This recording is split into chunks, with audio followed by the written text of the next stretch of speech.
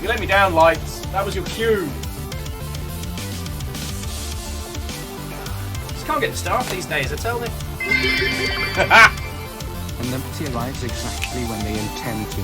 Beck, yes. How you doing, Bacon? Coming in, friend, coming in! With all the banter yesterday, I didn't get to chat with you lot nearly enough, so before we throw ourselves under the waves, we'll catch up with everybody. By my calculations, we're exactly the midway point. We're exactly the midway point at the heist, and I won't lie, I'm a little nervous.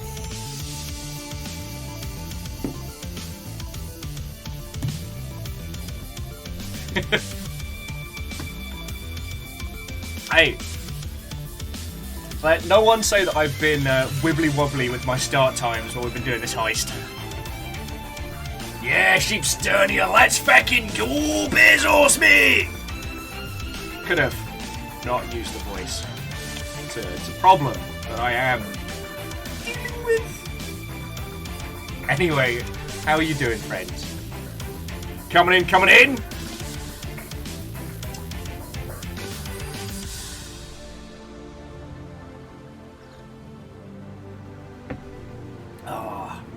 How are you doing, you glorious mother hubbards?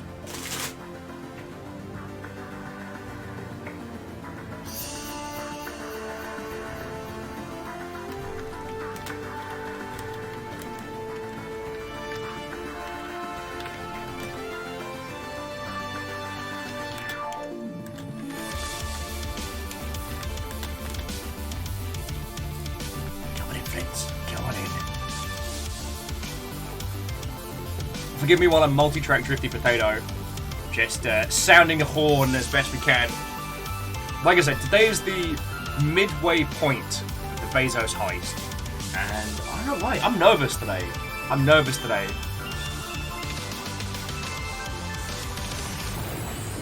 But we did make a ton of new friends from the Playframe lot.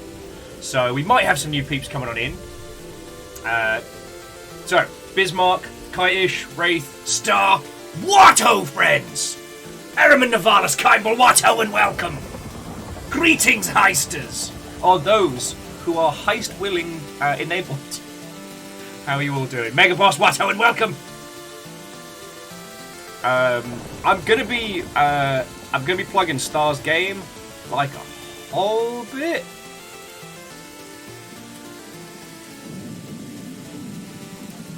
So, friends, if you haven't started playing the Bureau of Multiversal Affairs, that is the correct. Yeah, sorry, the Bureau of Multiversal Arbitration. You feckin' deserve that game in your life. Yeah, boosh.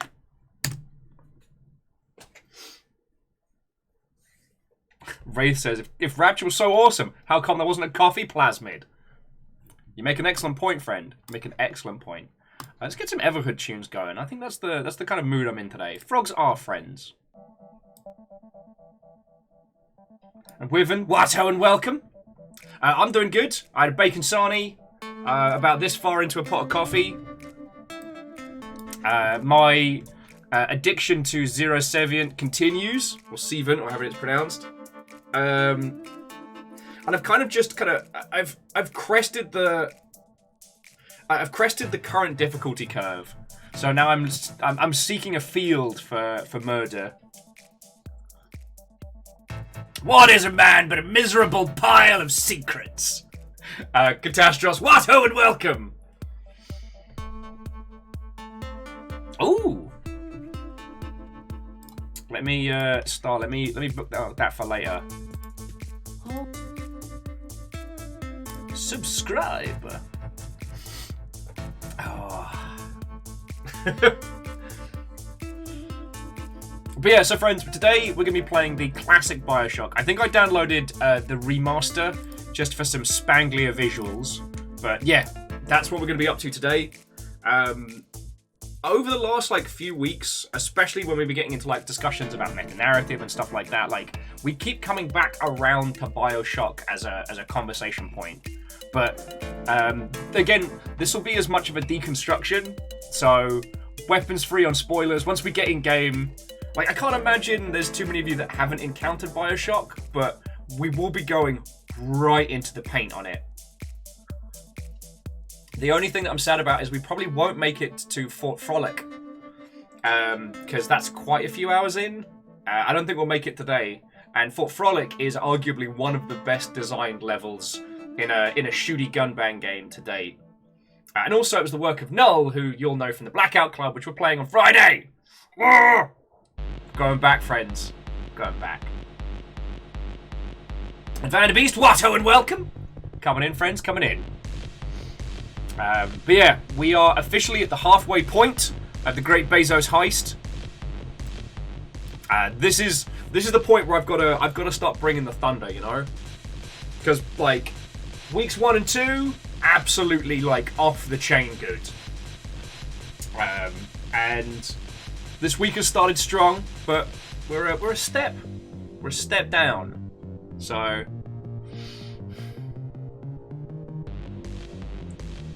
Oh, and Catastros, like, it happens to the best of us. And Vanderbeest, thank you for filling the pint glass.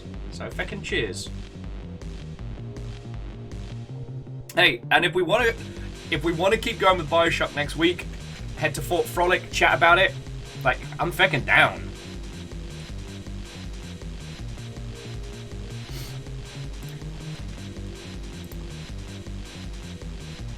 But yeah, my zombie roguelike got an update today, and everybody's having a good time with my my what if Stardew Valley but Stalker. God, I've got nearly 30 hours in it already. It's amazing how removing other people from an experience can make it so much better.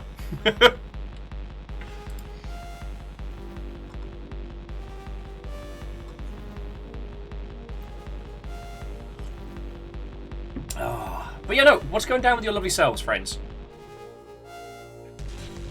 Video game news has been, at least from what I've seen, nice and calm today. It does feel like the combination of people waiting for the Game Awards and the current state of Twitter has made everyone be like, you know what? This isn't the... this isn't... Comrade Corbyn. Thank you for the follow. This isn't the place to make the big video game announcements.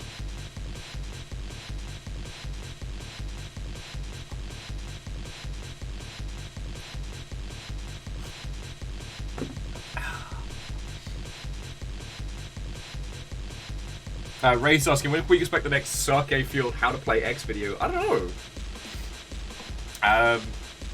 I don't think there's a huge outcry for more, but who knows?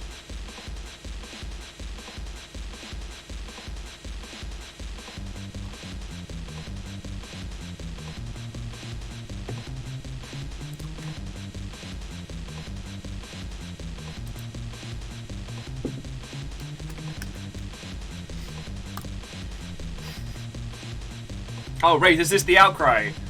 This is the request for more video gaming nonsense.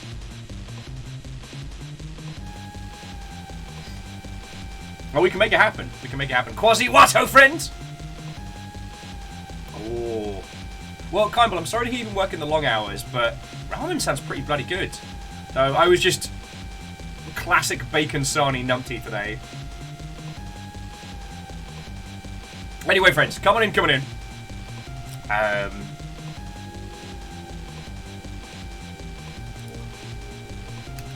And I guess, what was it? The new Call of Duty thing did drop this week as well. So I guess everybody's kind of getting out of the way of that. Sometimes I forget that I'm so very much in the indie zone that I don't see a lot of the coverage of things like Call of Duty, and I forget that it sucks up a lot of the air in the room. Like, this is absolutely not the week to announce your great big brand new hotness.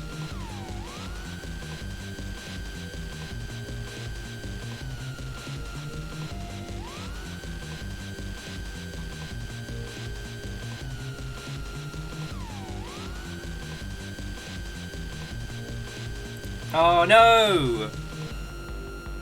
Sorry, Quasi was saying that they're supposed to go see friends tomorrow and they've had to cancel due to snow. Well, Quasi, tomorrow there won't be a stream, but I will be hanging out. I've got a Cup Noodle Gundam Topper kit to build that was a gift from Empire Programs. And I should probably continue making this bastard of a Gundam. Sorry, I'm currently trying to build this Mother Hubbard. And it's a very cool design. And it is fiddly as all hell and makes me say the bad words.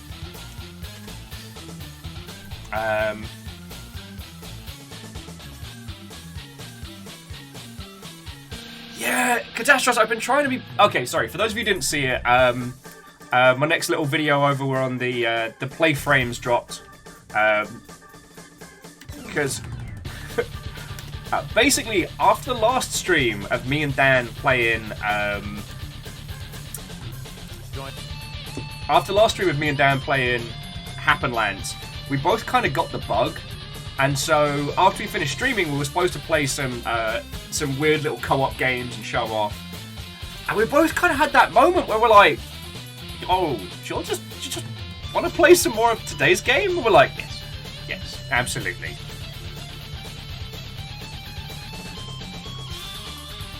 If you didn't see it, this was me and Dan being cool kids. We didn't get any, I don't think we got any further than yours saw. We just kind of showed the playframe lot a few of the spicier levels. Oh, and we did duel. So if you want to know which of us is the better duelist, you have to go give it a watch.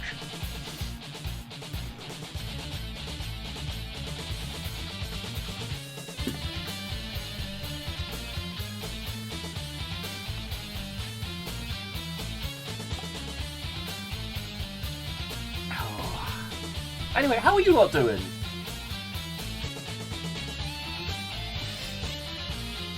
Like I said, you were there for all my interesting shit yesterday, and then after Valheim, looked after animals and got back into Zero Sevian, and we played it for, like I said, I'm nearly at 30 hours in that game, and it's just hit me in all the right little beats. It's just weird indie enough, it's just hardcore enough, and I don't have to deal with anyone else. The big meanie in the police station in the center of the forest. I took him out. I'm kicking ass. And Wolfgrads, no worry. Book Watto and welcome. Hello, friends, hello. How are you doing, you lovely Mother Hubbards?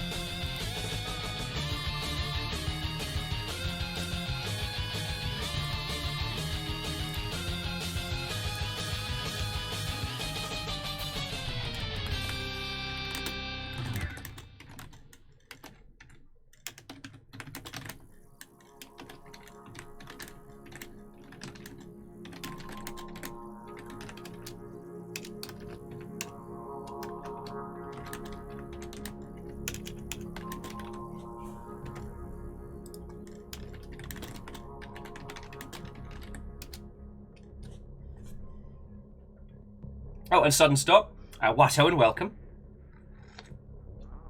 And it's already started. Okay, so it's first snow in Quebec. All right. I just assumed that there were certain parts of Canada that it's just guaranteed snow. Just the whole point.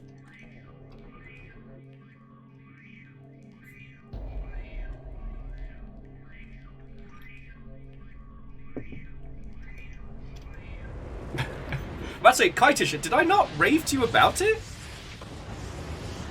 Because it's... Okay, sorry, friends. Please forgive me for being multi-track drifty potato. Yeah! Wolfcrad, you feckin' legend. House Carl does not feck a rund. This is what I've been hooked on in my downtime. It's feckin' brilliant.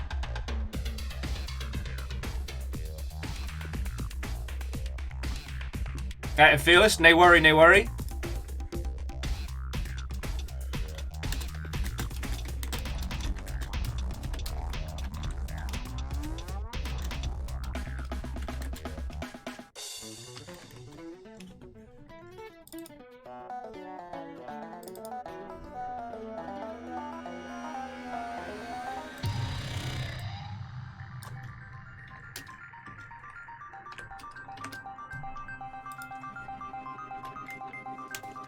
Alright.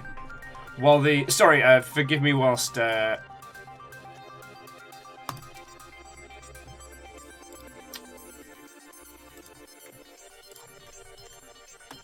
whilst everyone's getting in, I'm just getting their tweets and stuff going. Try and get as many peeps in as possible, you know? Sound the alarm! Ah! Why are you like this?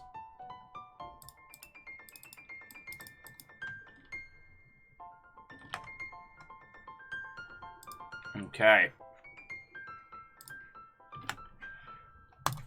Boosh.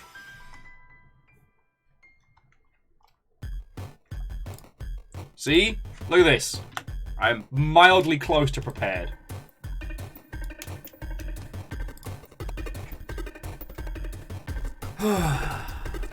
Right. And here we go. Just in time for gnomes.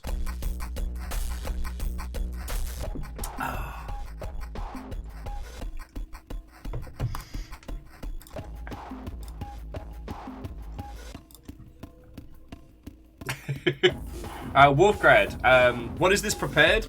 Just read up on my my handy-dandy do-it-yourself novel, The Art of Being Loud by Will, to give you all the inside tips and tricks on being prepared. Yeah, it's like paired, but in the past.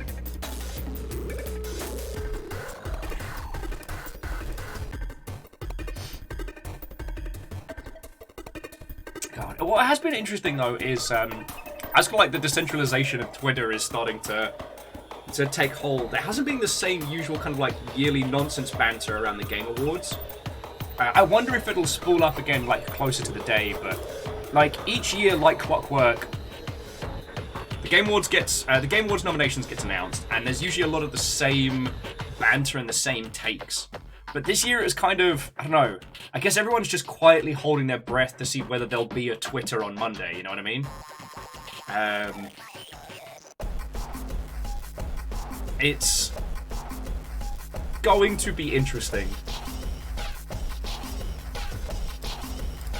Oh, yeah, Catastrophe, you're right. Art of the Shouty Numpty is a much better book title. And step gen what, ho friends? And Wolfgrad, what I'd say is, the best take I saw doing the rounds is the old muskrat is the best example of someone who looked at a video game and went, I can do it better, having never made a video game. And I have been thinking about that a lot. So what else is going on? We're moving closer to the return of the Blackout Club on Friday. I'm a little nervous about that one, but I don't know, excited nervous, you know what I mean? Like, it's going to be strange heading back, but I'm for it, you know? I'm for it.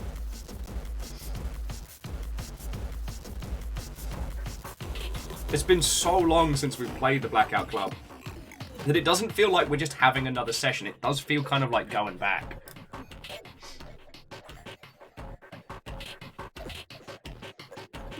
But like I said, I'm nervous. I wanna make sure it's a good time. Want to make sure everybody's together.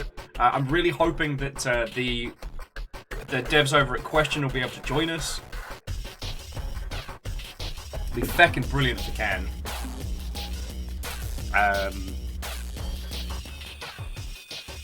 It's gonna be good. It's gonna be good.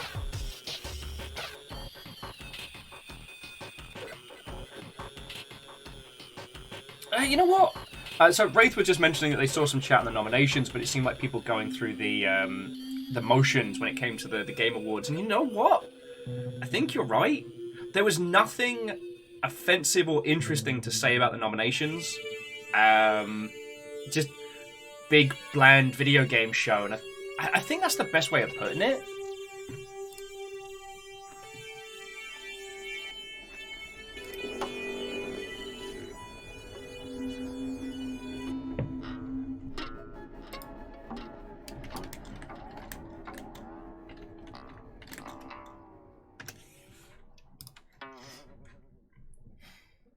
Yeah, you know what? Thinking about it now, like, that's definitely the vibe that I've got from it. Blaster Master, Watto.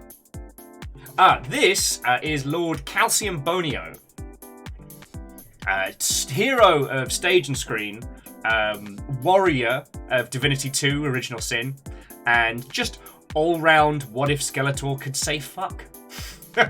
No, I've been trying to get one of the plastic skeletons pretty much since I had a place. And each year I'm like, you know what, this is the year I'm getting a plastic skeleton. And every time it's either so close to Halloween or just after, where you either can't find them or they're stupid expensive. So we were tottering around Target the other day, which has become a thing that I genuinely enjoy, possibly due to the fact that they've added Gundam kits, so it gives me something to search for. And we saw this great big golden lad, and I'm like, you're coming home with me! And I was that obnoxious person in Target with a skeleton like leaning it round corners, being like, hey, what's up, fucko? Till we meet again! Yeah, pretty much. To the self-destructive king. It was like, and fuck you! I did not ask how big the room was! I said I cast fireball! God, I want to get back to Divinity 2. Hey, whoa. Blaster Master, matey boy here's got to earn his keep. You know, everybody in this house works.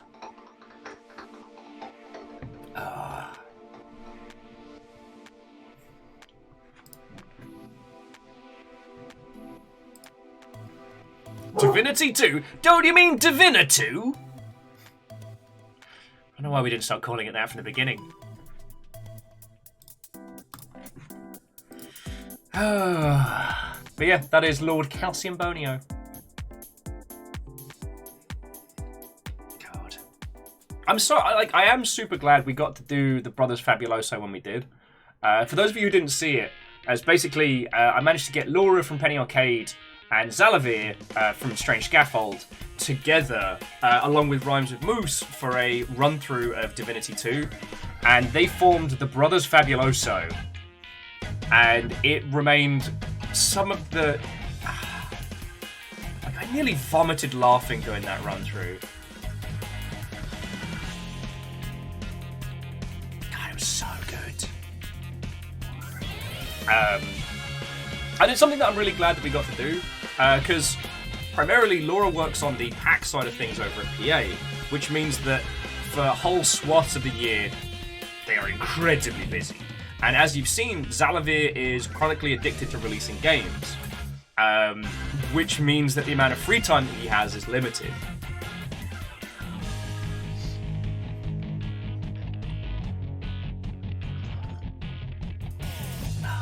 So I'm glad those little snippets of lockdown, those little moments where we got to hang out with people that, you know, usually would just be too heinously busy.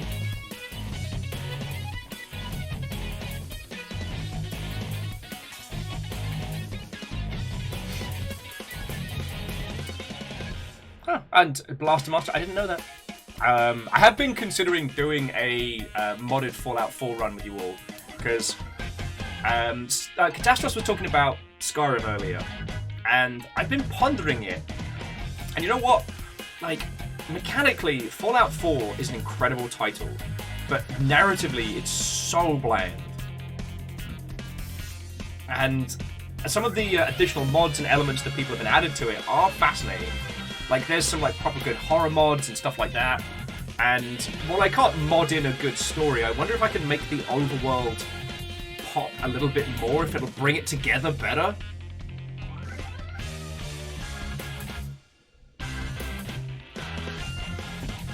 Sorry, I don't want to go too hard into Fallout 4 spoilers, because, like, as a game to play and explore, it's not awful. Like, it's weird, because I think about it, and I think about my experiences with Fallout 4, and I had a good time, I really did. But then I try and think about, like, the story beats and stuff like that, and I remember just being bored.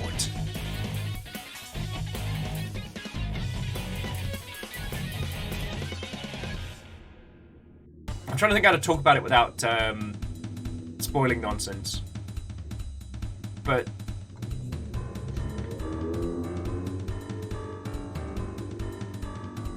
Nah. I don't think I can get into the guts, but yeah, Wraith, it's not awful. There's a back of the box quote. Okay, but you know what I mean. Like, there's something about it that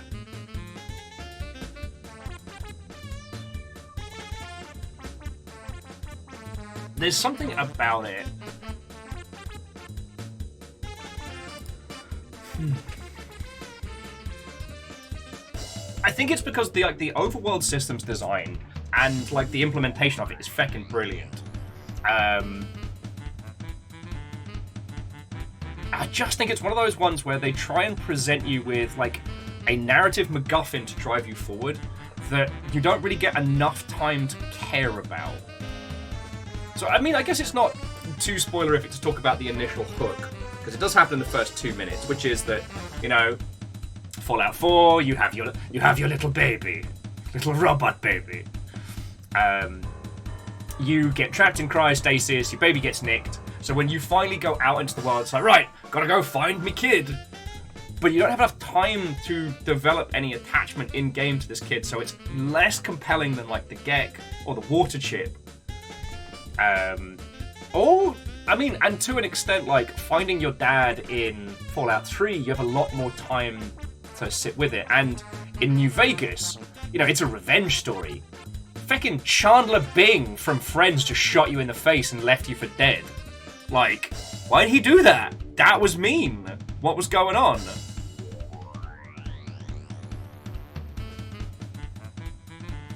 And Kaibal, I will say, like, if you play a femme character, you do get the better VO, which is real cool. And the fact that your robot friend can know some of your names. But I don't think you get enough time to really gain any attachment to this wee baby. And so that being your motivation of going out into the wasteland kind of pitters off. You sort of pick it up back later on.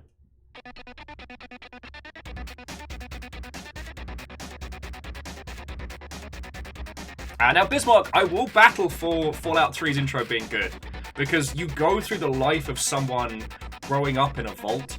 Like, it gives you that real jarring feeling of being in this little space and getting kind of thrown into the world. Something that I think Fallout 1 would have done more of if it had had the chance, but, you know, it was made, 1,000 years ago before polygons could be in 3 dimensions. And Fallout 2 is very much like, you have to go through the trial fighting giant ants with a spear. You visit everybody in the village. There's this clear, like, you are the hero to get the Gek to save your people. You can get distracted on the way, but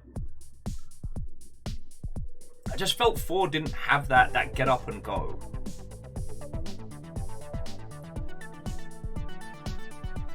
Yeah, Ehrman, it does suffer from that. It's important that I get my kid back, and that's my only focus. I'm gonna do everything but the plot. Yeah.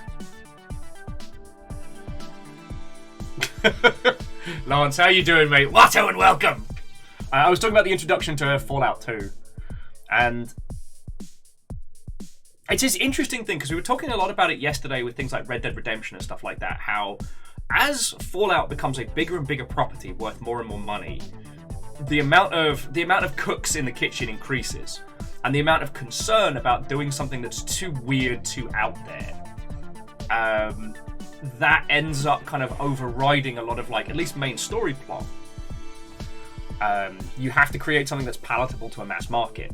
That's understandable. That's just big business in video games. But it feels like while the narrative team have had more and more constraints put on them, it feels like the overworld design, system design team is just being left to their own devices. Like, mechanically, Fallout 4 has so many cool features. God, it's good. It's also probably upsettingly old now, I think about it.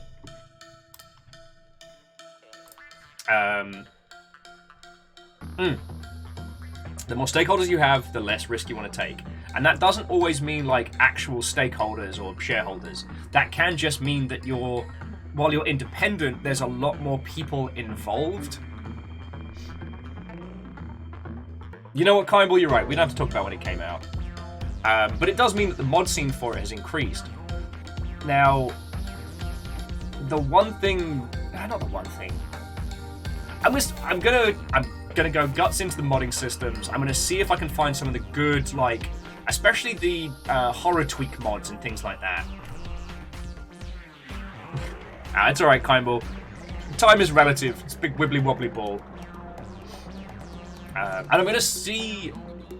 One of the reasons why I want to go into that is because I think there's something genuinely special to it that doesn't really get talked about. Like, it came out, everyone bought it, played it, and went, eh, and just after Final Pam, there was nothing to be said about Fallout 4.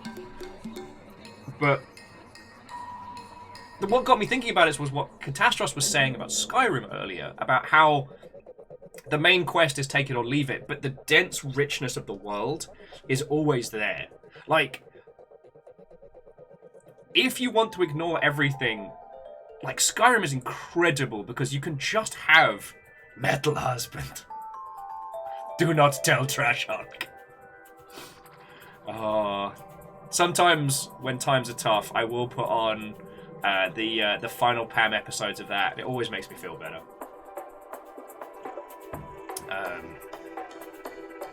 But yeah, I personally feel that the reason we still talk about Skyrim is not just because Todd's determined to release it on anything with a battery, but because the richness of the world is something that does carry across. Like, if you walk across the world of Skyrim, your character will have an adventure that feels so unique.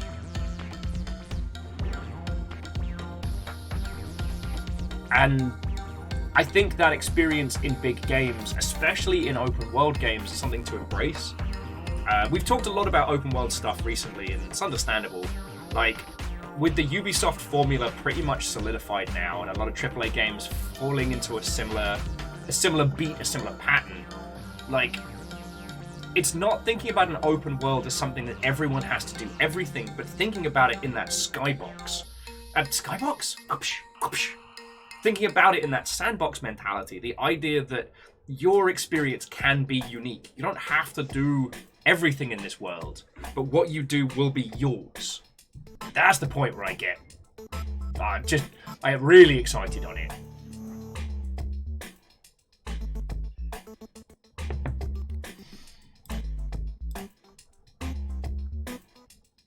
Oh God.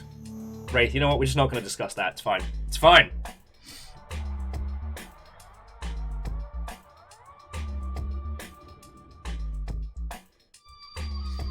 I mean, so Fearless, I wouldn't necessarily say that it was Fallout 4 that inspired things like Valheim. As we were talking about the other day, like, both, I know Unity definitely does, and UE4 eventually would get a very robust template craft and survival.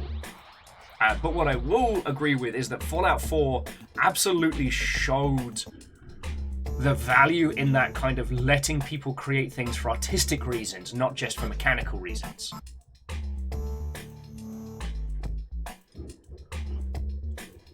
I mean, I will say, like a lot of games that have craft and survival elements, at least in the AAA space, Fallout 4 doesn't know how to deal with people that really dive into it. There's no...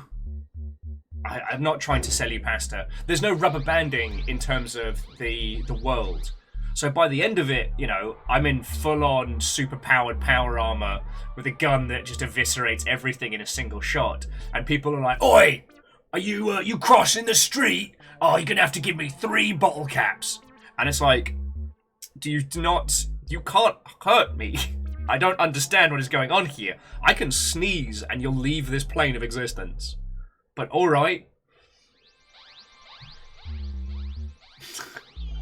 Jackie, I'm already playing. I already am in a will survival game. It's not great. I'll level with you.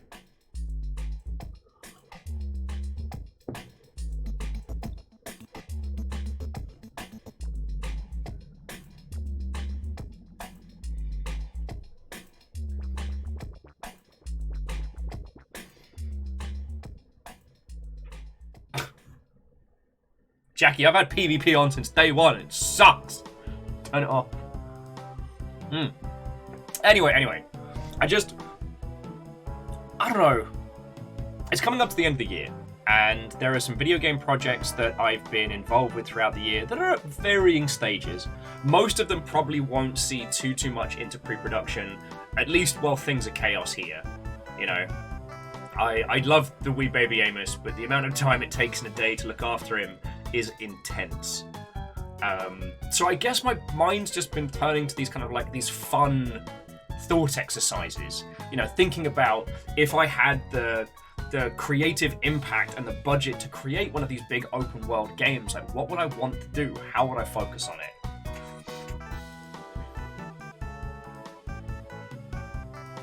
Yeah. Sorry, Phyllis was saying, sir, you can't wear this in the casino and it's full power armor, and it's like, are you going to stop me?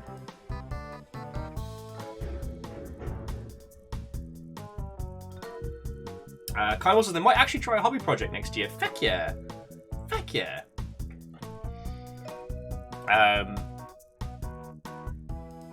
Honestly, like, I've just been...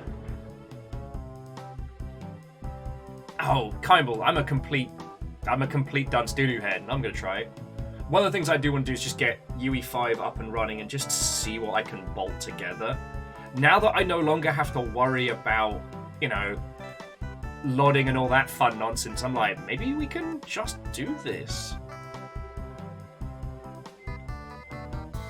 There was a thread doing the rounds earlier in the week talking about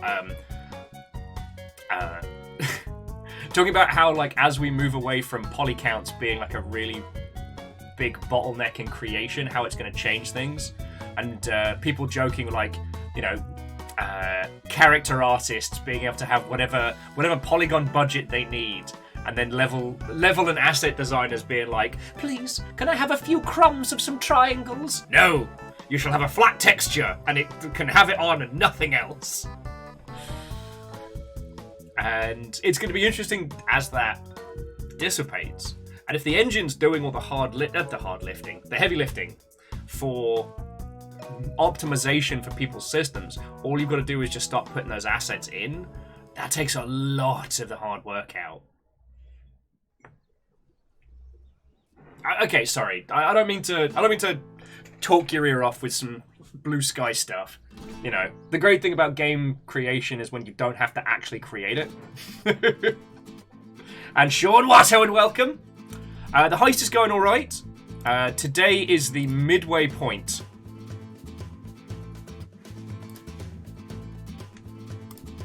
So, yeah.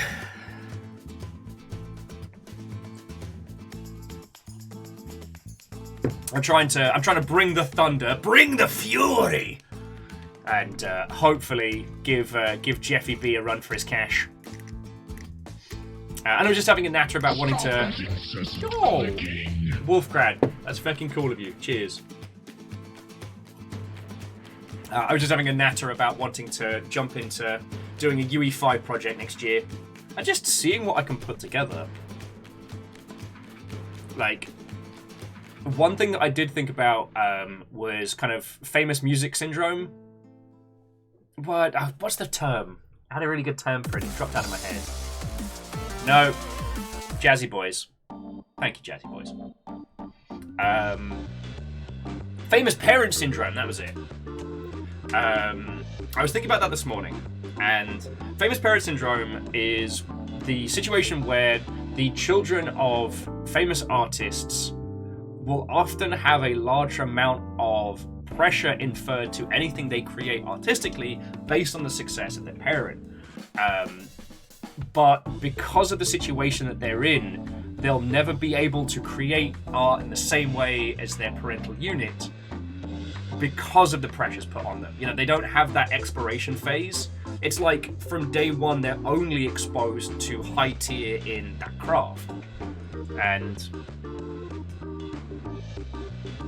it's a situation where they gain a large amount of open doors and opportunities, but such a different path to achieve those skills that it's almost like the deck is stacked against them.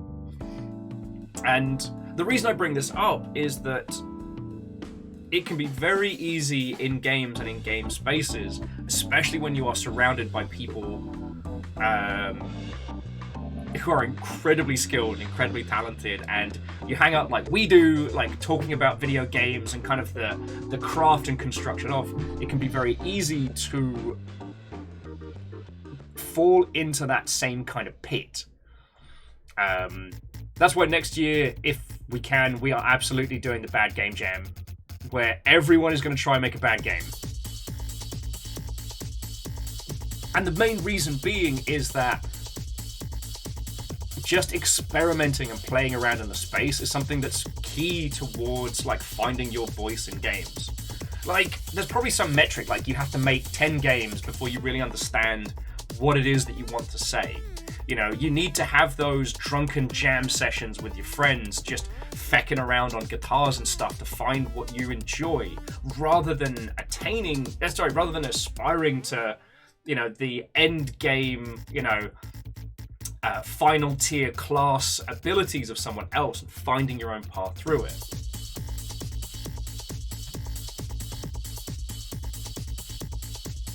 Kai was saying that watching Nick Nocturnal, and he keeps mentioning how much he wants to make games that use metal sounds. I'm thinking that they wouldn't want to make something metal music that's a nice thought experiment. Yes.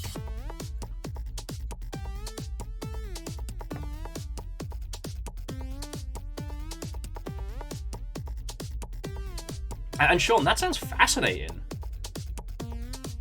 Oh, and sorry, Watto and welcome. Hello, hello. Lance gets ready to make a game where Tetris has a curved floor. Feckin' hell. Although, if you haven't seen Jelly Tetris, it's hilarious. And Kestrel, Watto and welcome. Hello, hello. Coming in, coming in.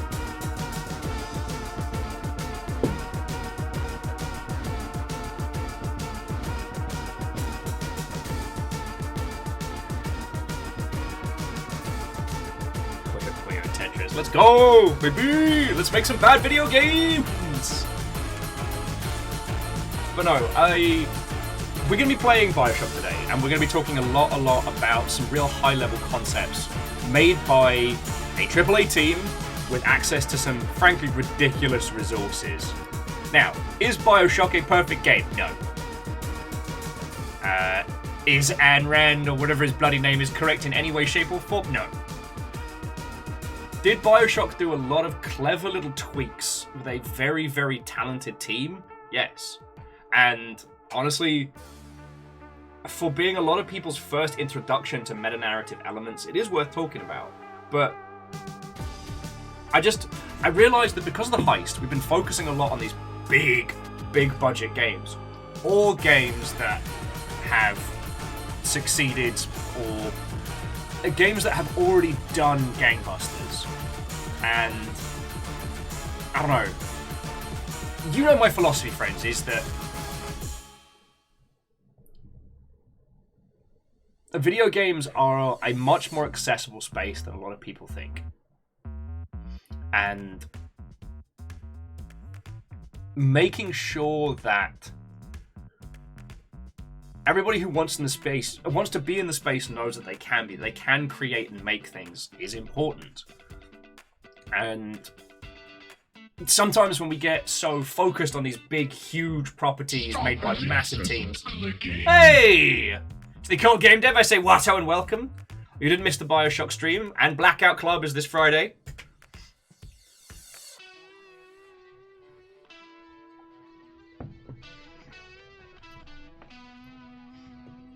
And Fearless will, Wolfgrad will definitely be talking about the differences between System Shock 2 and BioShock, the changes made between them, and the changes made like both like artistically and narratively. And Fearless, thank you for gifting a sub, you feckin' legend.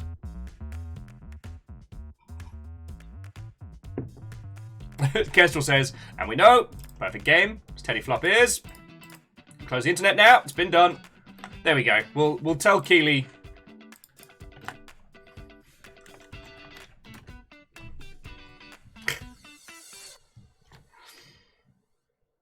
Okay, so series of games?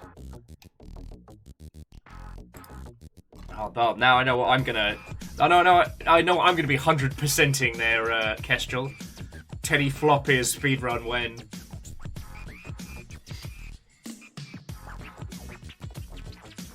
Oh, wow.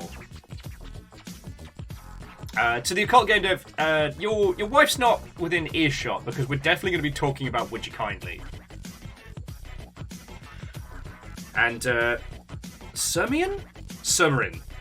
Oh, my dyslexic ass is not having a good time with that one. But hello, Watto, and welcome. It's going good. We're actually just about to start jumping into game.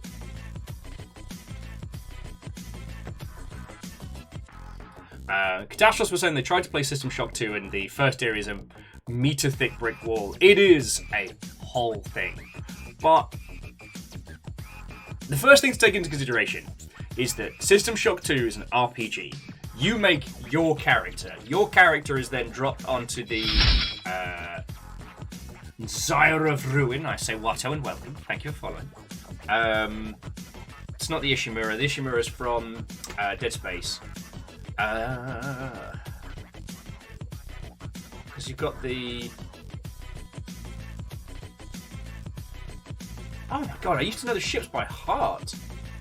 God. I read and reread that booklet more times than I care to count. And the little thank you from the team is something that I still find fascinating. But like, okay, so if you haven't played System Shock 2, System Shock 2 starts and you are a fresh-faced nobody literally coming in off the streets to sign up for military service. But you get to choose which branch you join. Are you going to join, like... I think it's like the... You've got, like, the Army, Navy, and the PsyOps. And so, from the very beginning, you get to kind of choose your character's path. So it's not just that you're choosing stats and skills, but also their background. Like, the idea is that you've done a few years of military service... Yeah, Navy, Marines, and PsyOp, thank you. Each with different focuses on skills. So if I remember rightly, it's like Navy's tech and lasers, Marines Daka, and PsyOp is obviously psychic powers. Kester would like to join the interior design branch of that space army. I'll have a chat, see what's needed. But yeah, so you make a character. That character is yours. You go through their creation, and then you're dropped into this situation. So it's kind of the idea of, it's not that you're playing as a person, it's your character. Like, throughout System Shock, you are playing as a character. It is a...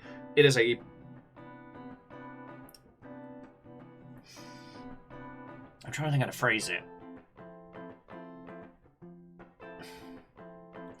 You are playing as a pre-written character, and the very things that make you think that you are creating a character of your own are all the trappings of the system. The meta-narrative elements and the assumption that you have agency in the world is what gives it such weight and power. Excuse you? God. Feck off, mate! Loud cars being loud, I tell thee.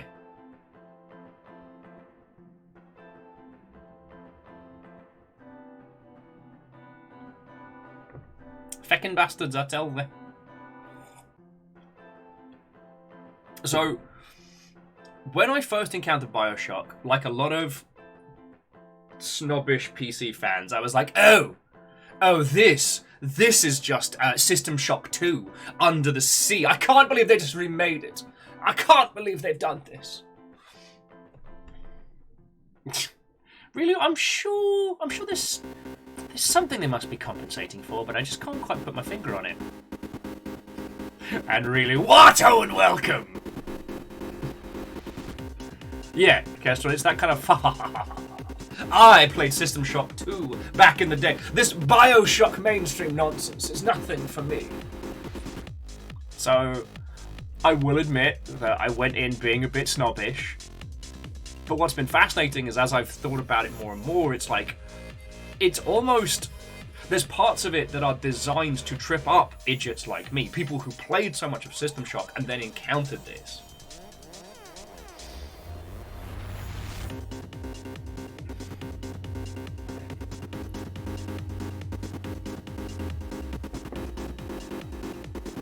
Oh shit! Sorry, Occult Game Dev was saying that one of the Blackout Club team did the bee hands. It's such a great power, but it makes my skin crawl. So I never end up taking bee hands because it's too nasty. It's iconic for a good reason, and it does ask the question: Why? You know, you're in an underwater city with people that you have to live and work with. Who decided one day to be like, but what if I made drugs that give you bee hands? Like, now, if you want to get arty-farty with it, it's a big commentary on, you know, Rapture's just unchecked complete fuckery. That no one was... that with no overarching constraints or with no ethical checks and balances, someone did just make a injectable potion that makes you spit bees from your arm. Like...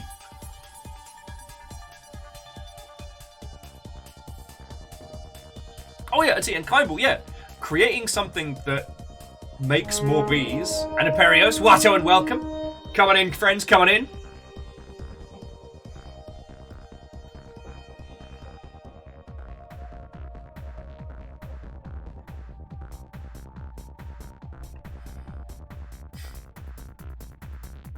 But yeah, sorry, jumping back. Like, the idea of being able to summon bees to help save the world is one of those things that, you know, you can see someone creating it for altruistic reasons, and then the moment it's given to someone, they're like, but what if I just shot bees out of my arm?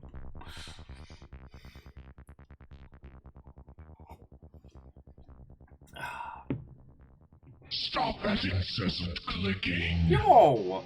I'm fearless. That's fucking cool of you. Thank you for gifting a sub to Robin. You fucking legends.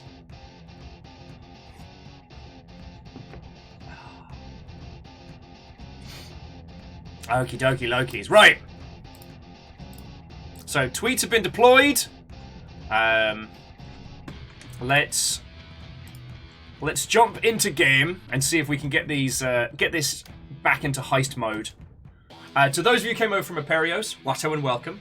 I hope you had a lovely morning. What were you chatting about? What were you up to, friends?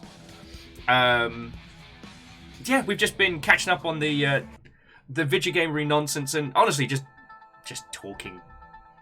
I've got Fallout 4 kicking around in the back of my skull again, and I've been kind of thinking about that one.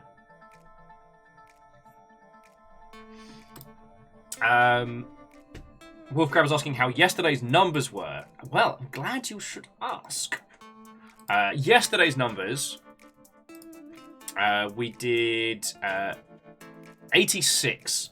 Lower than the previous week, but still well above what we need.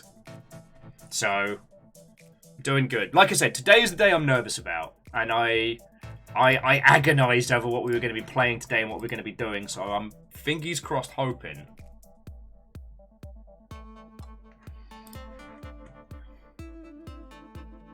Actually, let me get my controller. But yeah, let's get into game. Let's get this party started. And let's fecking go from there. Shall we?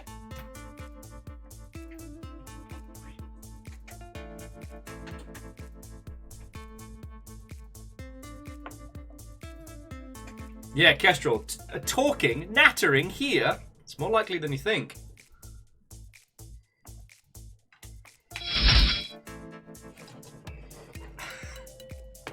I fear the toxic memes. I do. Okay, so Sean, when it comes to heist, this is the art of the heist.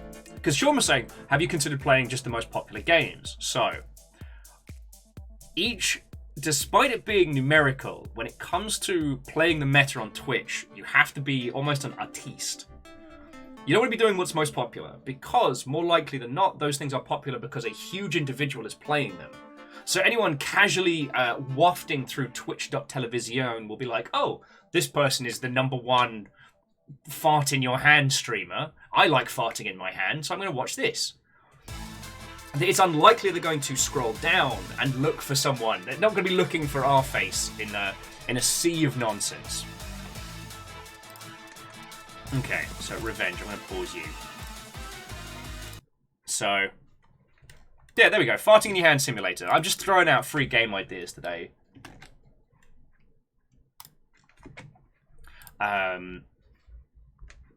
The secret to mastery is to try and find something that is very undersubscribed.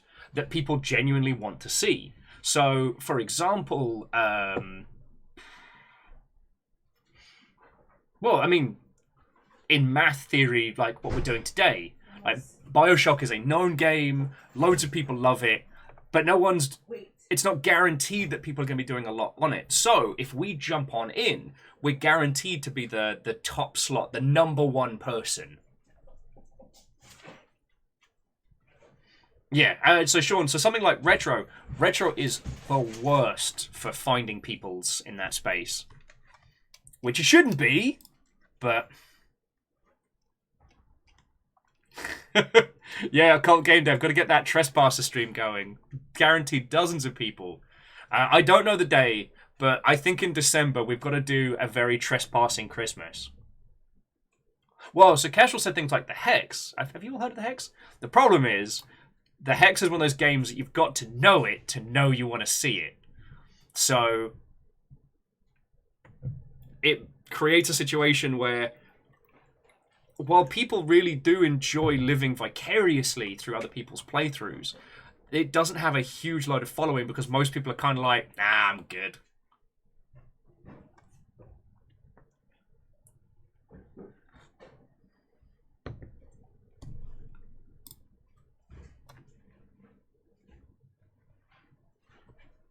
And retro is such a bizarrely ubiquitous tag that...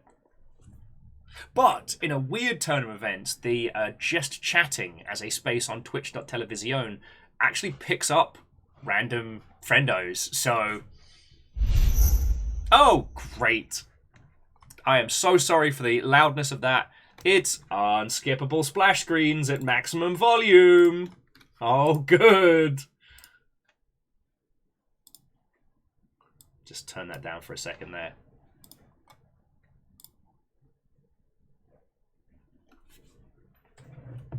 Well, so Robin, something like RimWorld where people actually want to jump in and tell you their feels are really good. But RimWorld is so popular that those top slots are already taken. Why is that the bit you clip? We have so many great moments that happen in this.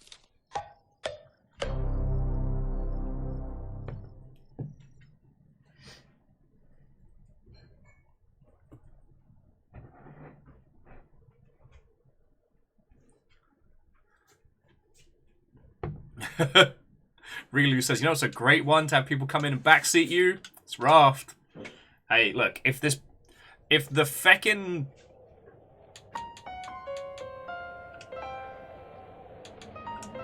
Okay.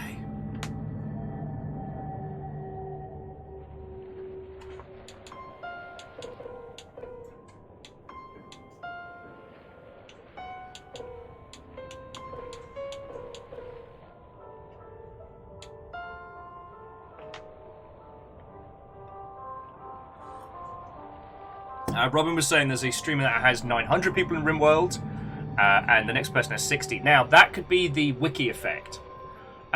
Games like Terraria and things like that... Hang on. Let me bring the master down a little bit, and then bring your audio up. So the wiki effect is certain online wiki resources for games have embedded streams. And whoever is the top slot in that particular game is then propagated across that. We noticed that phenomenon when Ket and I used to do Terraria in the evenings. Because we'd take the long ship over to Ket's channel, and Ket would be immediately streaming Terraria. That push would push him up into the top slot, and then suddenly, he'd have an extra 150 viewers. Which was fucking cool.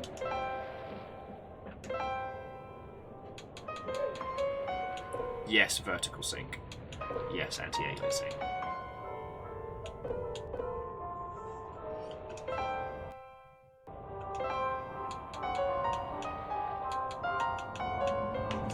I'm just making all these nonsense.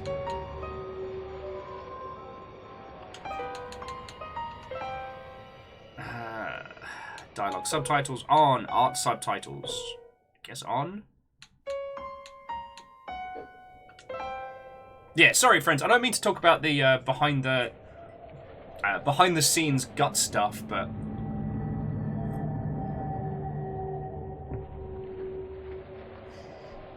And Camille, I'm in two minds about partnering with people for Raft, because on the one hand, it would make my life so much easier. If it happens, like touch wood, that the heist goes successfully and I have to do this. Because on the one hand, it would be very easy to have someone with me to make it much more viable. But on the other, you know, you all have worked hard. You know, you deserve the full experience. Okie dokie. Oh, no thank you. Right! If you have any questions or thoughts and feels on the heist, now's the time to bring it up before we get started. Okay, you know what, and Catastros, you're right. We are looking to play the meta at this point, so...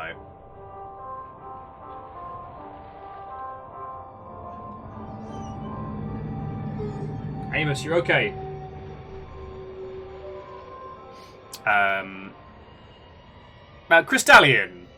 Crystallian, hello. Have you met me?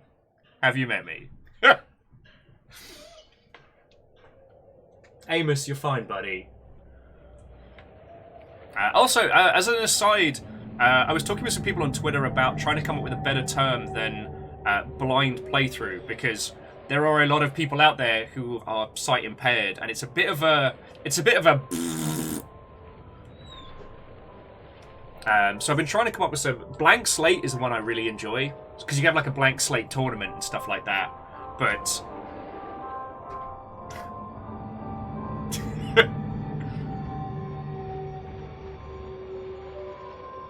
Now, Sean, you do make a good point, because Sean was saying one of the funny things is if a smaller streamer makes it, then by playing the meta, then their show changes from what they originally wanted to do. And, I mean, you've all seen, like, we've changed our programming, we've changed our timings to, like, maximize the victory. But it's kind of, like, what is hanging out here? It's talking about video games, talking about the industry and the things we love, and breaking down the cool shit. So I've tried to keep that the same, whilst also playing the board, you know what I mean?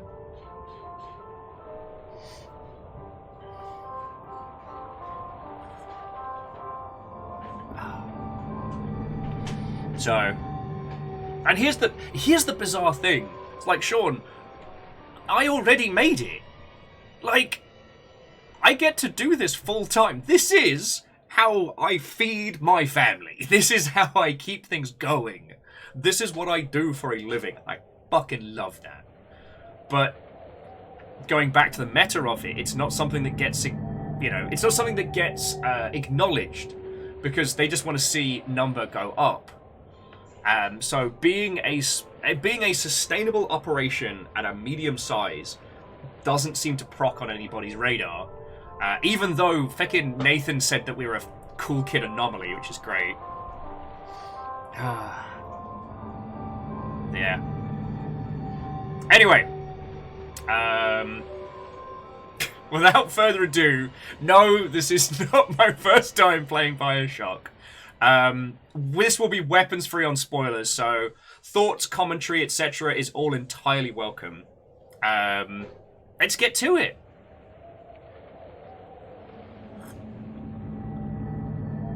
It's time we go under the sea.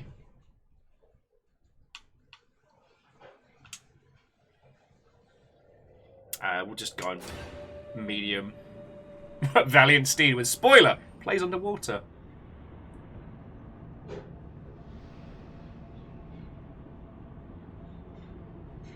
Yeah, and Vanderbeest, that's what we're doing.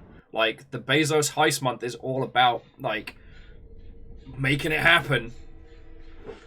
The year was 1960. Flying across the mid-Atlantic, there's no in-flight movie, but you can smoke. Told me.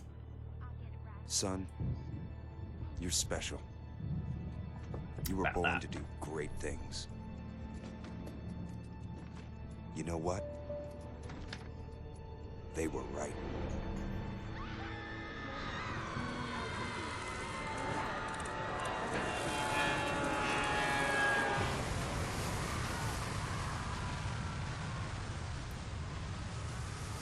We're playing as a baddie who doesn't know he's a baddie.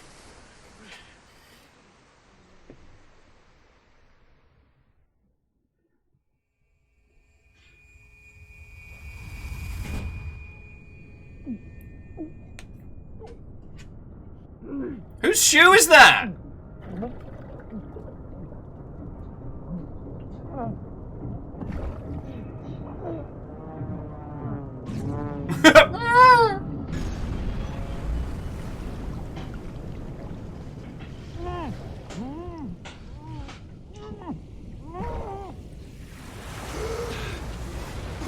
I have made several poor life choices!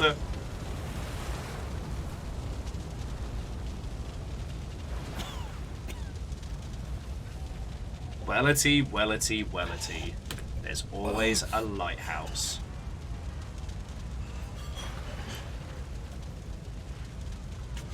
Yeah, I'm sure that part of the plane's not important. So, like, again, you'll don't need me to tell you the obvious things going on here. About how this whole scene has this feeling of, like, panic and urgency. But in actuality, like, the fire lures us to exactly where we need to go.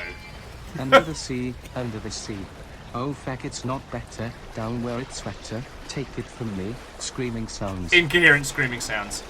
As the arse end of the tail slowly sinks beneath the waves.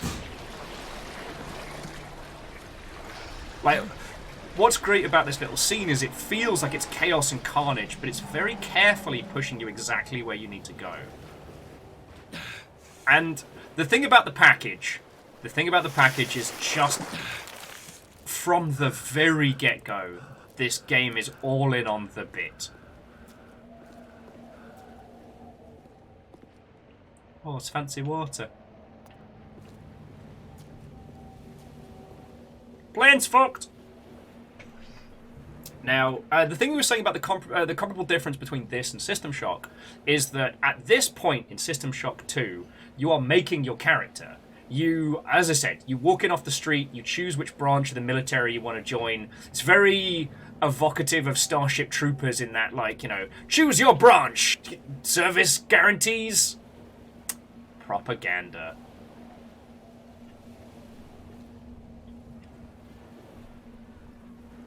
Oh, it's the... Tell me more about this package. It's giving us subtitles on the different art pieces, which is what I turned on. I forgot about that. Cult Game Does like, no, it'll fly. It's still good. We can tape it back together.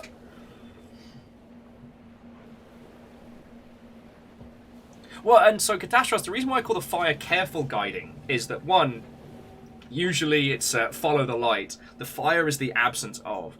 And also, it feels panic-inducing and it feels hectic. But really, you're safe as houses. In fact, this is the safest you will be throughout the entire game. Robin, I didn't turn on dev commentary because I wanted to talk with you lot. I wanted to hear your feels.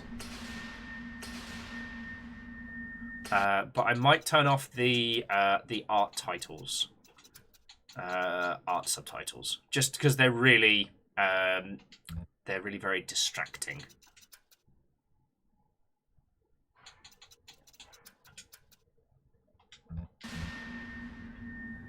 No gods or kings, only man. And so, like, we go from just a regular plane to this. And it's amazing how this sets the whole tone. Like, this is Andrew Ryan's... This is what Andrew Ryan thinks he is. And that is the very first thing that we are confronted by. In what country is there a place for people like me? Dory says they haven't actually played this all the way, so doing a big lurk. Oh, crud vapors. Then Dory, thank you for the lurk. It is much appreciated, but we are getting right into the paint on this one.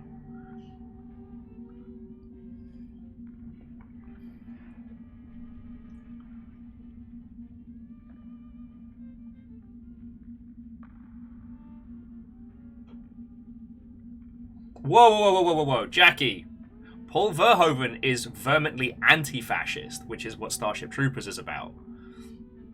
And now, there's a whole thing about, you know, no work of subtle, no matter how obvious, no work of parody or commentary is immune to being taken literally. Well, okay, but Jackie, you have to be careful when talking about stuff, especially in an ASCII format, because sarcasm doesn't come across. And I was about to be like, yo, we're not... The Starship Troopers Robocop conversation is one that I will get fighty. Because Starship Troopers is an incredibly anti-fascist film. And in Paul Verhoeven's own words, it is very much a commentary on the fascist elements of America. RoboCop is a film about rampant capitalism and its late stages and the effect in which it has on everyday people. It is so unsubtly political as a film. And they made a cartoon about it, but okay.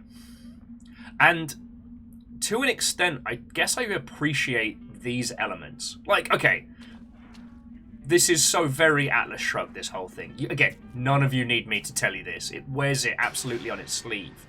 But sometimes it's nice to appreciate just a straight up, like...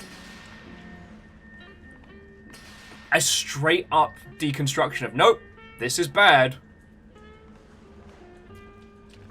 And even though, like, the diving bell's rusted up, like, most of this area maintains its ostentatious nature.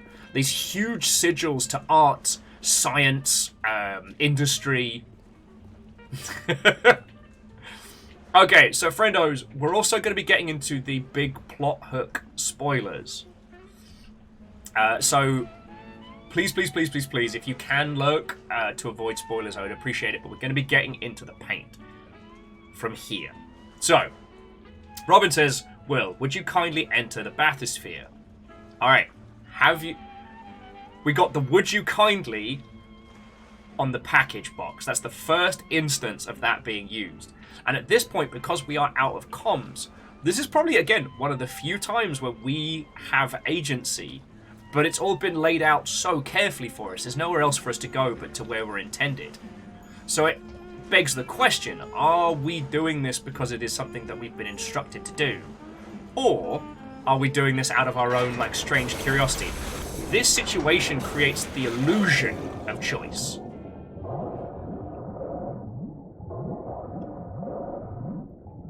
It's going to be a shark or something, I forget.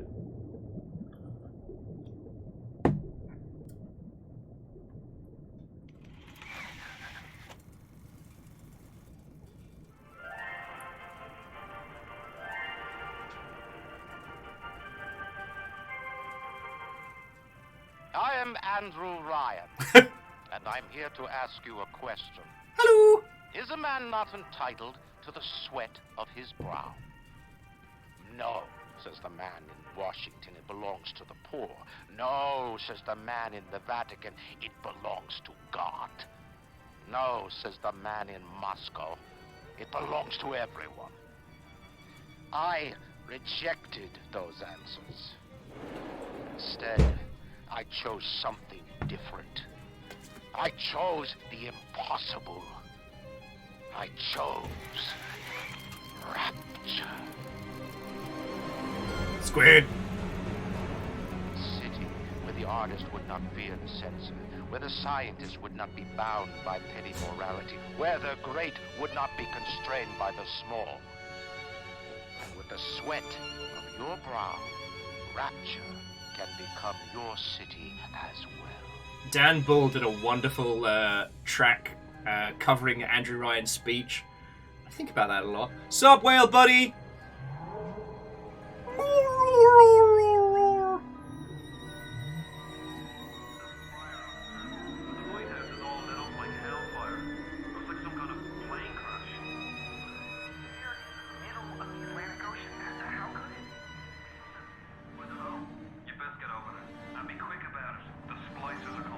Splicers! Oh, Wraith, I'm so sorry for the accents once again.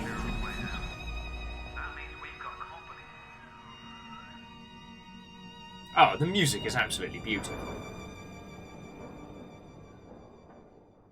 And book, the thing about that is that it is Andrew Ryan's pure ego and his frustrations with the systems and the faults that he sees. Oh, I can't wait till we get to the New Year's bit. Oh wait, no, the New Year's is the DLC from Infinite.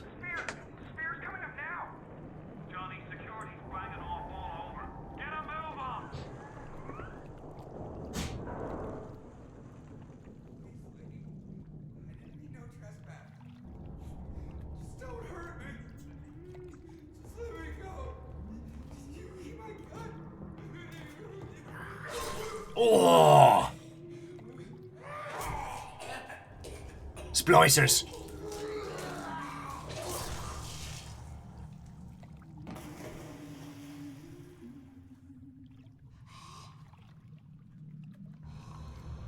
Is it someone new? Hello.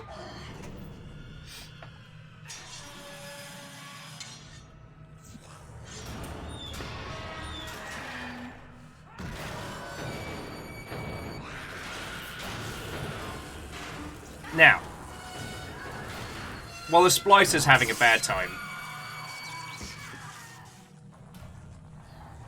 Now, feck off! While the Splicer's having a bad time. Boosh.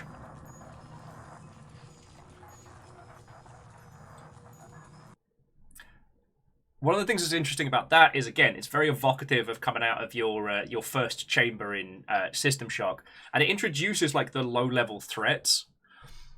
This is the point at which we see what will be the guiding force throughout the rest of the game. The Would You Kindly, as people were pointing out, yeah, the bad Irish accent for Fontaine is intentional because later on he lets it slip. And so the Atlas is Fontaine, Fontaine is Atlas elements later on. They're foreshadowed as early as, well, I mean, the plane, but you know what I'm saying. And I find that absolutely fascinating. Now. Grab that shortwave now. That splicer's out there still. Okay, he's going to keep doing commands and barks until I pick that up. This is the first time we have Would You Kindly spoken at us, and it is immediately highlighted with in-game mechanics. Despite this being a video game, despite you being given the pretense of freedom, and this is the theme that will be carried out throughout this entire game, you have none.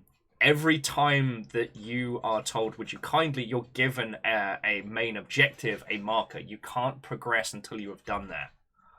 Thus hammering home the psychological conditioning, the control the game has over you. I don't know how you survived that plane crash, but I've never been one to question Providence. I'm Atlas, and I aim to keep you alive. Now keep on moving. We're gonna have to get you to higher ground. Take a deep breath and step out of the bathysphere. I won't leave you twisting in the wind. Now, I can't remember if I leave it long enough, does he would you kindly us out of here?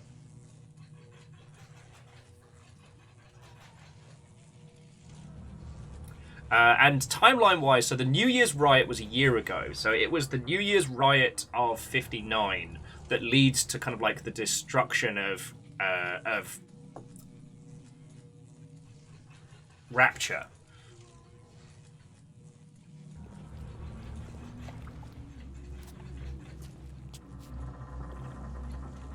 Great chain is guided by your hand.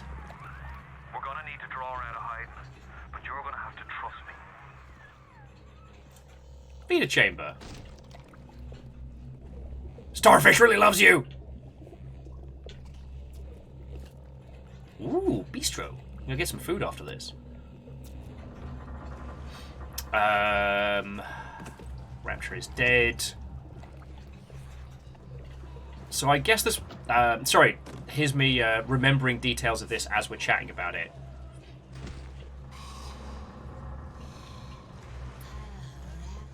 Oh, bathysphere travel is now denied. Okay, so these were protests of people trying to leave Rapture after the riots. Okay.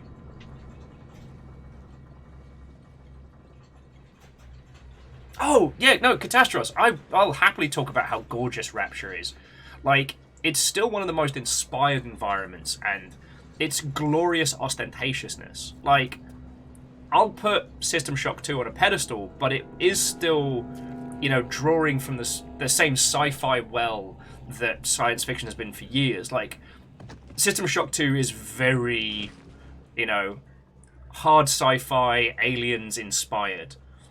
Even like the fleshy corridors has some very Geiger-esseness to it. It's just more fleshy red than dark black. Oh yeah, and Kyle, the lighting nails it, but there's a visual freshness to this, and the ostentatiousness combined with its disrepair creates this unsettling, this uneasy,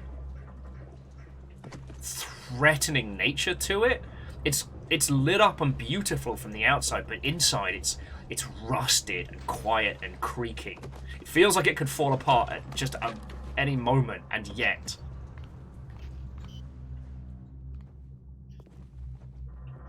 Alright, bathyspheres are cancelled. I can't remember if this is a running section or what have you.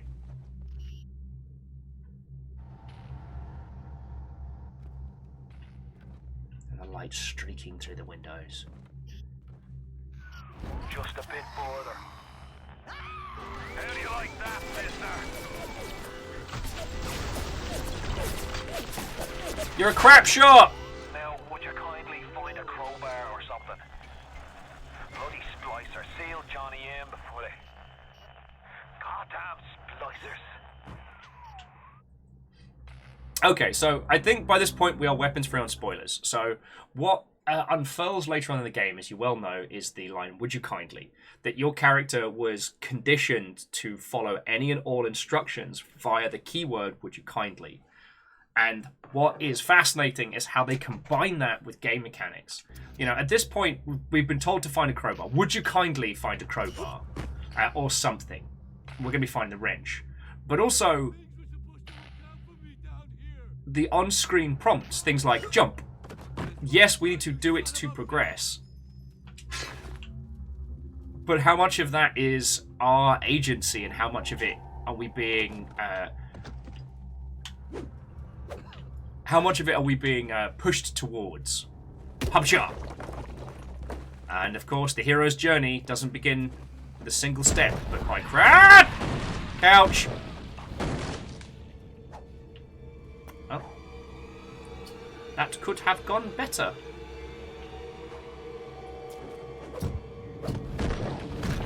Thank you, Flaming Couch.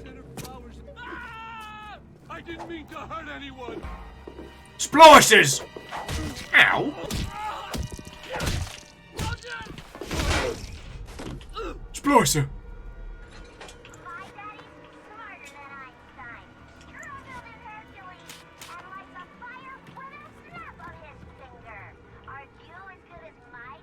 Okay. I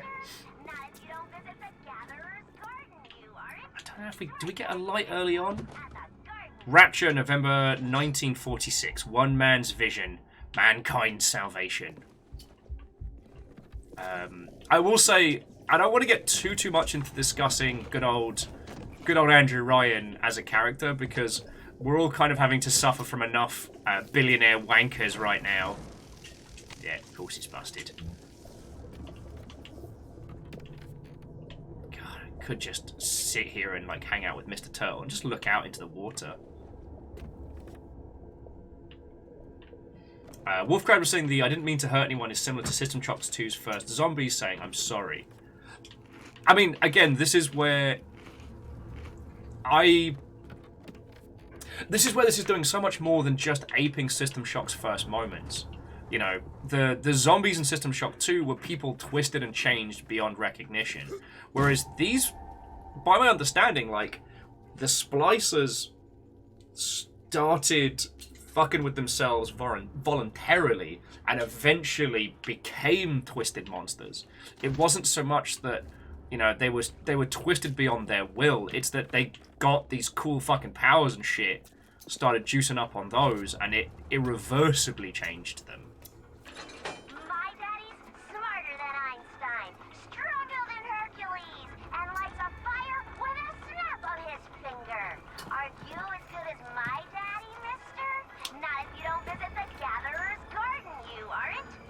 Yep.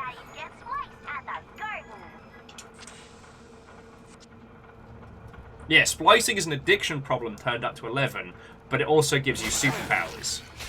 Also, there's no choice and decision in this point. Our dude just... Your genetic code is being rewritten. Just hold on and everything will be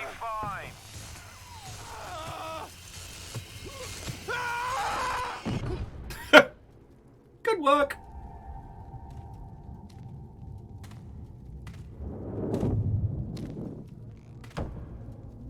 This little fish looks like he just had his cherry popped. Wonder if he's still got some Adam on him. And Kestrel, have a lovely rest of your day. Thank you for the lurk. I think we're almost at the point where we're doing some good heist numbers. Let's buck. Weak. You're a weak shopper. This little fish ain't worth towing it with no big daddy. Yellow. Always have been. You'll be no better off with metal daddy, little fish. See you floating from my...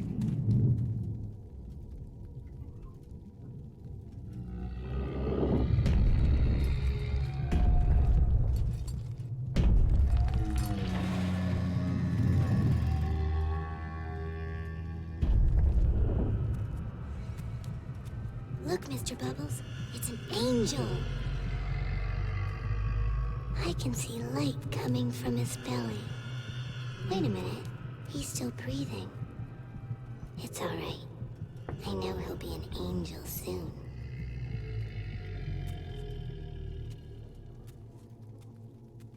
Mr. Bubbles. You alright, boyo? First time plasmid's a real kick from a mule. But there's nothing like a fistful of lightning now, is there?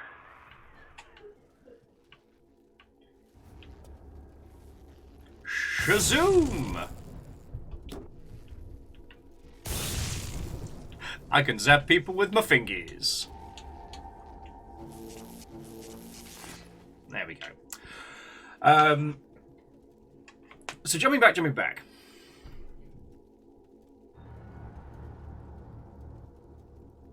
Okay, yeah. So Catastros makes a very good point that alongside the plasmid, a lot of people came to Rapture for a lot of different reasons, but to make it big, be it in their field or their craft or their art or what have you. And not a lot of those individuals are necessarily super stable. That's an interesting little sequence there because it does introduce us to a lot of the main threats. Now, on the subject of video game remakes, personally, if I had to do this, if I got to take command of this project, I would have had the Big Daddies be unkillable. I would have had them be the threat that you can never truly stop. But that's just me. I think Mr. X in the Resident Evil 2 remake showed us that, you know, creating enemies that can't be combated through mechanics can really add some spice to it. As one of the critiques of BioShock when it first dropped was that you can basically corpse run the Big Daddies, where you have the Vita Chambers, or the Vita Chambers, or however you want to fucking say it, where you run up to a Big Daddy and you wail on him with a wrench until he gets annoyed and does the old Drildonian destruction. Then you pop up back again alive in the chamber nearby and then run at him again. And you just keep going. And Sean does point out the whether or not to save or harvest the little sisters, which was a great mechanic added to a AAA game at the time. Now, I feel all the critiques of the Big Daddy Little Sister system are valid. I just, as much as I'm probably going to critique them as well, I think it's important to remember that a lot of what this was doing was things that were originally in the purview of, like, art house. Well, not art house, but, like, System Shock 2 was not a big success. It did not make mad bank. It was very influential and it was played by a lot of the right people, but it did not sell 1 million copies. This was taking a lot of those philosophies and making them palatable to a AAA audience. The whole fact of Would You Kindly and all of that is brilliant. To Macacacacac, says they prefer the survivor approach to Big Daddies where you don't have access to the Vita Chambers. Oh yeah, for a gameplay experience. I mean, we're using this as a deconstruction. And also, to all of you who have joined us, feel free to talk about spoilers, your thoughts and feels on this to your heart's content.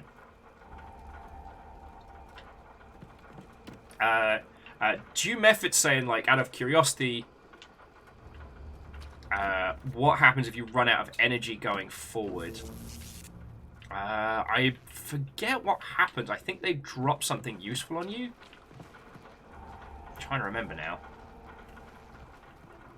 But yeah, so, like, I understand that the morality system in this is very, very oversimplified. But again, it was introducing a lot of users...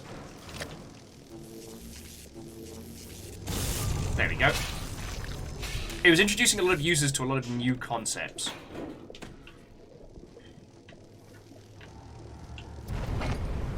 Having a bad time, having a bad time.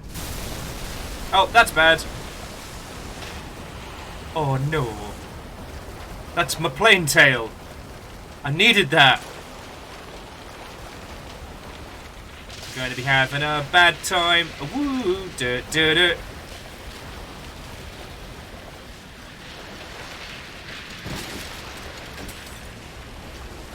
And as with a lot of these games, once you understand the set pieces, the threat and the fear does kind of dissipate when you know you can just take your time.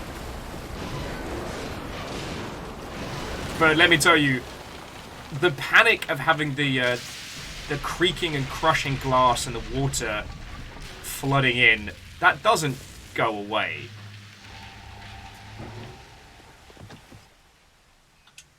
Snacky's next. Oh, I shall smoke some cigarettes. Why not?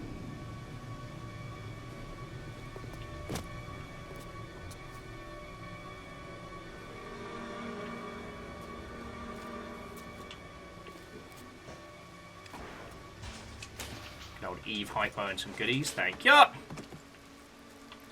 Ooh, a bottle of wine. Don't mind if I do.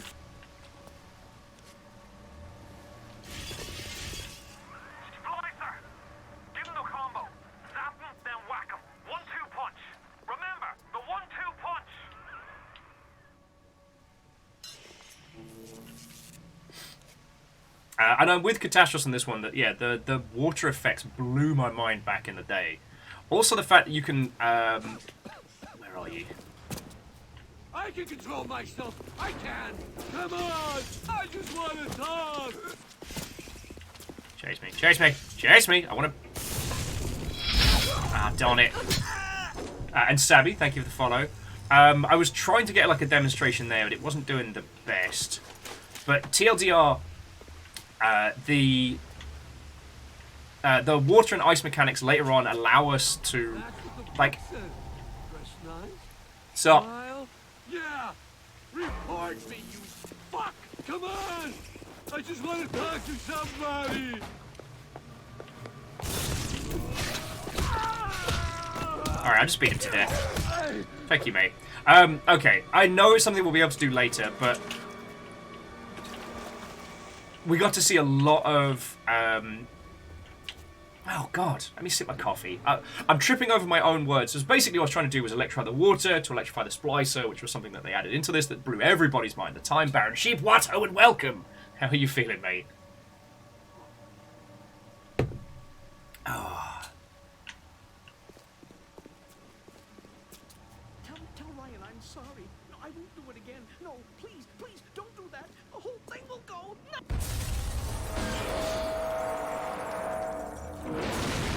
Job's done. Fix me. Everything will work out. Just you wait. Don't run! You want some of this?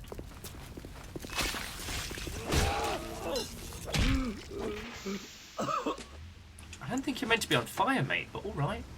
Sorry. Because Red Burning Drag was pointing out how this gives you a real feeling of the whole place falling down around you. How Rapture feels simultaneously so strong and sturdy from the outside, but it really does feel like it's a gnat's sneeze away from completely falling apart. To Half Maskman, Watto and welcome. Hello, hello. And again, to those of you who've just joined us, you are weapons free to talk about what you love in this game. Spoilers aplenty. This is God, I don't even want to know how many times I've played through this, but I've been wanting to discuss it for a while.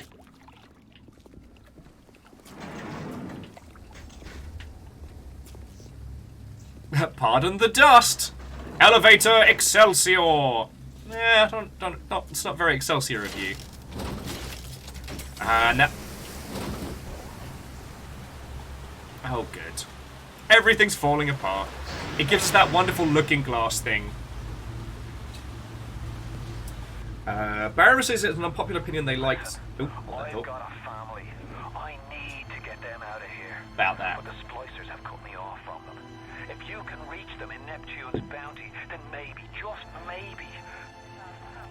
I know you must feel like the unluckiest man in the world right now, but you're the only hope I'll ever see my wife and child again. Go to Neptune's bounty. Find my family, please.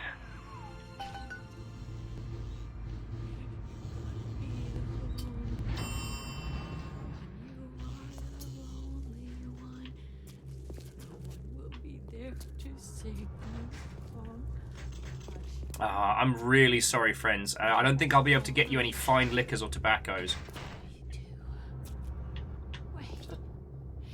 This is happening before and none. Why? Oh. Are you here? Why is it today and not then? I'm trying to read what it says there. It's in loving memory of Winston Hoffner.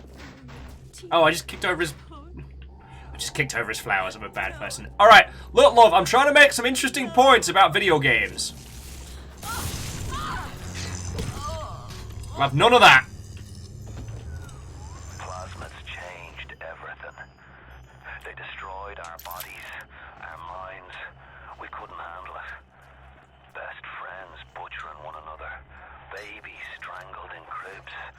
The whole city went to hell.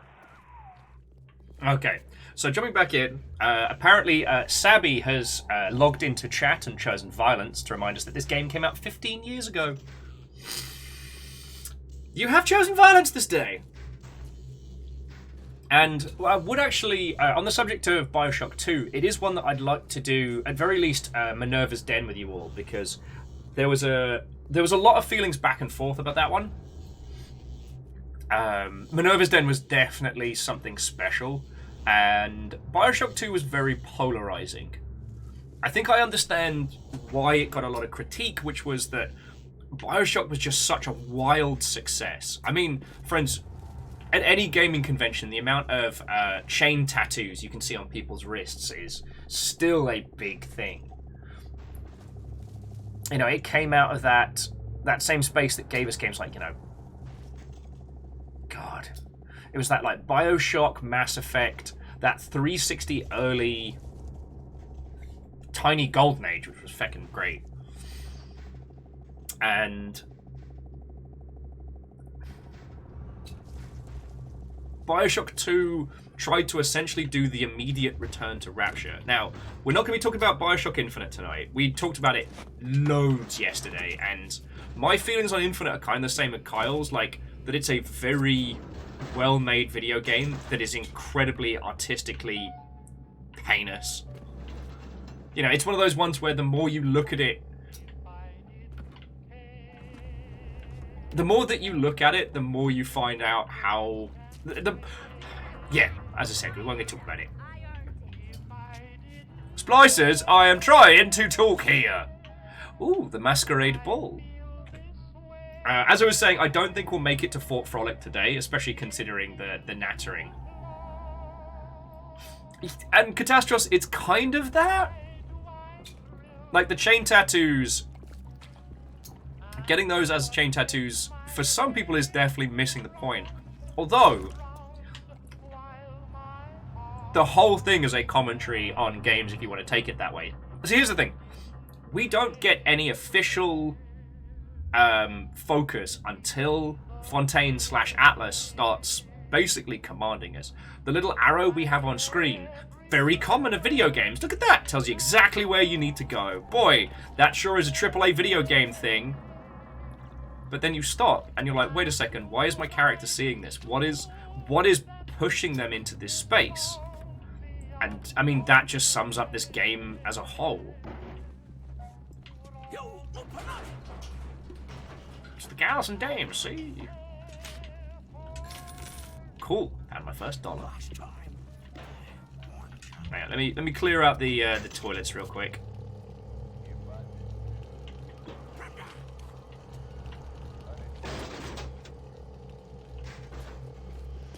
Oh. I'm too spliced up. Nobody's gonna want me. $1 whole. Alright, we know you're coming out the bogs. Oh. Hey, Brenda, you care to tell me why you had a hole in the wall the size of Plymouth Rock coming out of your crapper going on 3 weeks now? Now, I ain't saying I'm Shakespeare. I'm trying to run a respectable theater. I got working folk coming in from Port Neptune trying to catch a little diversion. And all they can think about is the stink coming out of your shitter. Get it fixed.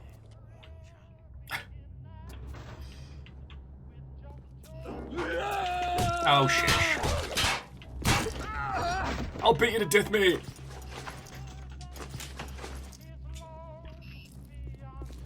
Oh, it's the other side, sorry.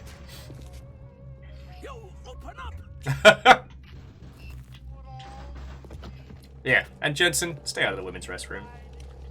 Alright. Ah, there we go. And that takes us through. So I'm going to go to the downstairs first and check things out. Brenda! Hell is your problem, Brenda?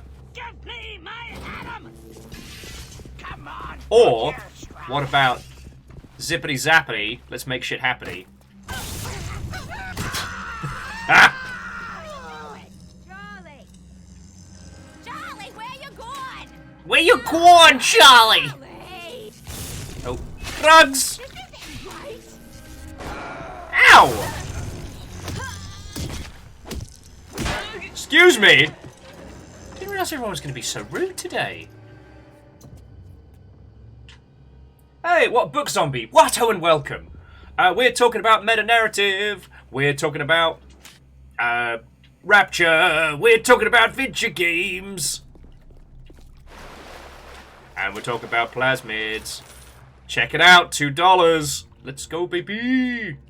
Sup, fish buddies.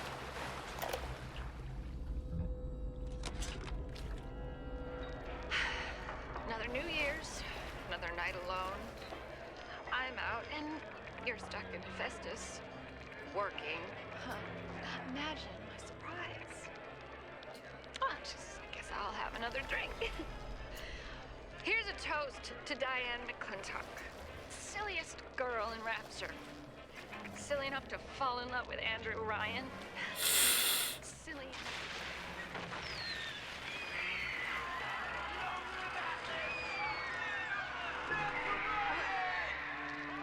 What happened? I'm bleeding. Oh God. What's happening? I will say, and I know this is a teeny tiny detail to hyper focus on, but the quality and detail of the audio logs in a lot of this game,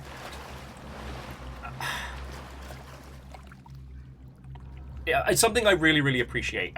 System Shock was really guilty of the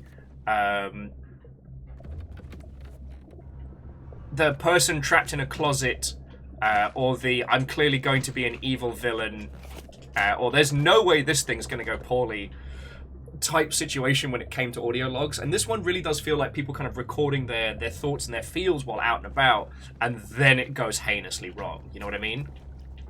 Already the game's starting to do the whole you choose how you get through things. Because we can either fight our way through the kitchen and head into the next area, or we go up through the toilets. Oh shit, I'm up to $8. $9, back of the net. Who wants most of a Starbucks coffee?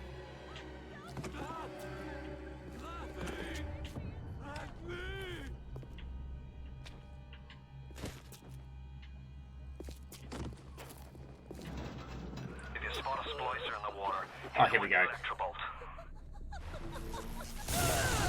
Sup, nerds?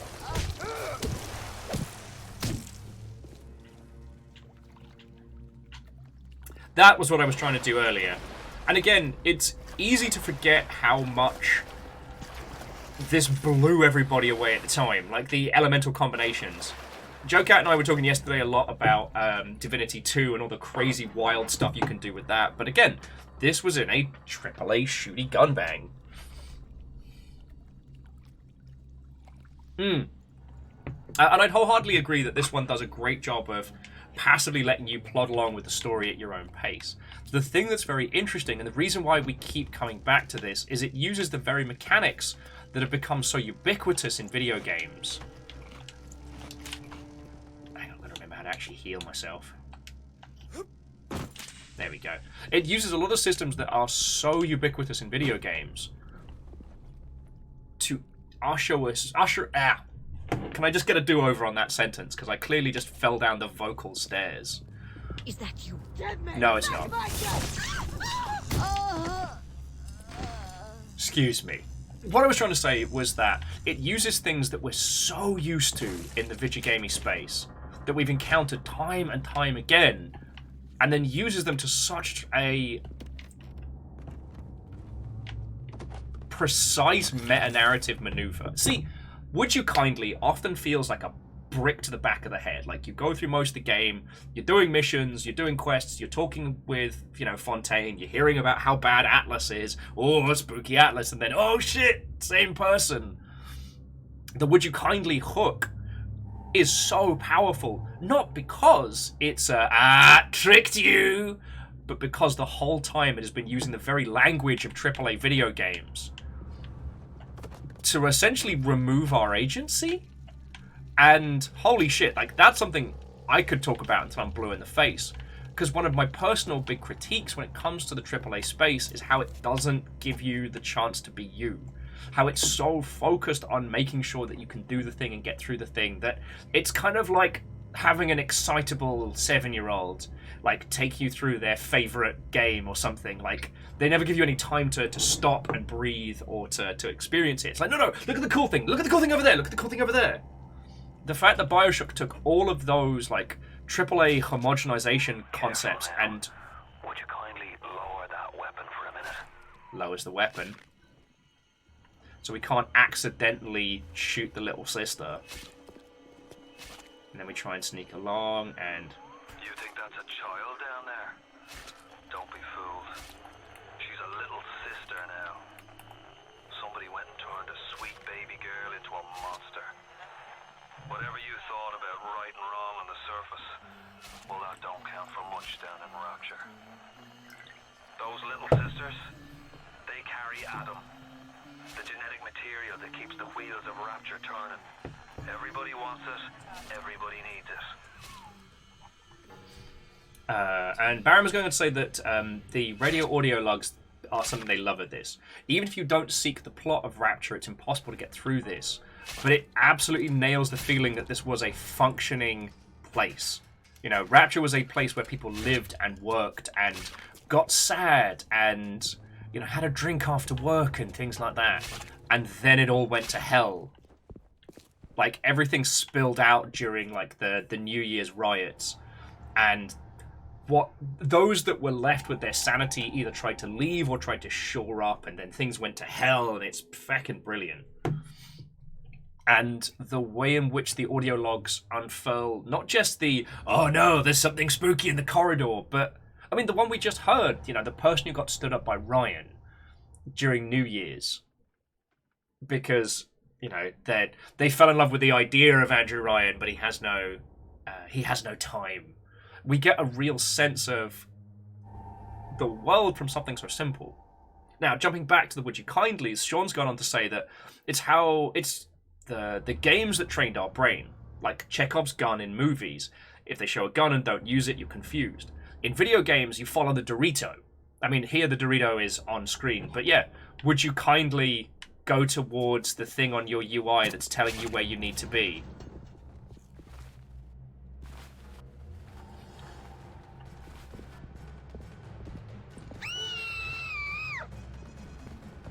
Oh!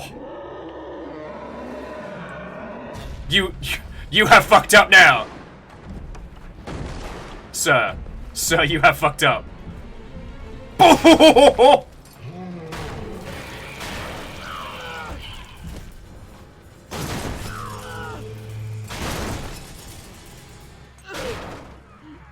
That's the big daddy. She gathers at him. He keeps her safe.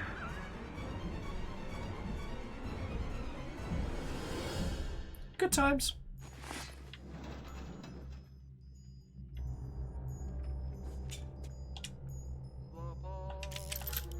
And yeah, that's a good point. This might be usually any like harm or conflict involving kids is usually cut out of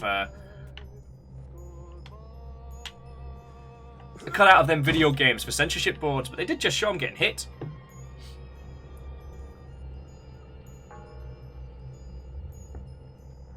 Well, so Book Zombie, it's about a year after Rapture's fallen apart, if I remember correctly. So, or because the riot happens in New Year's of 59 into 60.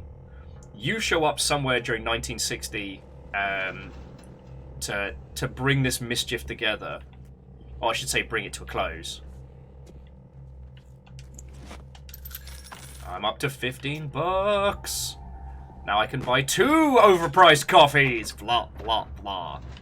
Oh, and there's the director's commentary. So, we're not going to be going through that today, but it is an interesting one to get into. Okay.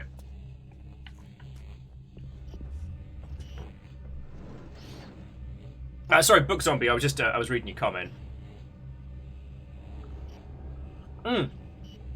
Ragnar was also pointing out that the "would you kindly" as a line is just a very nice way of asking someone something, and because of Fontaine's like fake, soft, like New York Irish accent, like it seems like something he'd say.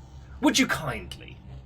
All right, and God, it's so wonderfully, subtly unfurled upon us. Like moments like there, a weapon is taken away from us because he doesn't want us to. I guess from a narrative perspective, he doesn't want us to get into trouble. Oh, feck off, love. Talking. He doesn't want us to get in trouble too early and is worried that we'll fire off a shot at Big Daddy. From a game's narrative perspective, it allows the game to have that whole scene without worrying about us getting into trouble. Why not? Let's use some pistol rounds, you know. As a treat. Leave me alone! Sir.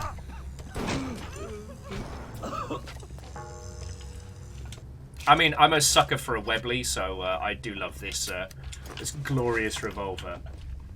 All right, and the wiki just says 1960. Okay. Splicers. Nerds. It's hard not to enjoy the plasmid powers as well.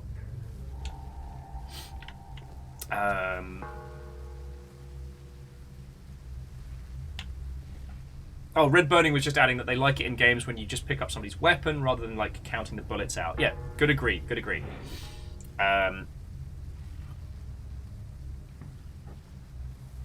Because one of the things that's so difficult for people in the AAA space, and I know that I'm the first person to wail on.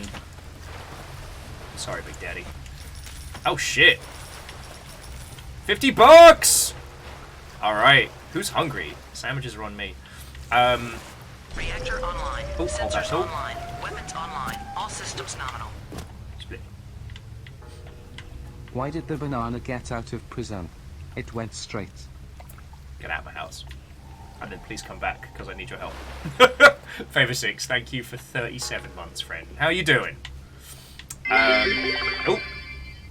The New Year's riot starts the 31st of 1958. The game takes place at some point during 1960. Oh! So Rapture's been collapsing for over a year. Thank you, Catastros! Anyone is still alive. Yeah.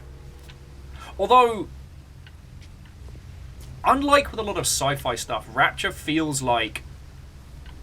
It feels like it could... Or at least the people in it could function after... what's the term they use in The Expanse? The Cascade.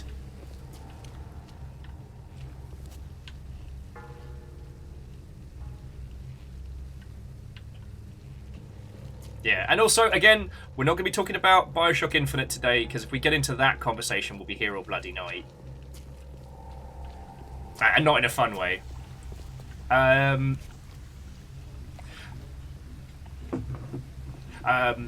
so Fearless, so not the churn, the Amos term, so the Cascade, which is as certain systems on a space station start to fail, it means that each of them will then fail as redundancies become overstrained and things like that. Barry was saying that like the redundancies of life support system in Rapture must be insane. Yes. But when you consider the kind of people who built it, they'd be the kind to like engineer and over-engineer it. I mean, we've seen through the ostentatiousness of it.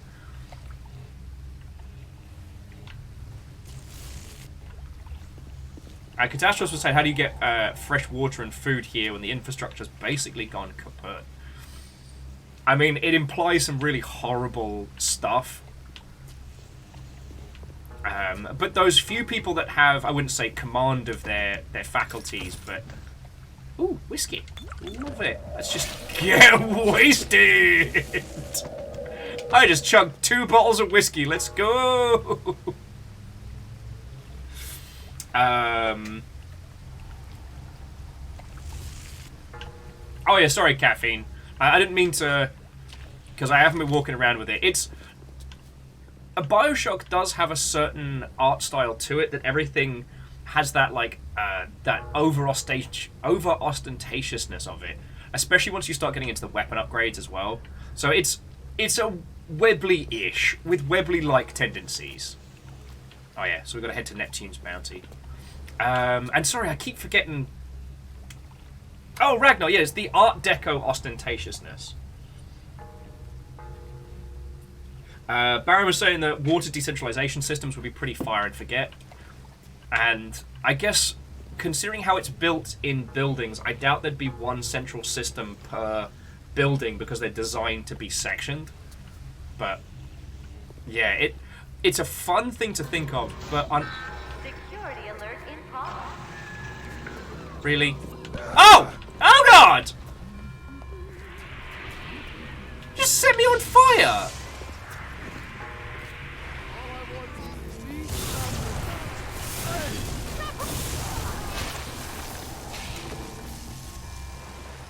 Back off, kids. I'm trying to talk to my friends. Oh, that sounded explodey.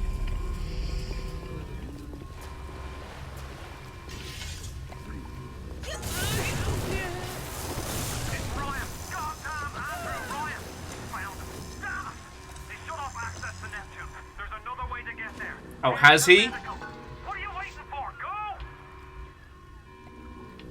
I mean, if they're gonna keep jumping in the soup, I'm gonna keep having some fun.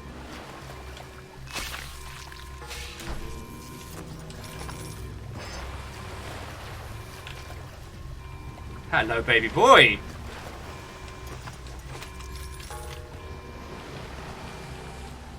Yeah. Over into medical, and I've got money.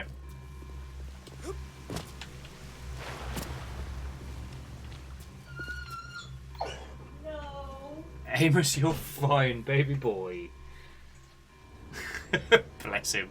Sorry, for those of you who are new here, Amos is our youngest pup, and he is a lovely little sweetheart. Would you kindly talk about indie games? Shit, yeah. I have almost racked up 30 hours on Zero Seven, or Seviant, and I feckin' love it. So if you liked Escape from Tarkov, but wanted to not have to deal with other people...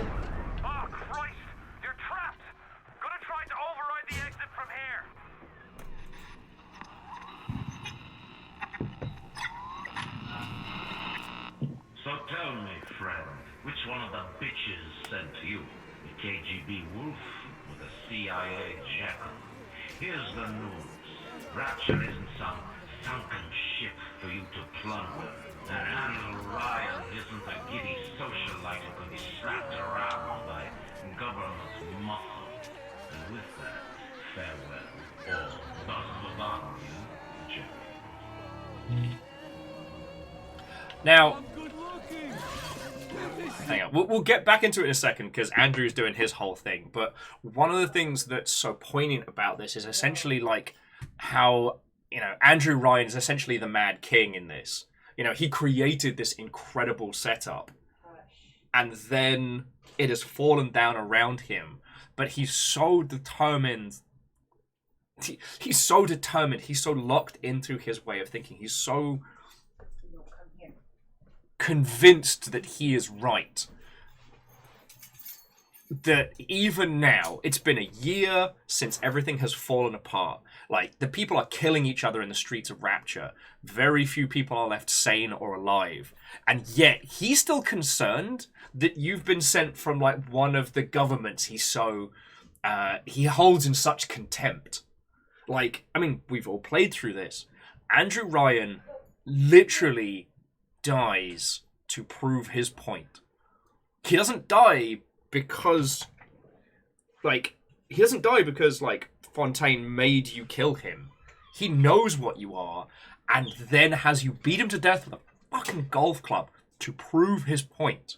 Now, you could argue that, like, that was his way out, or that was his, what he felt he deserved. But a man chooses and a slave obeys. And considering the meta-narrative of this game, that says a lot at us, the player. Alright, see you later, kids. What's up, nerds?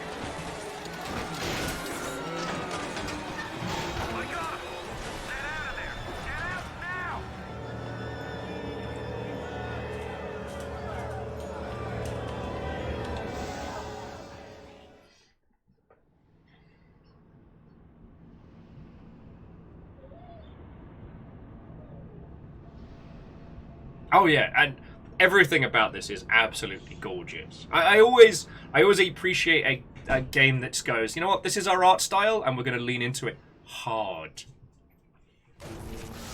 I mean, we've talked about this a lot, especially when it comes to, like, modern shooty gunbang games. Now you've met Andrew Ryan, the bloody king of Rapture. Now find your way to emergency access. Doot. The parasite hates three things: free markets, free will, and free men.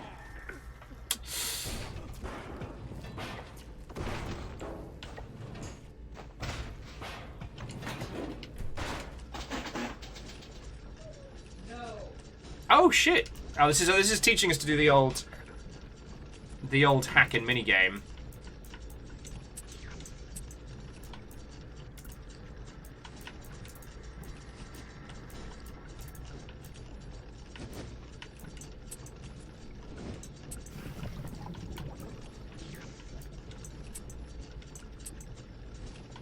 Oh god, yes. So this is the one where you've got to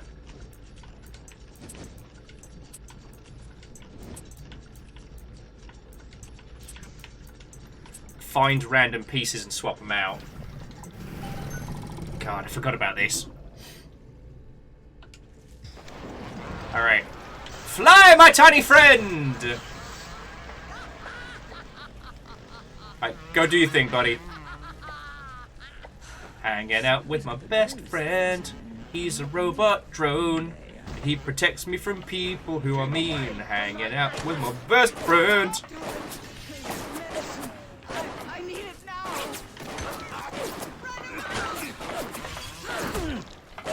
Also showing how the splicers are still killing each other. Hang on. I apologize, I kind of butchered my point there because I ended up doing hack and minigames. You know how it is.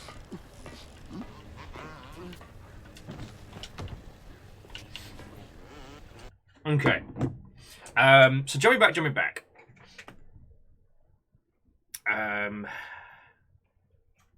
Book was saying they need to get back to BioShock at some point. They played it fairly early on, but something else came up and they wanted to play more of it, but never got back to it. I wholeheartedly recommend it. And what was glorious is that whilst BioShock Infinite is artistically really hard, the additional DLC at the end of Infinite is Burial at Sea, which shows you a lot of what happened. You get to see Rapture before it fell, and it is fascinating.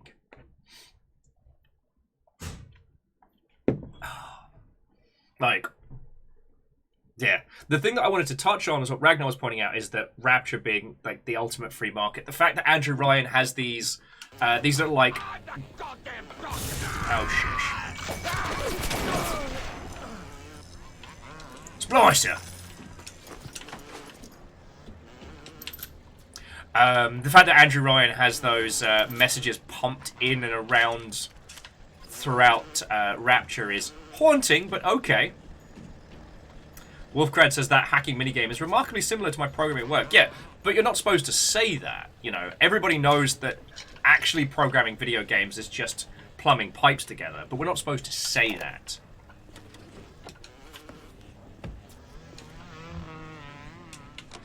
Oh. Ryan and Adam. Adam and Ryan. All those years of study, and was I ever truly a surgeon before I met them? Now we plinked away with our scalpels and toy morality. Yes, we could lop a boil here and shave down a beak there, but could we really change anything? No. But Adam gives us the means to do it. And Ryan frees us from the phony ethics that held us back.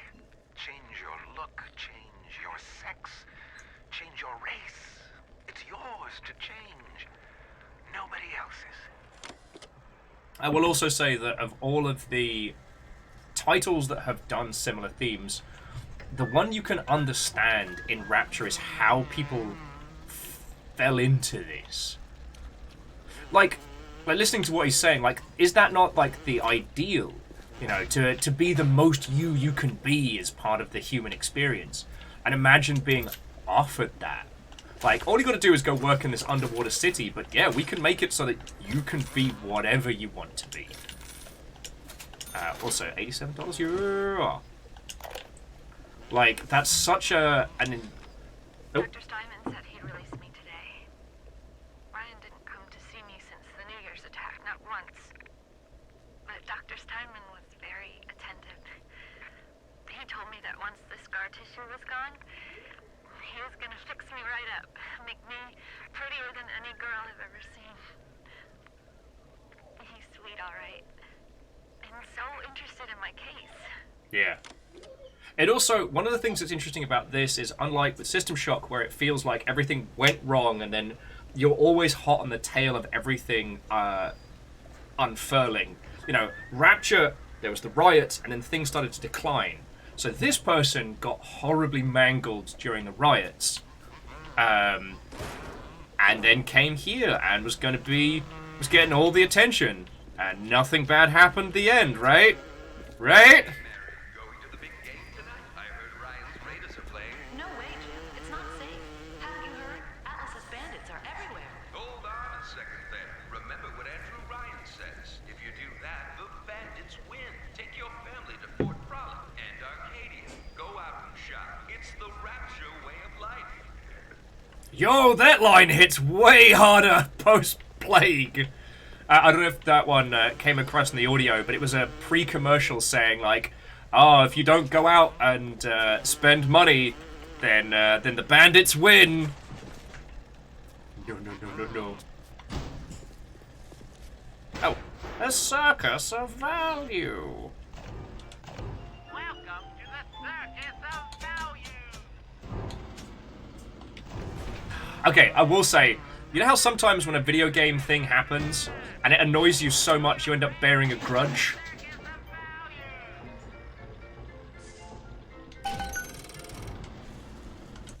I just spent $10 to get the instant hack.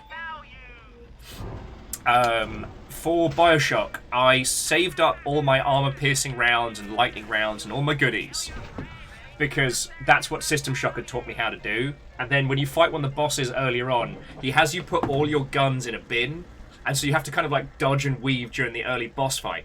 You get them back, but not your special ammo. And I've been bearing a grudge about that ever since. Cadastro says they just realised that Diane never really learns. Yeah, I mean, it's something that I think we've all been guilty of at one point. Is like, you know, just spending time with somebody because they give you attention, even though they're mean to you. Like, Diane falls for Ryan, who gives her a bit of attention, but there's definitely a bit of a hero worship. I mean, he's Andrew fucking Ryan. He built this place, right? And then after she gets dissed and dismissed by Ryan, and then the start of the Fall of Rapture, and the Doctor's like, wow, sure, I'm going to pay you a lot of attention. Like, Diana's a sweet character who gets done dirty. But there's definitely a... Oh, Robin says there's a director commentary about the guy who did the voice of the Circus of Value Machines. Hey, I mean, like I said, we're not going to be doing director commentary today, but it is feckin' worth it. And we'll definitely be going into it at some point. Alright, so we can't get into the Neptune emergency access. And this opens up later, so time to explore.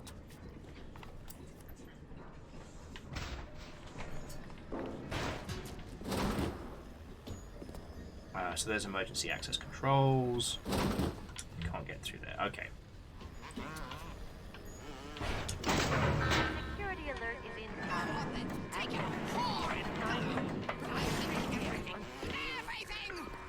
If you want to use the emergency access, you'll be needing Dr. Steinman's key. He's the one that runs this place. Also, look at that framing on that gun right there. Human kindness. Steinman ain't that kind, and frankly, I'm not even sure he's still human. I will say, like, I'm all for director commentary in video games. It's actually something that I'd love to see more titles get a chance to do. The irony being is that while it's not an incredibly expensive undertaking, it's only usually games like this or, you know, Portal or stuff like that where the team either has the time or the money to be able to do it. Because, like, here's the thing, friends, like, video game development isn't like make game done, make new game. If you've got a studio, you've got people usually rolling on to the next project well in advance. So, like, you can't spend a month just making cool developer commentaries to find in the game. That's a lot of work, unless you're a cool indie title. But it's the kind of thing I'd love to see more of. I guess my only commentary is the same commentary we had... commentary. My comments on the Game Awards is still the same comments that we had last year and the year before, which is that it's really infuriating to see how many people outside of the games industry are getting named awards, but people who actually make games are still being treated like an amorphous blob. And... But yeah. Cold Dame Devs was saying that game dev commentary only really happens if the game is a huge success, and then after the fact. And you have to hope that everyone stuck around and didn't get fired or leave. Yes. Or that the production wasn't so stressful that people don't want to see each other again. Oh, did baby boy get his paws cleaned? Got his paws cleaned? Sorry, Amos is taken to running in here behind me as a shield, and I'm like, baby boy, this is for your own good. Like, naming no names, but there have definitely been some projects that I have either been on or proxy to where the process of creating the game was incredibly hard, incredibly stressful. And frankly, like, once it was done, even though the game was great, nobody wanted to talk about it again. There's also some situations where, like, you know, toxic management or individuals that were very hard to work with made it so that people left after a project. And again, video games as an industry are shite for crediting people who don't stick around to shit. A Cold Gamer was saying that postpartum depression is a thing for games. Shut up.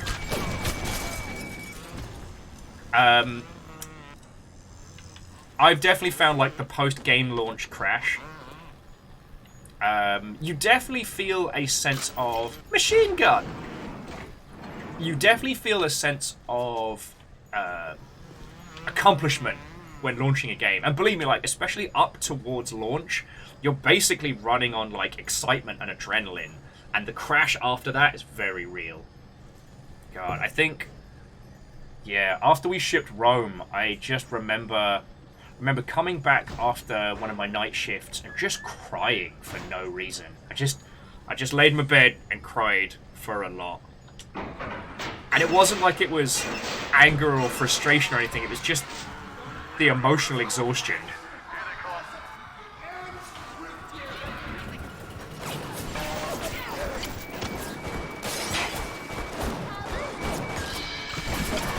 Oh! Apparently they've got very good aim. You leave my little turret body alone! Okay, man. Disrespect you in the face!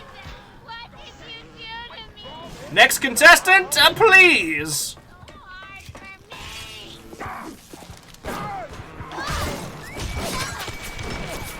Apparently, I've forgotten how to shoot things.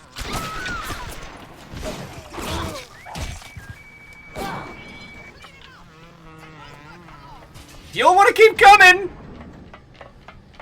I got all day!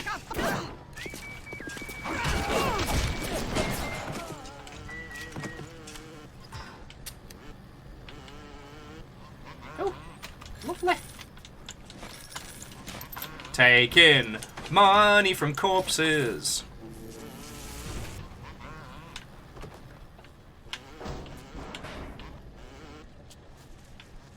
But yeah, so sorry, so jumping back into chat, because Occult Game Dev says when they launched Wolf Quest, they were just done. They remember rolling back on the chair and just cried. Submitted their resignation letter. Yeah. Oh, Book Zombie was saying as they do musical theatre, the day after a show can be devastating. Yeah, imagine that the build-up to that show has been 3 years of your life. That's the post-launch crash. Occult Game Dev has never actually played the end result. I guess I got lucky because I worked on a lot of titles that were not open world, but you know. The thing with Total War as a video game is like you can play it any which way, and there's still a lot to it. So I didn't hate the game after working on it, but oh boy. Oh boy. I actually, I used some of my, excuse me a second. I actually used some of my, my bonus money to buy little badges for our team. Like, okay, I say our team, like, I was a part of it. I wasn't even the person in charge, but I found this site online that did, like, faux military badges for video games. And I found these great ones for PC games. And I got them for our little team. Star was saying after Hollow Vista they took off a literal month. Yeah. And you were launching that on Apple. Like, there's a whole heap of extra stress that we haven't seen. Fearless was saying they had some serious post-project depression after Destiny. Yeah. And Destiny was not an easy production by any means.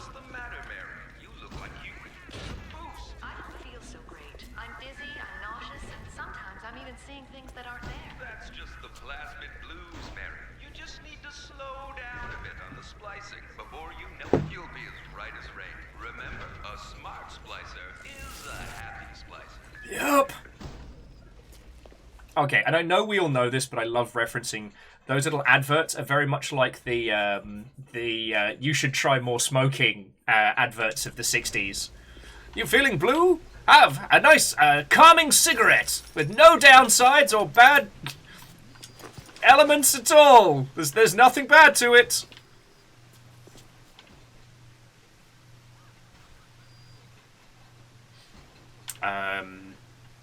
Yeah.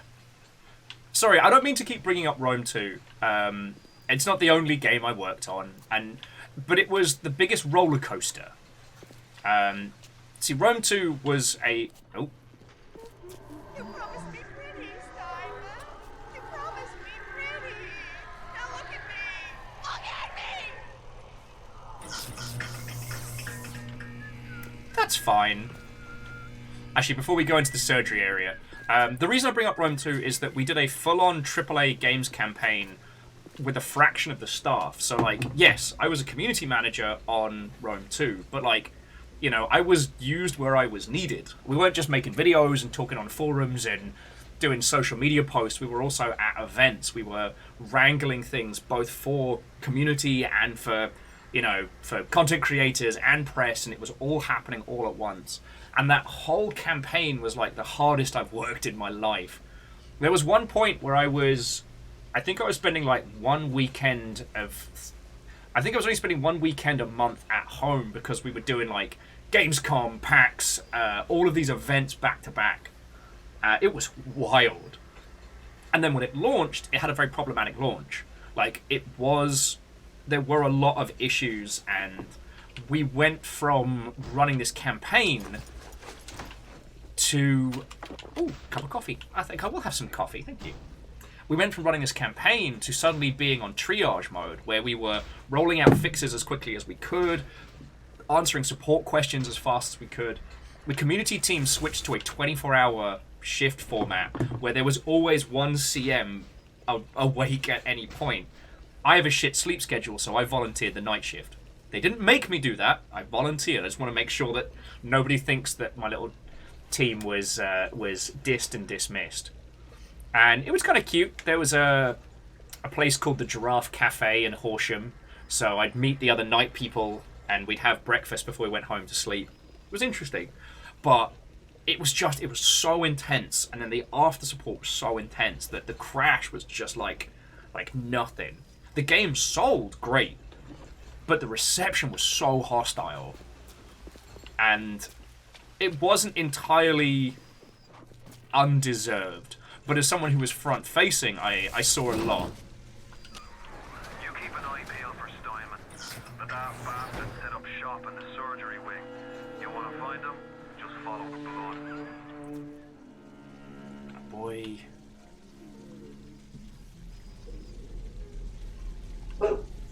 Above all, do no harm, Dr. Steinman. Higher standards. Adam presents new problems for the profession. As your tools improve, so do your standards. There was a time I was happy enough to take off a wart or two, or turn a real circus freak into something you can show in the daylight, but that was then, when we took what we got. But with Adam, the flesh becomes clay. What excuse do we have not to sculpt and sculpt and sculpt until the job is done? Yeah. What's also interesting is, like, from what we saw originally, from when this doctor has introduced the concept of Adam and what can be done, and now you can tell he's been splicing himself. As in, not he's been splicing himself, but he has been splicing. And we definitely start seeing the... Remember, all them machines will short out right and proper if you hit them with electrodes. I'm just going to buy it out. Yeah, you're my friend now. I'm opening you up! Thank you! Thank you, Mr. Turret. Once again, the human ability to pack bond with anything is incredible. Yes, I am adopting that turret. Yes, it is my friend.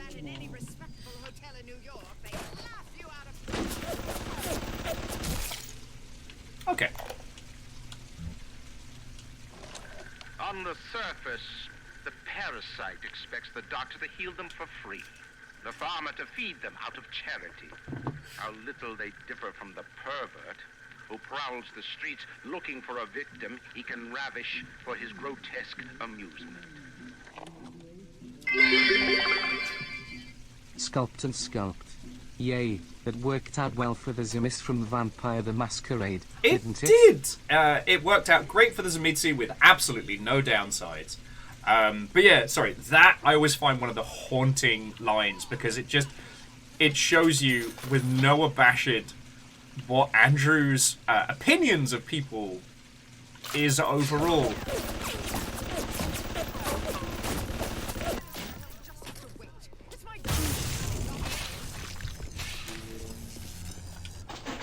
Yeah. Love this. Just adore it. Turrets are my friends now. But yeah, his philosophy is very much, yeah, it's not good. Oh, god darn it. I keep accidentally hoofing,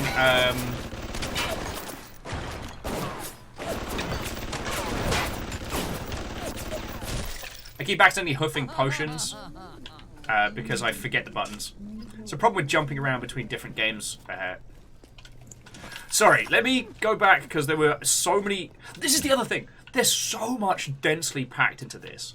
Like, that little line of Andrew Ryan's is so haunting that he sees helping his fellow man as an act of perversion. He sees people that ask for help as no better than degenerate sex pests. It's like, that's where his mind's at. That is fucked up.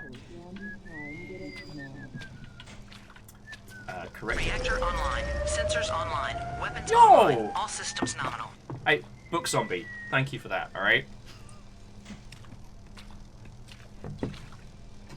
And this whole area of Rapture is one of the best areas to illustrate how not everybody came here sharing Ryan's philosophies, but by the time it was over, everyone was twisted in some way. Adam denies us any excuse for not being beautiful.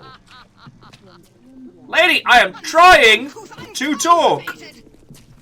Turret, you got me? Cheers, friend.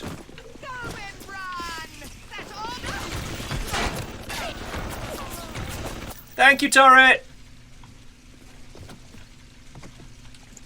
Turret gets me.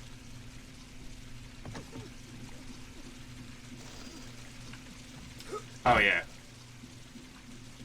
Actually, so to our occult dev friend, one of the reasons I was a little reluctant to do a stream of this is because, like, the whole Ayn Rand, Andrew Ryan thing is not...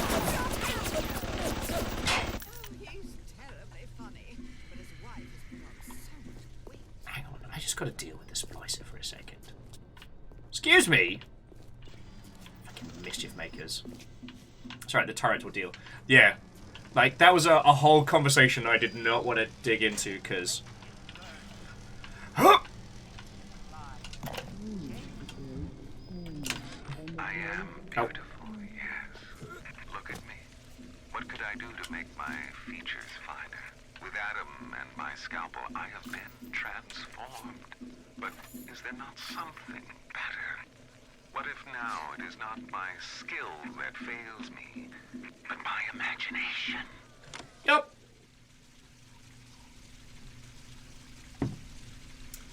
So Ragnar was saying they feel like after BioShock, every game dev thought that games needed collectibles to tell a story. It is true that a lot of games started adding the audio log setup after the success of BioShock. Though BioShock is not the progenitus of the audio log setup. But again, I know we talked about this earlier in the day. I think it warrants saying that what this did was take a lot of systems and philosophies. Ooh, icy. Oh, that's her first little sister. It took a lot of systems and philosophies and brought them to a mainstream place. Oh!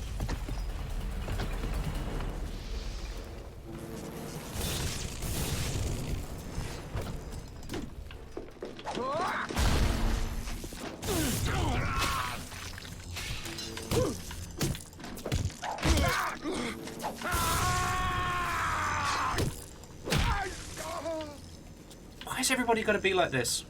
Sorry, friends. It's like every time I'm sitting down to try and make like a cool point with you all, one of the splicers is like, "All right, I'm a splicer. It's time to create some problems."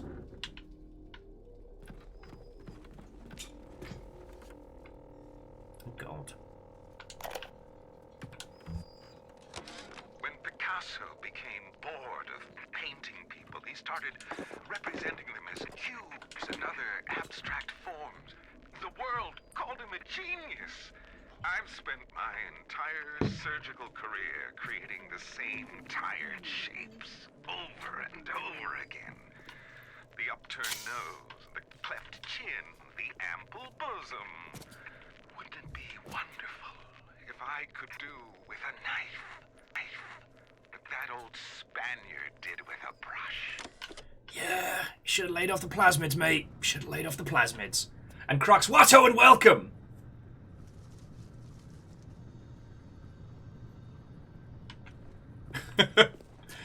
And yeah, I...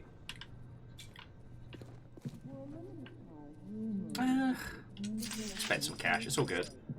We're not playing this through enough to be really saving up for upgrades and resources. But yeah, it continues to crack me up how our character will just find things in this... Ah, El Bandito!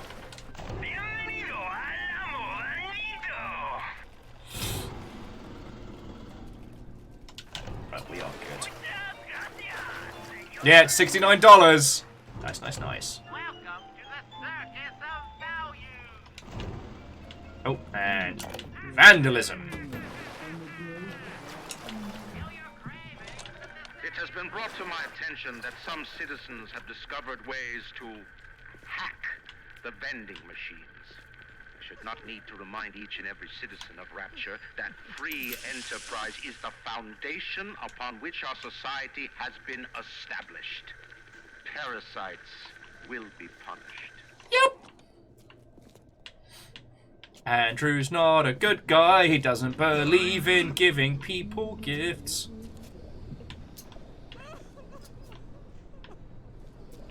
Patients ask so many questions. Sometimes...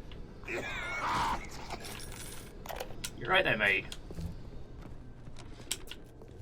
I was at German prison camp, only at 16 years old when I realized I have love for science. Thank you, Turret! German doctor, he make experiment. Sometimes he makes scientific error. I tell him of his error, and this make him angry. But then he asks, how can a child do such a thing? I tell him sometimes I just know. He screams at me, then why tell me? Well, I said, if you are going to do such things, at least you should do them properly.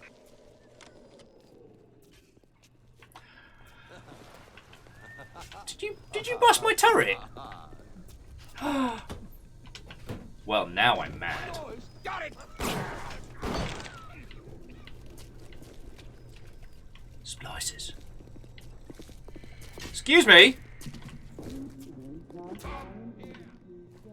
I sworn oath to do no harm, and I mostly meant it.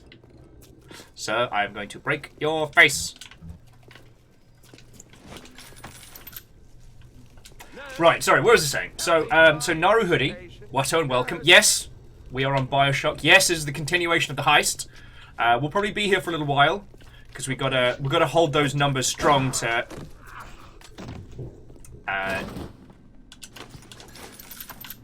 show Mr. Bezos, old Jazzy Jeffy B, that we mean business. But I mean, BioShock is such a wonderful game to use for discussions. Here I am just huffing coffees like there's no tomorrow. And I'm with Book. Hacking vending machines seems very, very enterprising to me. I do think that Dr. Stenneman's a really good example of the corrupting effect of, like, Andrew Ryan's complete lack of morals. That these people given complete power, no oversight, and how they descend into this special flavor of unhinged. Oh, yeah, I think I get the fire plasmid in here, don't I? Yeah. That's what I was looking for.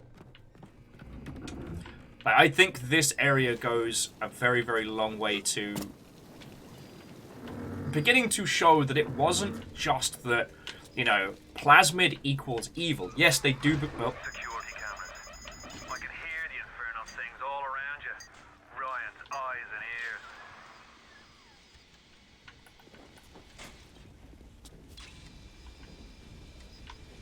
it's not a party without security cameras, am I right?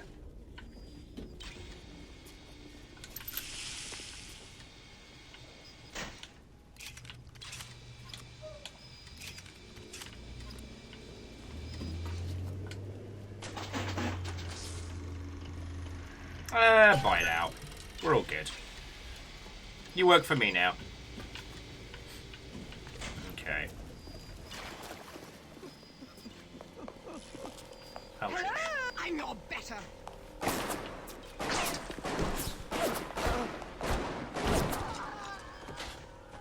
Sorry about that. Yeah, apparently everything's bribable in Andrew Ryan's house.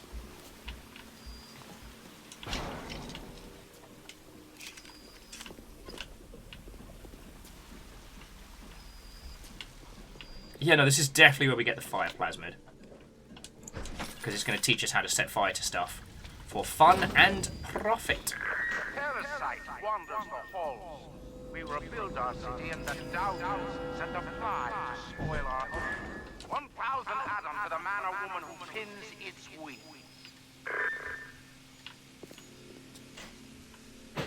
I kind of forgot how much Ryan takes an active role in messing up your day. Oh, and these little videos. Exposed to 1,000 degrees. Warning, fire spread.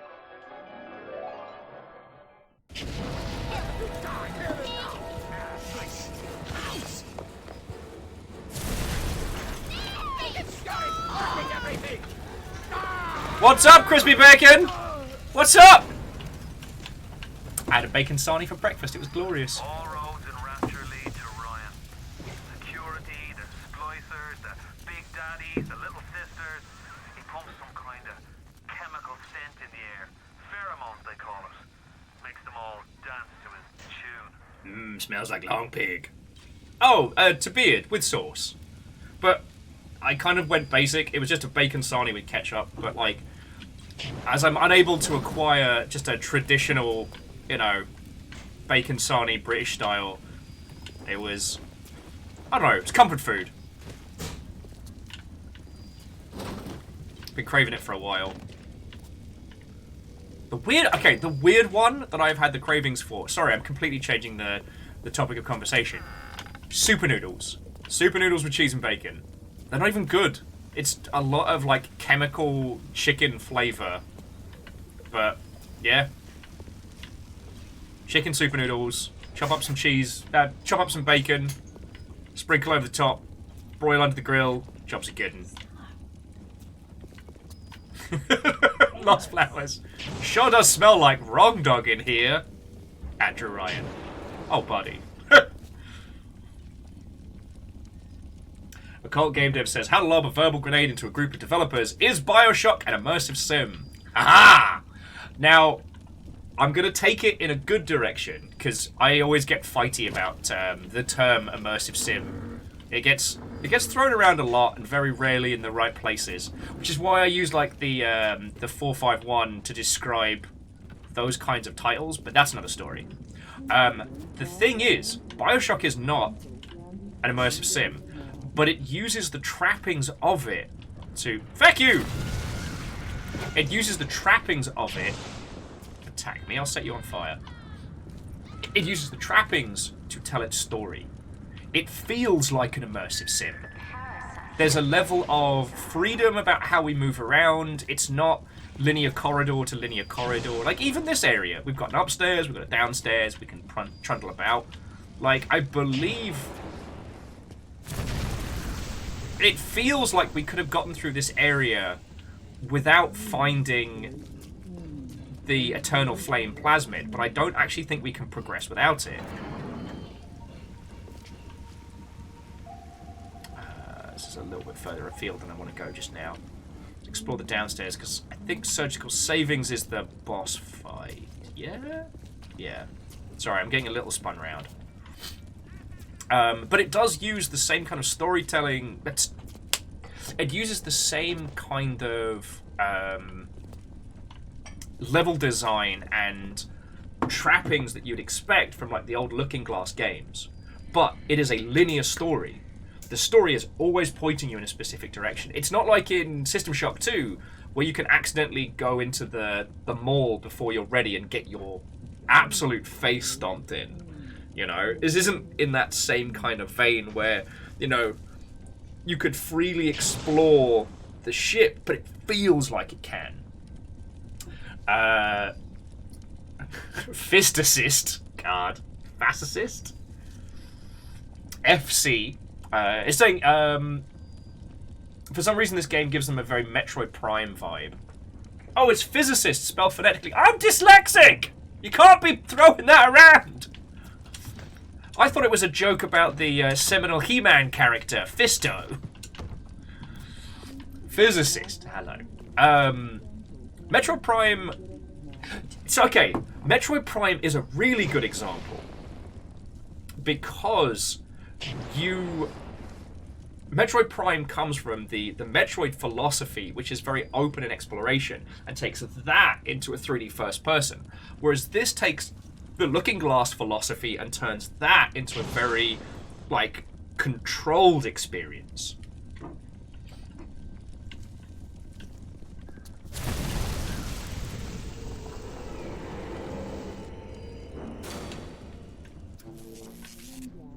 Alright. Freezing pipes. Simon, I know Medical Pavilion is your matter, but you might want to cogitate on this. Ocean water is colder than a witch's tip. You don't heat the pipes freeze. Pipes freeze, pipes burst. Then Rapture leaks. Now, I realise you're a posh sort of geezer, and frankly, I don't give a toss if you piss or go fishing. But once Rapture starts leaking, the old girl's never gonna stop. And then I'll be sure to tell Ryan he's got you to thank. I love the, I don't give a toss if you piss or go fish. Love it.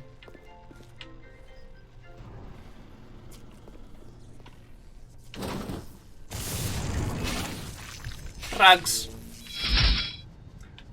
To Jesse Phoenix Art, thank you kindly for the follow. Automatic hack tool, love it. Get a hack for free. Whiskey and coffee, let's go baby. Old potato chips and beer, party. Apparently the Harbinger beer was more potent than the whiskey, but there we go. But yeah, so jumping back, the whole, like, you know, is BioShock an immersive sim? No. But it feels like it is, and that's its power. Rapture feels like a living, breathing place where you can go anywhere and do anything, but it's actually very carefully curated. These little, like, pockets of experience that you can go through and then explore little bits and really feel like you're doing it, like opening this door with the lightning, which we got shown earlier. Like, it feels like, oh shit, here I am being smart, immersive sim guy. If you're wondering what the term immersive sim is, it's an old term. It doesn't quite apply like it used to, but it referred to a philosophy of game development pioneered really much by Looking Glass Studios with games like Deus Ex and Thief and things like that, where the idea was that you could approach a situation any way you wanted and that the game would react to that. It wasn't so much about, you know, use gun on man. You know, if you wanted to, you could avoid all conflict all entirely. The idea was to take an almost free-form approach to game creation, allowing people to go at it any which way. Oh, Jesse, well, I mean, Floydo's been helping me out a whole bunch. We're currently questing for the purple tick. And I got to play more Happenlands, so that was feckin' cool. But yeah, so the immersive sim philosophy was an interesting one, but we've reached a point now where we have things like physics engines that can be employed, and we've implemented RPG mechanics into shooters in a more concise way.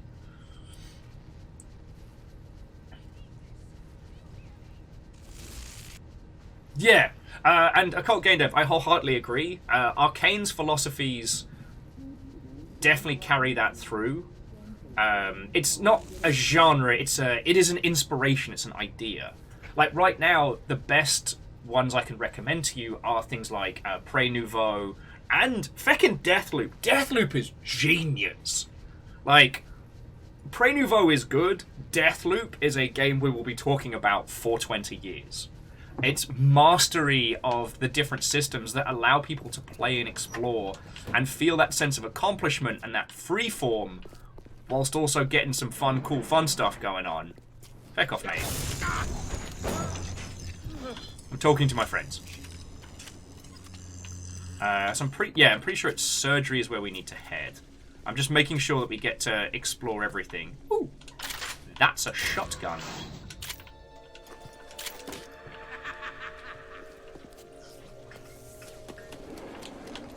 What's up, kids? Oh, Jesus, Amos, you scared the piss out of me. I nearly pissed myself there. Okay, I don't know if you saw my face, but as the lights went out and the little cackling, Amos came up to say hello, and he moved my chair with his feckin' donut ring. Amos is our dog. It scared the piss out of me. Oh, my word. Biggs, how are you doing? Watu and welcome. Also, Biggs, guess who beat Lazar last night in Zero Sevian? And his gun is ridiculously brilliant, and it's my gun now. The only problem is the ammo's expensive, and it vomits them out like a hose, but that's another story.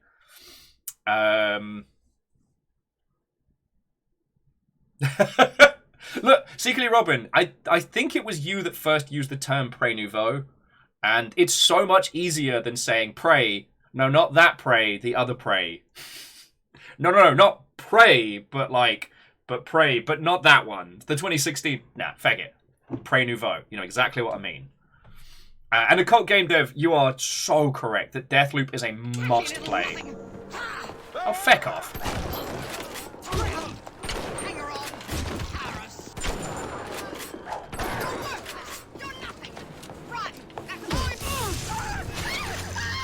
I'm what now? I'm sorry, I'm what?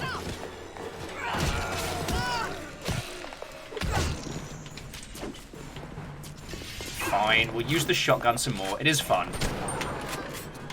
Next contestant, please.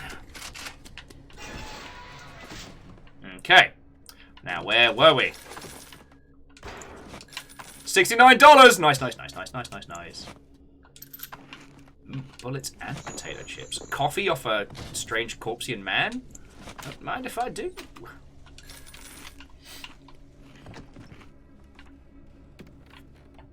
Oh, so Jesse, I should say, I'm a terrible person to spend time with if your goal is to play less video games, because I will either remind you of your backlog, or will introduce yet more games worth your time. It's a blessing and a curse. Oh, let's get the dentistry one.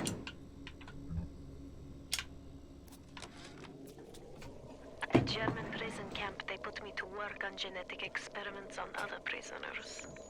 They call me das Wunderkind, the Wonder Child. Germans. All they can talk about is blue eyes and the shape of forehead. All I care about is why is this one born strong and that one weak? This one smart, that one stupid. All that killing. You think the Germans could have been interested in something useful? So Tenenbaum's not the most interesting of characters in this, because Tenenbaum, and not to dismiss the concept, but Tenenbaum is, you know, someone who has been, like, mentally and physically scarred as a child to the point at which, like, their empathy's just gone. You know, they had to take part in concentration camp experiments as a kid. Like, by the time they even get to Rapture, they are not okay. So they don't make the most interesting discussion point. In the Chomper's dental office key. Alright, let's go find that. Ow! No! That's just rude.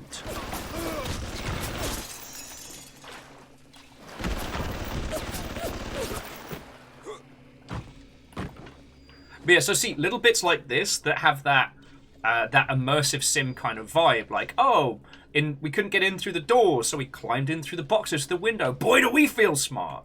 It's fucking great. You work for me now.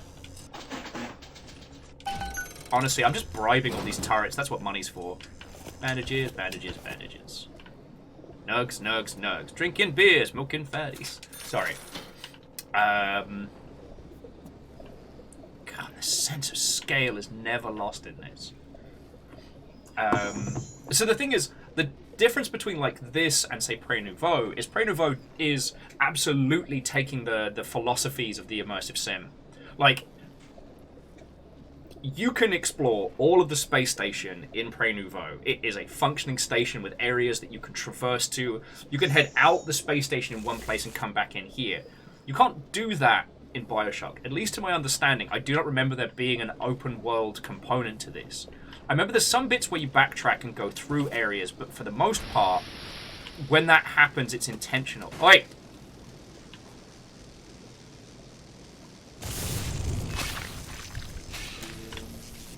No, jumpy! Like, this is a very, very focused experience. Well, and, Pair of Salamanca. One of the things that I do try and do is show, even with games that we didn't necessarily get on with, is I try and break down why they're good so that if you go into making games in a similar space, or if you can take those philosophies and put them into things you're working on, then hopefully I can help. I guess to those of you who have just found me today, hello! I'm Will. It's lovely to make your acquaintance.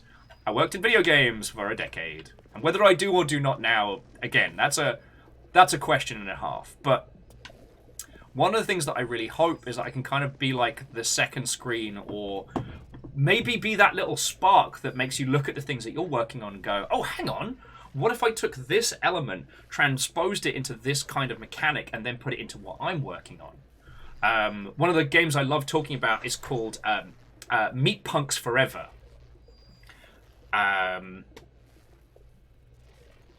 Because it is a very simplistic game that... There's a very simplistic game from a mechanical standpoint that absolutely bats for the fences and wins.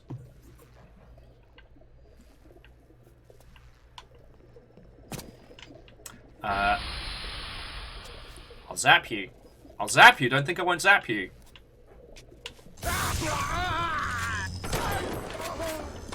No jumping! Back to $69. Nice, nice, nice, nice, nice. Sorry. Tenenbaum. Sometimes I pity the little freak. Such a tiny imagination. Content to sit there with the tanks of Adam, tweaking and optimizing. I need to create. Adam is a canvas of a genetic modification, but the plasmids are the paint. Well, someone has very strong opinions on this. To Beard was being like, but what is the outdoors but a very, very tall corridor? You know what I mean. I mean, we talked about this, actually, I don't remember when we talked about this. First engineering tonic, we love it. All games are fake. All games are a stage production, a fugazi. It's smoke and mirrors and hand tricks, you know. Every video game is a contained environment. Every video game is just, you know, math turned loud shooty gun bang. But the great thing about video games as opposed to other pieces of software is it's all about how it makes us feel. Like in this makes us feel lost and a little bit afraid, but reveling in the cool goodies that we get given. Like, okay, so we've been streaming this for like, what, 2-3 hours? We already have big pistol. I mean, listen to the sound of this thing. That makes some noise. We got the rat-a-tat-tat already, and the boom shakalaka. Like, the feel of that is brilliant. And it is gorgeous and it's decorated. We're thrown into this strange, bizarre world where, you know, completely unchecked geniuses wreaked havoc on each other. You know, decadence turned into this twisted, hateful place. You know, it makes us feel that we are in control. It makes us feel like we could go anywhere and do anything. We can't. And that's the theme of this game. Would you kindly head to the next objective? Chomper's dental office key. Oh, I need to go, yeah, this way. Naru says realistic is overrated. Absolutely. I mean, and this is one of the great things about talking about video games, is when you start talking about realism, what people actually mean is the feeling like you could be in the space. It's not that people want realism. You know, no one wants a random dice roll in a first-person shooter where your character sprains their ankle and can't move for 2 days. That's not fun. Ah, they're playing my jam. The moon belongs to everyone. The best things in life are free. The stars belong to everyone. They gleam there for you. A makeshift ball launcher, okay. Oh, this is the catch things in the air plasmid, isn't it? Good old telekinesis. The robins that sing, the sunbeams that shine, they're yours, they're mine, and love can come. Sorry, physicist was saying, raise a kid, constantly using the term, would you kindly? So eventually they play BioShock and have an existential crisis. Clinical trial lot 23, Dr. Sucho, client Fontaine Futuristics. Work on telekinesis plasmid proceeding well. Lifting objects at distance present no problem. Moving objects through space, no problem. Cannot stop speeding bullet, but can catch and throw faster moving object. Problem not with plasmid. Problem with reaction time. Stuchon just get new idea for plasmid. Pick up objects with your brain.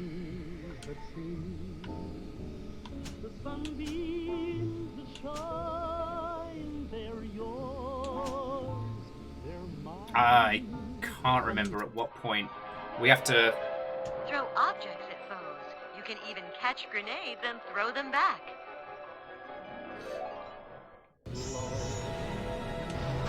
Okay.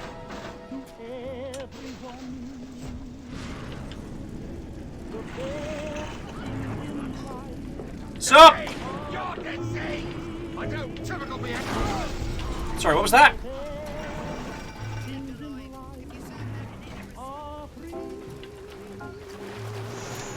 Sorry, let me come back to my point, because I'm getting distracted by fun plasmids, as I am known to do. Just...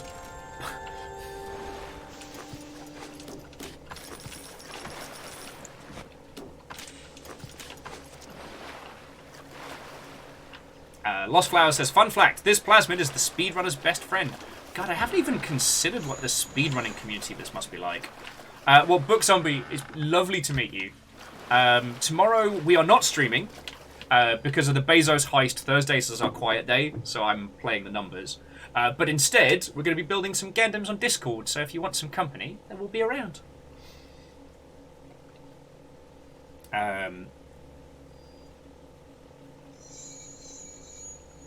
Oh, Physicist was just adding that when BioShock came out and like the plasmid effects coming out of your hand, yeah, I still don't want to use the... I still don't want to use the bee plasmid to this day because it makes my skin crawl, and that's more a compliment to it than a diss. You know what I mean? God. It just feels like you can. It really does feel like you're in an open world environment, even though you're absolutely not. And I cannot state that enough.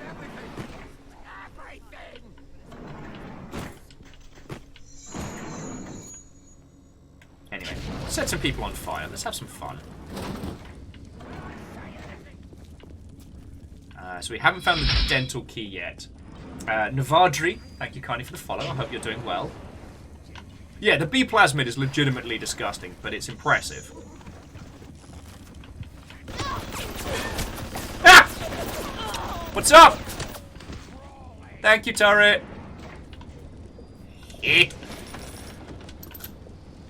Now, one thing this does do is the old adding additional enemies into areas that you've already covered through. That's always kind of feckin' fun, but that is a trick that you can only really pull on people once before they become accustomed to it. Oh, sorry. It was one of System Shock's greatest plays back in the day. It would turn around when you think you cleared out an area in the same manner as every other first-person shooter at the time. I can see death floating in the air.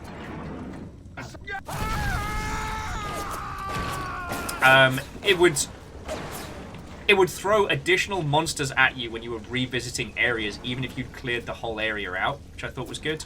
Oh, feck off, mate! Thank you for bringing me your gun. Sincerely appreciative.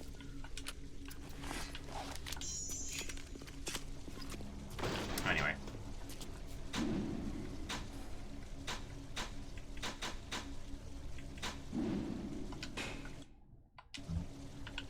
Oh yes, we can't swap out our stuff until we start getting to,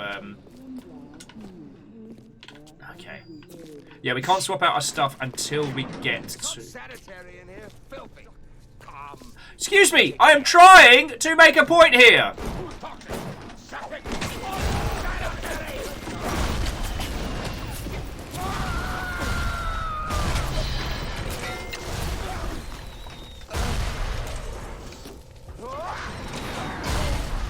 Really? Didn't realise you were going to be an arse. I just beat that guy to death with feckin'... Get that guy to death with a bucket. This is a bucket! My God, there's more! What is the most vicious obscenity ever?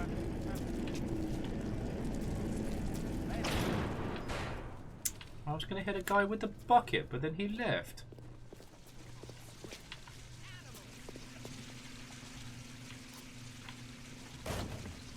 Okay, sorry, where were we?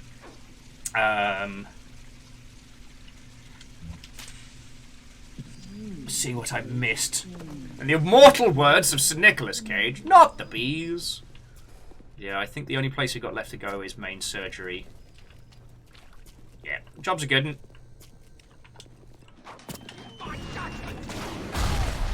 Ha! Return to sender. Thank you.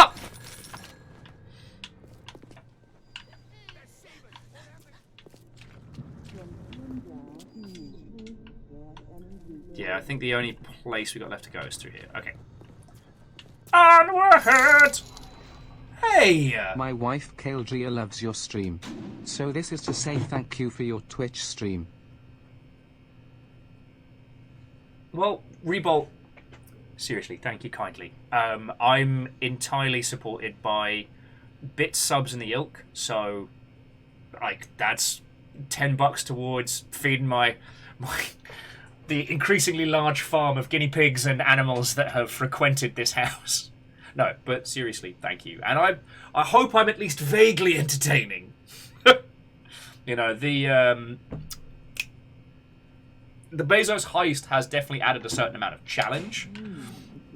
And Reactor online. Sensors hey! online. Units online. All systems nominal.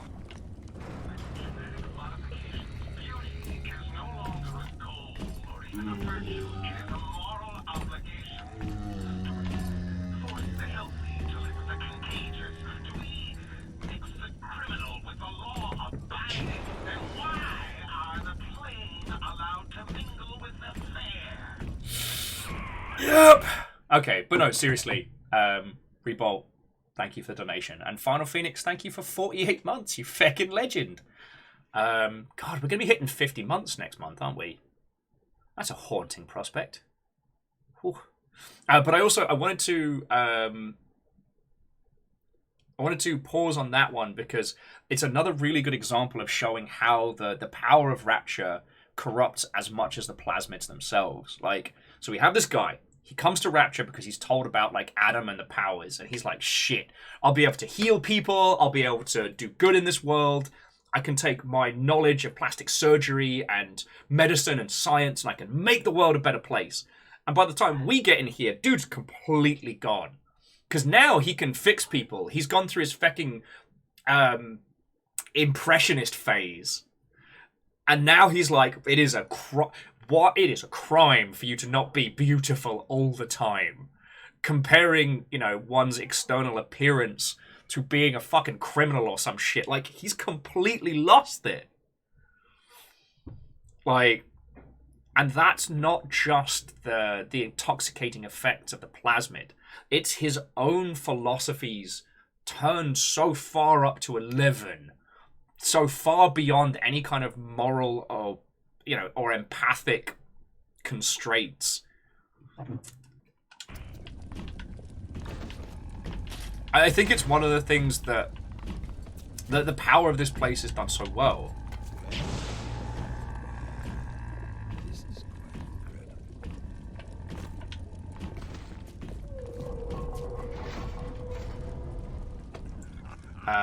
Aesthetics are a moral imperative. Why do we have two eyes? Is there some law that says we must? 2 arms, 2 legs, 2 ears, 2 breasts. Oh, yeah. I'm not finished! Not finished! You'll have to find some way to get through to surgery and Steinman. Chin up now. The Lord hates a quitter. Help me find this patient, nurse. I can hear that splicer sounding off like it's the 4th of July.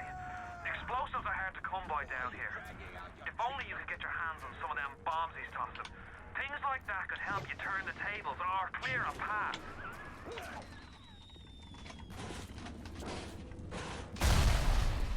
The artery! I don't want to hurt you, but sometimes I have to.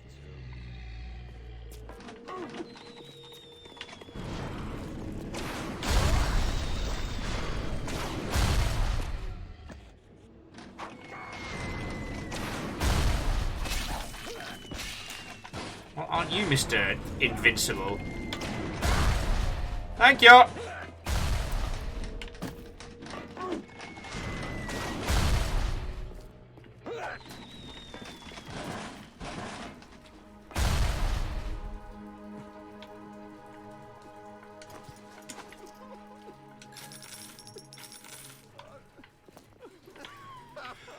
Oh boy. Today I had lunch with the goddess. Steinman, she said. I'm here to free you from the tyranny of the commonplace. I'm here to show you a new kind of beauty. I asked her, what do you mean, goddess? Symmetry, dear Steinman. It's time we did something about symmetry. Yup. Occult Game Dev was also saying that BioShock's lore segues very nicely into the central themes of Jurassic Park, like unleashing a barely understood power upon the world, not understanding its ramifications, and believing you can control it. Yeah, I am very much looking forward to when we do that stream of Trespasser. My feelings are like, because you all have put up with a lot more mainstream games and things like that throughout the Bezos Heist.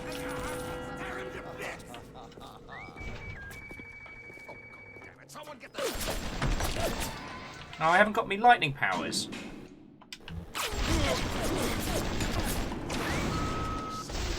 That turret could have been our friend. It's alright, we beat it to death with a corpse. Sorry. Excuse me just a second, friends. Oh, that didn't work. Pause that for a second. But yeah, oh, and Lost Flowers, thank you. I will give those a watch, because I've not actually seen a speedrun of BioShock, and I'd be fascinated to see it. What I was saying is that you lot have been very kind and putting up with a lot of like very mainstream, very AAA games whilst we've been doing the Bezos Heist. Like, in December, we're going to get into some weird, fun stuff. And one of the things I'd like to do is a game called Jurassic Park Trespasser. Now, we've talked about this a lot. Joe Cat and I talked about it loads yesterday, because it is arguably like the progenitus of the diegetic UI. What is diegetic UI? That is when your all your information about your character is perceivable only inside the world of the game. Stop that incessant clicking. And Fearless, thank you for gifting a sub to Soviet Muscati. That's feckin' cool of you. Thank you. Hop cha. Now, Jurassic Park Trespasser is not a good game, but it was wholeheartedly designed with an idea and a philosophy in mind that even though it didn't work, it would go on to inspire so much. And just as a quick, bringing us back together. Oh, Kymble, sleep well, friend. And thank you for lurking and irking. Diegetic UIs are, the idea that all the information about your character is found within the game. There's UIs in video games are a way of conveying information about our character, what they have and what they're doing to us, or enabling all their controls. I was rewatching the the No Clip documentary on Black and White, and how when they wanted to make that game, the team had become infuriated with how bloated and chunky UIs had become in video games, that you couldn't swing a cat for feckin' huge chunky icons everywhere all over your screen. And the diegetic UI was definitely a response to that. In Jurassic Park Trespasser, everything about your character is on your character. Now, does this mean that your health bar is visible in the world? Yes. Is it a great big heart tattoo on your character's boobies? Yes. So to know how much health you have, you just have to look down at your own boobs. For those of you with boobs, I'm sure that's great. But considering that it was a very male-gazy mechanic. Now, Faber6 mentions Isaac in Dead Space, absolutely. In fact, Dead Space is still one of the gold standards of diegetic UI, because his health is on his spine, and his inventory is projected forward. Kestrel's like, that's how I check my health. Welcome back. And the physicist was saying to love Black and White. Sadly, I don't think we'll see a remake because it's currently in license hell. Somewhere between, I believe, EA's publishing and Lionhead's Lionhead being acquired by Microsoft and then dissolved. It's a mess. But that was the first game I worked on. Hey, how else are we supposed to keep ourselves abreast of our health? Oh, boo! Pun Spectre, boo! Take breasts very seriously in this household. Common Cap says, would you count Republic Commando as diegetic UI? That's where it gets kind of sticky. Diegetic UI is not like a switch that's either on or off. Republic Commando, it's in your character's visor, so to an extent. But it's like, would you consider Metroid Dread to be a diegetic UI? I would consider it very well grounded. We'll try not to make a tit of yourself. I promise nothing.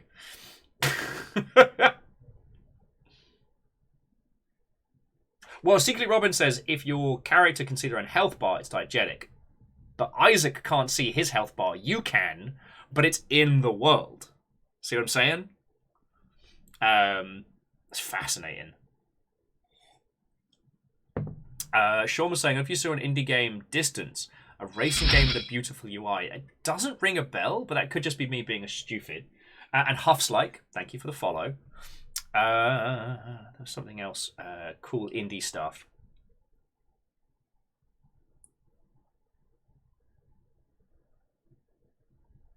Reactor online. Sensors online. Weapons online. All systems nominal. Yo! And to Unitex, thank you for 49 months. I hope you're doing good. I forget why we got talking about diegetic UI now. Because I'm a stupid.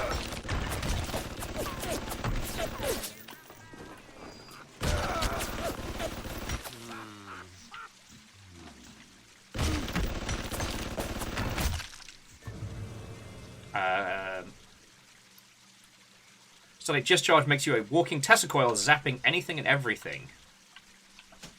I forget how these work.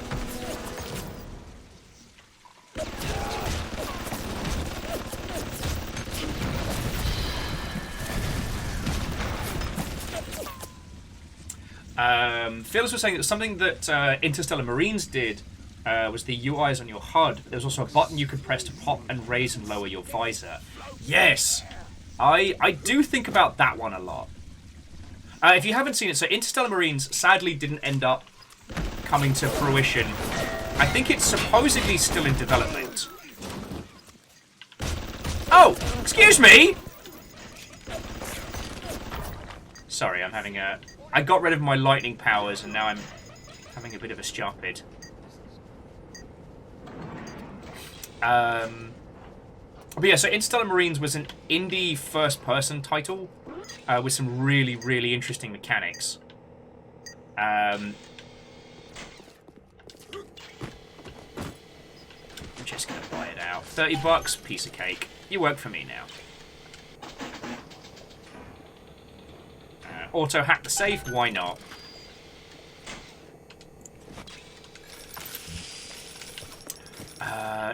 Give me a second, friends. I kind of lost my train of thought due to gunfire there. And these Final Pam lookalikes. But this is a good place to have a Nanta. Oh, yes! Interstellar Marines. That one was fascinating because it did the whole, like, your UI is what your character might see, so it's not quite diegetic, but you can lift up your helm to see clearly in the world, giving it that really grounded, tactical kind of feel. Did the dev team probably not need to add that? And may though features like that have been why the game ended up stalling? Possibly. But... and also, Robin, thank you for bringing that one up. Astroneer, how its storage menus and systems are all represented in world. So the items that you have on you, the resources you've collected, you can see physically stacked on your back. And same about stuff in the world. I love that.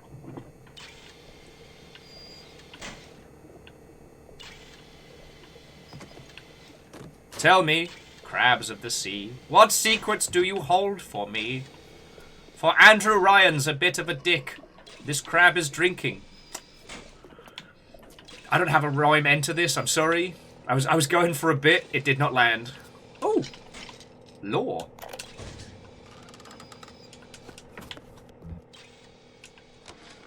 Aphrodite is walking the halls, shimmering like a scalpel. Steinman, she calls. Steinman, I have what you're looking for.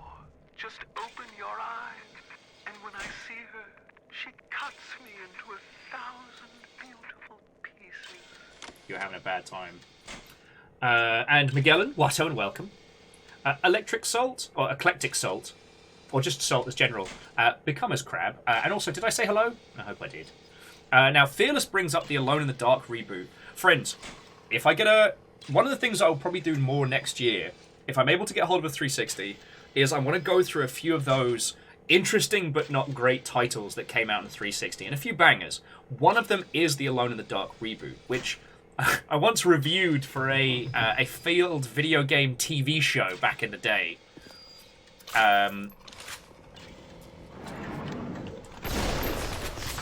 But looking back on it now, that Alone in the Dark game, it's not good. But boy does it try to be interesting, and I now have so much more respect for it than I used to. I guess I have for a while, but like, you know, when you see some of the banality, especially when it comes to horror or the ilk, and how that Alone in the Dark game was genuinely trying to do something interesting, like I respect it now. And one of the things it did was your inventory was inside your coat, and it was the hook of that Alone in the Dark game is it's all about light versus dark. You need, you know, bright lights and things to fight back the monsters so you can attack them. It wasn't as streamlined as Alan Wake's combat, but similar kind of vibes. It's all about, like, fire and keeping back the darkness and yada, yada, yada. But the idea was that, like, to look through what items you had, you'd look in your coat and kind of rummage around. That didn't work because, as a diegetic UI thing, it just made you feel like your character could fall over at any time and, like, cut open their lungs with broken glass. And if someone would hit you, you'd be like, wow, why didn't my person explode considering how much, like, volatile chemicals they have on their person? But it was fascinating. It also had one of the most interesting combat systems where you would grab something and then you'd use the other stick to swing it around. So it was kind of like skateboarding system, but fighting. So we got viewing rooms, viewing rooms. Everything's bad in the viewing rooms. Ah, here we go. What can I do with this one, Aphrodite? She won't stay still! I want to make them beautiful, but they always turn out wrong! That one's too fat! This one's too tall! This one's too symmetrical! And now, what's this goddess? An intruder! He's ugly! Ugly! Ugly! Ugly!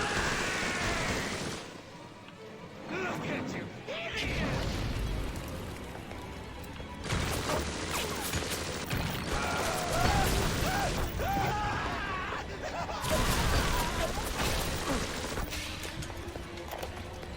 Stop crowding me!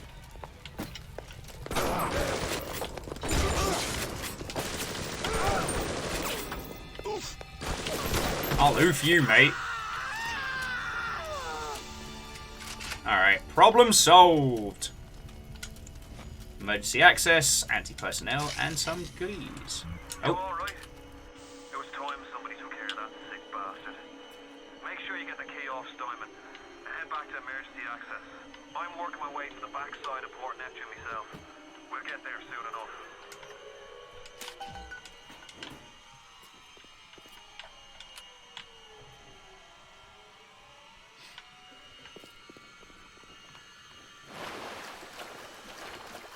Alright, and I think there was a...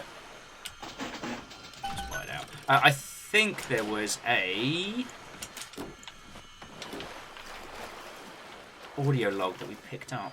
Love it. Love it. Drugs for days. Oh, sorry. The thing I wanted to point out with this particular section is, once again, the game feeling open-worldy, but we literally just got pointed to a very specific boss fight in a very specific location. Like, everything about how we got here, the horror of the reveal of this guy completely losing it and just murdering and torturing the people of Rapture.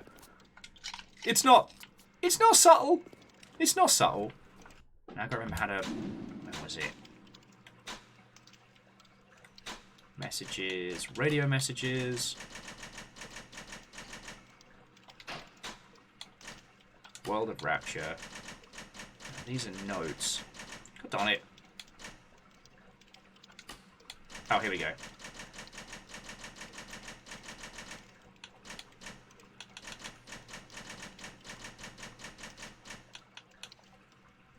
Oh, there we go. Not what she wanted. silk and down. The nose looks terrific, Dr. Steinman. Doctor? You know, looking at it now, I didn't realize how much her face sags. Scalpel? Excuse me? Scalpel. Doctor, she's not booked for a facelift. Let's just come in here and... Doctor, stop cutting. Doctor, stop cutting. Get me the chief of surgery. Get me the chief of surgery now! He's a bad guy. Steinman is a bad guy. No one was surprised at this point. Anyway. Yeah, well, so, jumping back. Red Burning Dragon says they managed to kill him at a hacked medical station. That's cool. And Phyllis was talking about how it's not too dissimilar from how Valve make games, which is you are very much railroaded down a path, but it's breadcrumbed to a way in which you feel like it's your choice. And, I mean, really, how you feel in video games is all that really matters. If you feel like you have, like, you know, the freedom and... Alright, kids.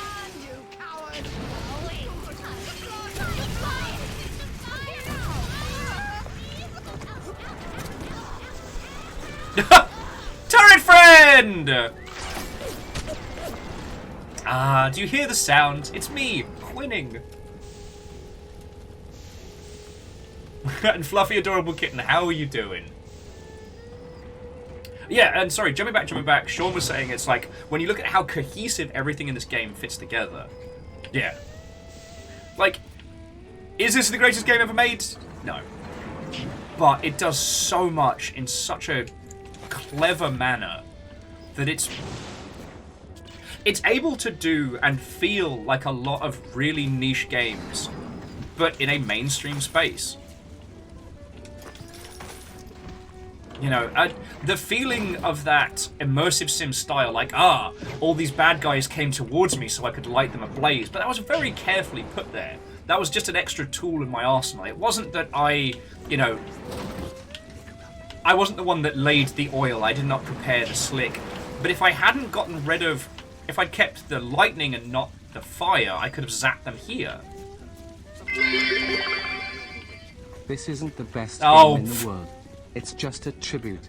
Couldn't remember the greatest game in the world. No. What's up, nerds? Keep away from my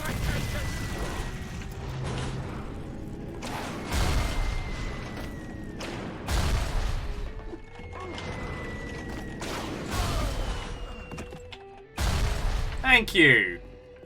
God, some people in this place are just so rude.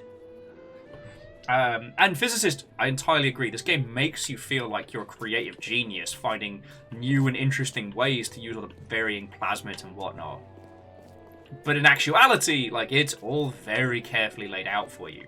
Now, while that is true of most video games, the reason why I wanted to play this with you all, the reason why I wanted to come back to this, is how that fits into the whole narrative of choice and agency and who you are. You start this game, but...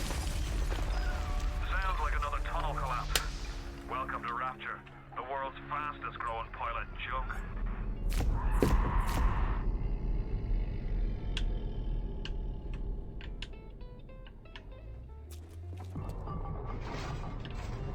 Alright, we're okay. Yeah, we might have to... have to hang a left. Well, I guess we're going this way. Papa, no! It's a little one.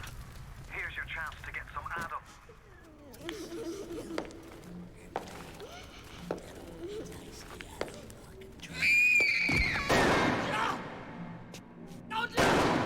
Stay away from her, or it is you who will be shot next. Easy now, Doctor. He's just looking for a wee bit of Adam. Just enough to get by. I'll not have him hurt my little ones. It's okay, lad. That's not a child. Not anymore, it ain't.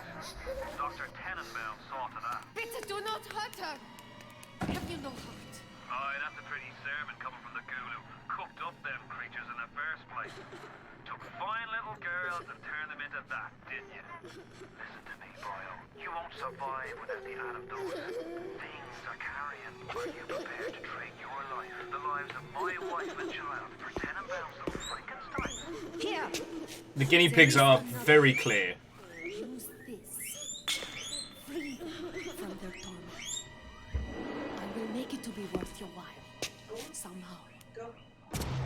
Now, obviously, Infinite goes into this way harder. And as I said, we weren't going to talk about Infinite today. But Kessler was pointing out that they were never able to harvest the Little Sisters. And honestly, I would be fascinated to see the data, because I think most people, unless they were replaying the game, actively chose to help them. I think what it comes from is, again, another discussion about the illusion of choice. Like... Okay, here's where we can get really, really arty-farty. And if you're wondering what that is in the background, Amos was trying to steal the guinea pig treats out of Fiona's hand. And so, okay, so Physicist, I know what you're talking about. Like, the Yahtzee review of this from a million years ago did talk about the old moral choice system of either, eat babies as Satan, or, save trees and be Captain Planet and be kind and selfless in all ways. And we know mechanically that it actually benefits us more to be good than evil. And a lot of time we've deconstructed stuff like this. Excuse me. we've deconstructed a lot of stuff like this and critiqued it, being like, well, you know, why be evil? Lol, Roffelmau. But then it hits you. Maybe we are being pushed into a specific way. The one time that we are given true freedom and choice in this, we actually choose to be kind, which tells us a lot about ourselves, but perhaps about this character. Because, like, we are under Atlas Fontaine. We're under their control. Would you kindly go, you know, save my family from Neptune? Would you kindly not shoot? Yeah, etc., etc. But here we are given choice, and we actively choose to be kind. We're mechanically and narratively and emotionally incentivized to do good here. And that is where our character's agency starts to show itself.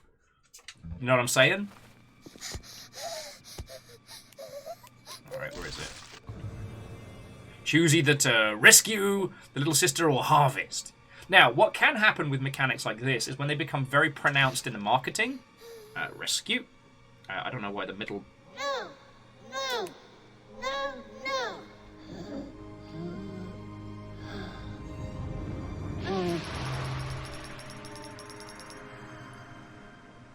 Thank you. Don't worry about it, kiddo. I had to quaff 2 bottles of wine.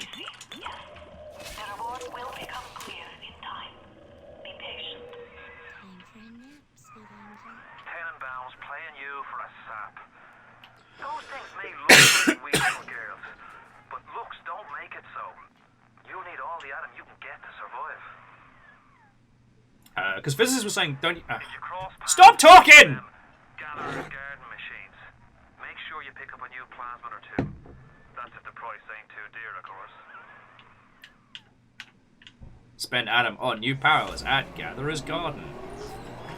So what I was trying to say is that we've already been conditioned, video gamey-wise, that doing good doesn't give you the immediate result, but will always result in better results overall, or perhaps narrative results, which 9 times out of 10 users will be far more focused on acquiring, like, narrative progression. Yeah, tasty. That was basically it. Shut up, kid. You're in the way of the wine. Pulls out both corks, the bottles at once. Just...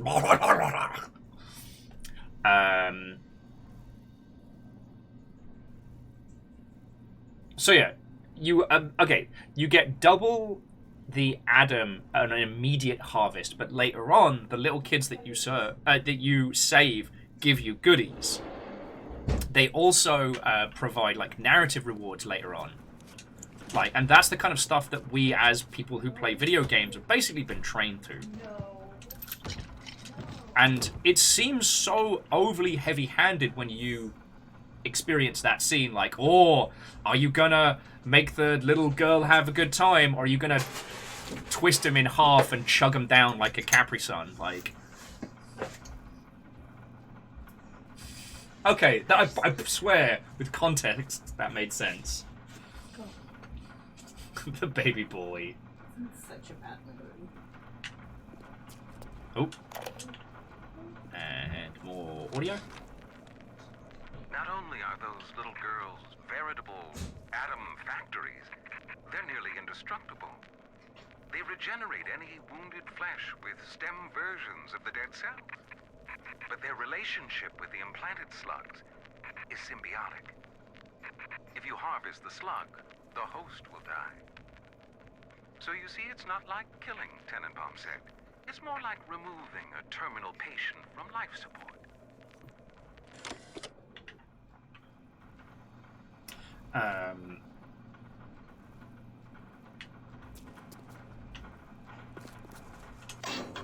Okay. Armored Shell, Eve Link, First Aids also give you Eve. Increases your maximum Eve.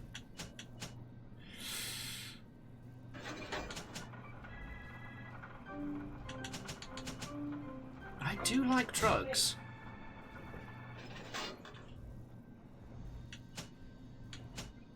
But honestly, I think Enrage is funny.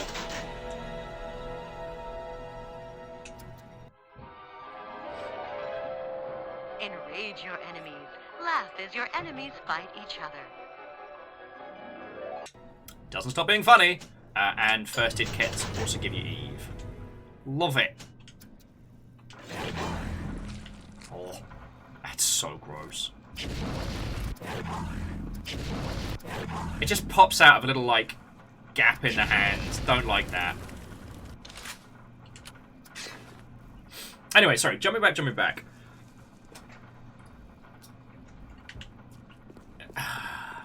Okay, I can't remember what this one says.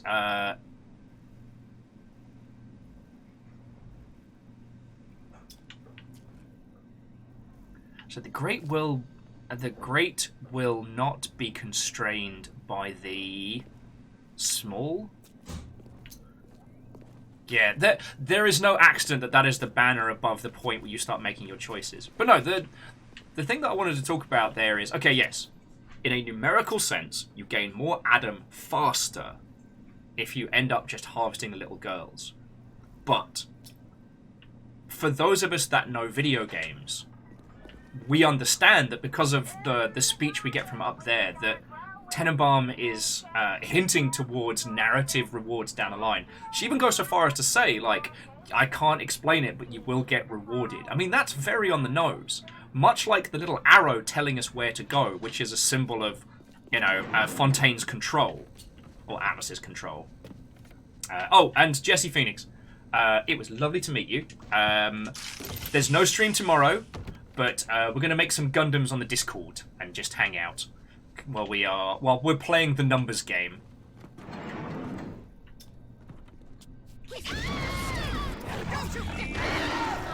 Fight for my entertainment, splicers!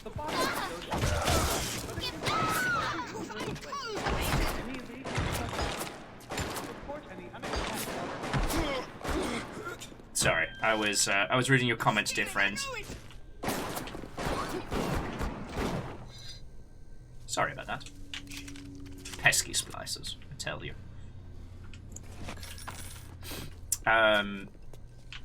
No, whatever that thought was, it dropped right out of my head. But oh yes, we're coming back through the medical pavilion because we have gone through there and done our stuff. And I think we get the. I think we've got the dental key now, so I think we can go back down. God, it's all. There's so much to remember.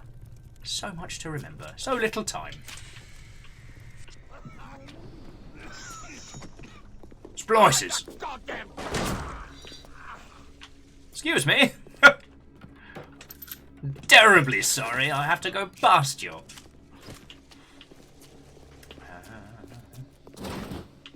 Was it this way? No, so that's the tennis area. Oh yes, we need to find the guy who's been like DDT'd through the wall.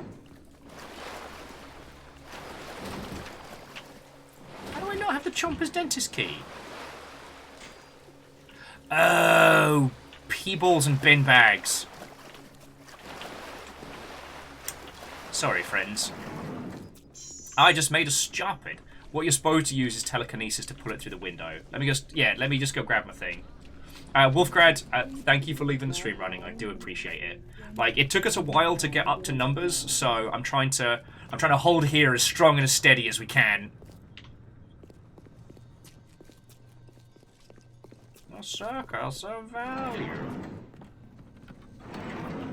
Yeah, I need me telekinesis.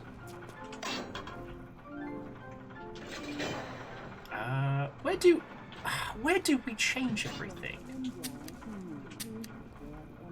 It's not. We don't have an inventory classic, do we? No. Should also probably save it.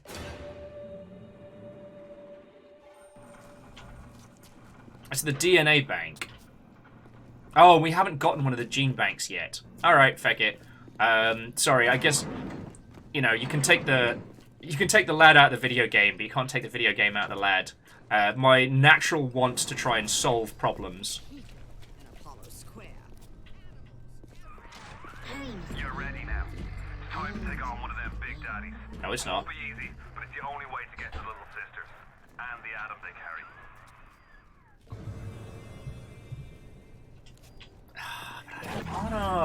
And I've got shit plasmids! Which, honestly, was a plasmid type I didn't think I knew existed.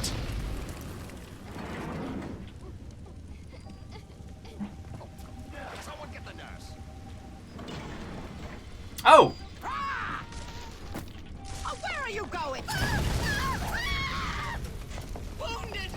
I'm bleeding! Sorry, what was that? I was too busy raiding your stash.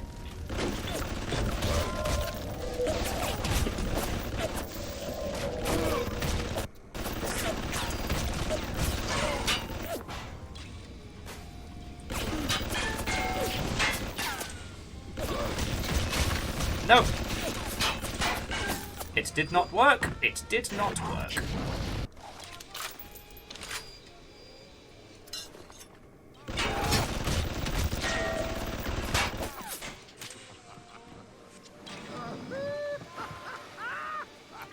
Feel good. Dun, dun, dun, dun, dun. I need to be able to change my stuff out. This is not going according to plan.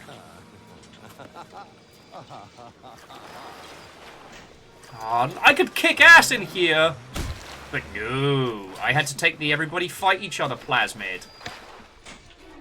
Gonna kick your ass.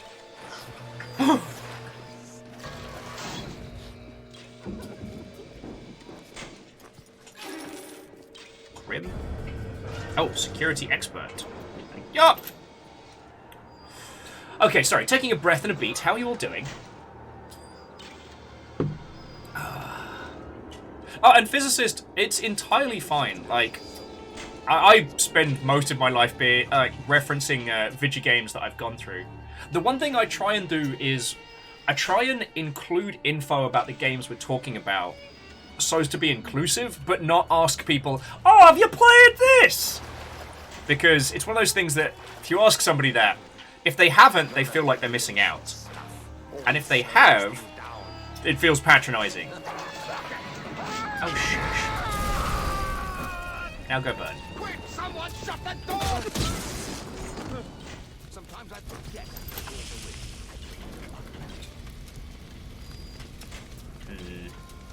I was just hoping there was going to be a gene bank around here or something, because I forgot we didn't go into this area.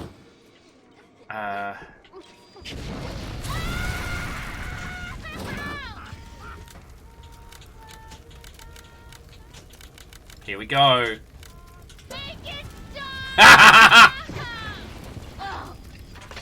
Gotta love it. Got to love it. Oh, sorry, friends. One of the reasons that the 0451 games, or 451 games, however you want to call them, are referred thusly is because it's always the first. It's always the first numerical code that you encounter in a reference to Fahrenheit. In reference to the book, sorry. Here's me mentally careening around the place. I don't know how I'm going to beat this, Big Daddy. I've got the wrong plasmids. You know what? Maybe I can use this guy. You, follow me. Are you a man or a slave? They're running! Someone get them! Where's Mr. Bubbles? Okay. Go fight and die for me.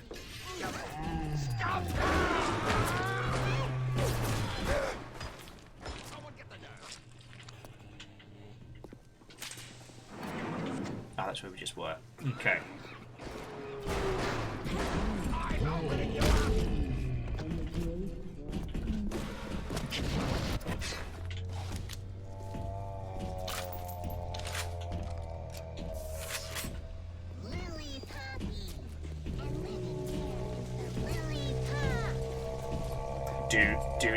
Do. Feel good. Oh, he broke my knees. He broke my knees so bad.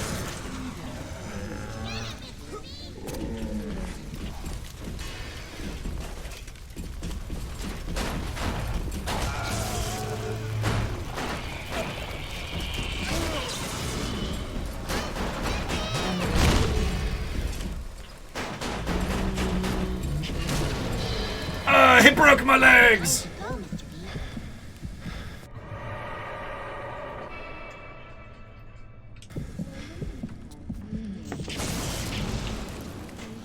But Sean, I was under the impression that the reason why they had that door code at Looking Glass Studios was because of that, right? Yep, Naru, that's a Big Daddy. They don't feck around. Hulking great beasts created purely to protect the little girls. Like, it doesn't feel good taking them out, but they do not give two hot hecks about kicking your ass. But I have none of the plasmids that are good for fighting them. I have Anger Ball and Spicy Fire. And Captain Ponchhard here can just...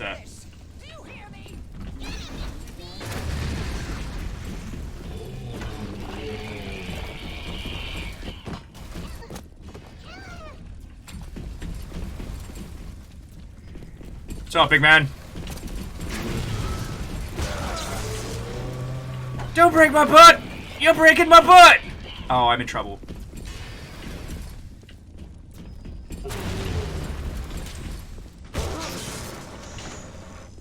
Where was that turret? Where was my little mate? Oh, it's over this way. Darling, tacky little nothing.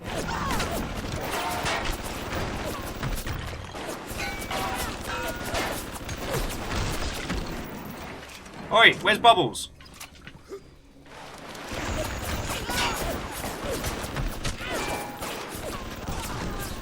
Thank you. We went from 9 health to no health. Sorry, where were we?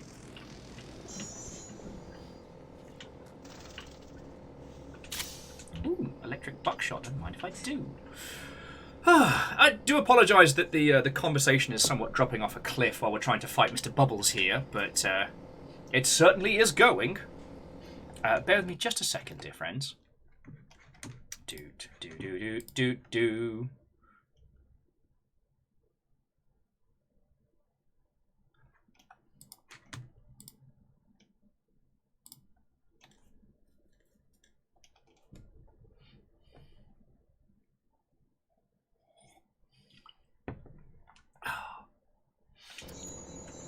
We are okay. Well, I was hoping Mr. Bubbles would come down this way.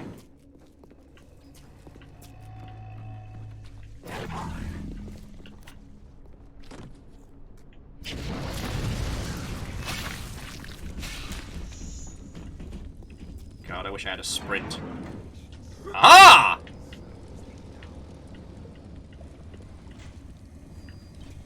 Oh. Meep! Now is not time to be clever, doors.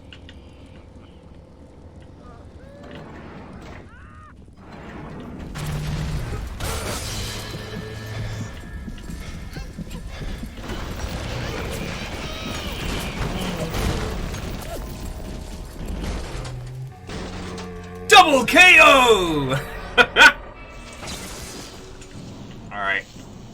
Let's go get them battle snacks. So where was it? Yeah, killing the big daddies does not feel good or satisfying. And there's definitely an interesting discussion to have about that. Like, they're one of the big threats in this game. And yet, it doesn't feel good when you take them out. Alright, rescue! Oh, and to Electric Salt, have a lovely rest of your evening. Ragnar, I was about to say something very rude there. Thank you. I absolutely belted out way too much of the AP ammo. I forgot I could do that. Sorry. No, don't mind me. No need to apologise. Plucky one, aren't they?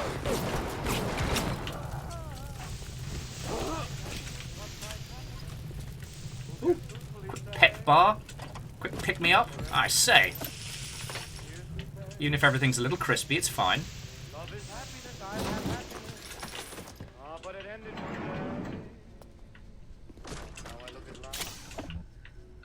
We have no health. God bless the Vita chambers. But I'm trying to talk to my friends here! I'm so sorry, friends. I'm so sorry. Oh, God. Just give me a second, because I want to grab that thought and pull it right back towards... Oh, yes!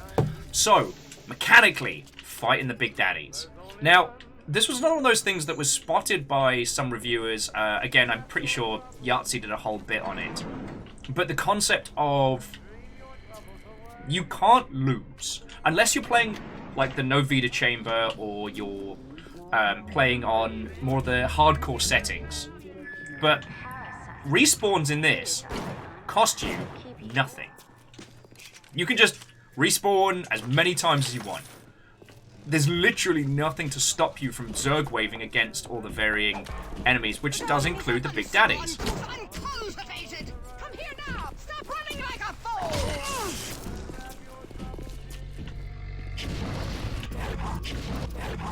Oh, cool. So there's one.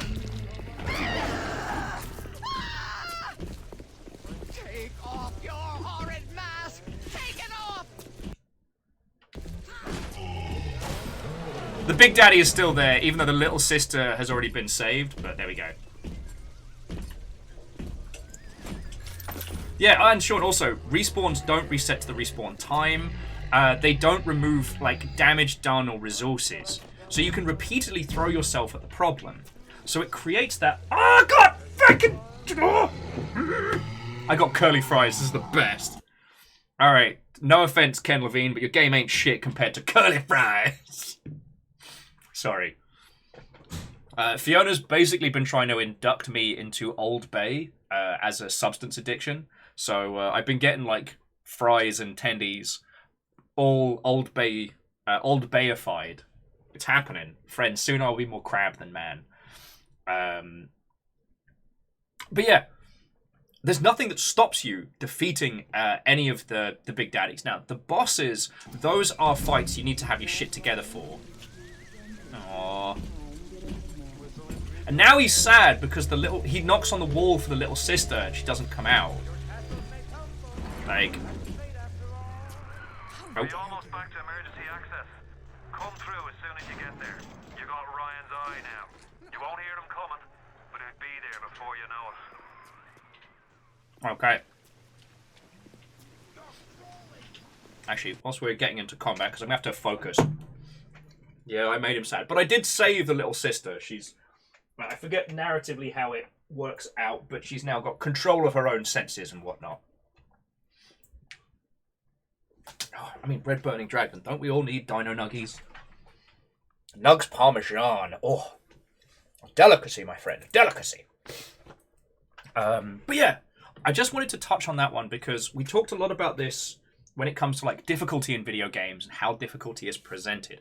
The big daddies are scary when you first encounter them. Like, I understand I'm not freaking out, but I understand how this unfurls. But let me tell you, first fighting those guys is terrifying. And using all of your resources to fight them off.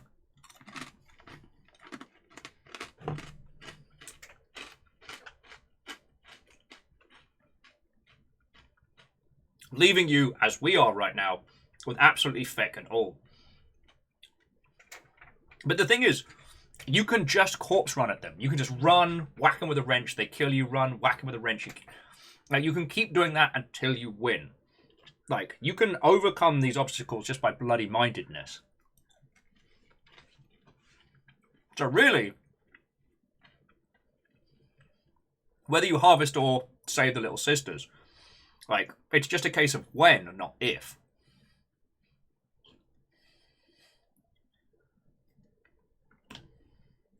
Oh, no, and Dustin, we're still super early on, so yeah, you know, we haven't done Andrew Ryan's golfing experience yet.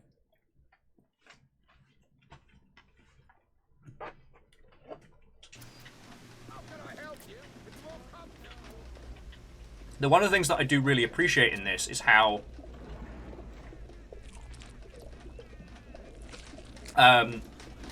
it presents Andrew Ryan as if he's going to be a big boss battle for you to overcome, and in actuality, Andrew Ryan is one of the poignant scenes. Is Crispy Guy coming back? I don't know. I feel kind of bad. No way, Jim. It's not safe. Haven't you heard? Atlas's bandits are everywhere. Hold on a second there. Remember what Andrew Ryan said. All right. I'll buy a couple. We got cash. We got time.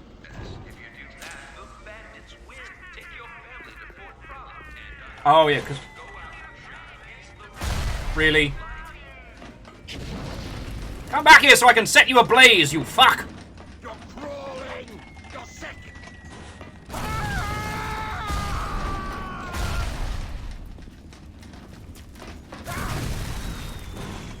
What's better than fire? Double fire!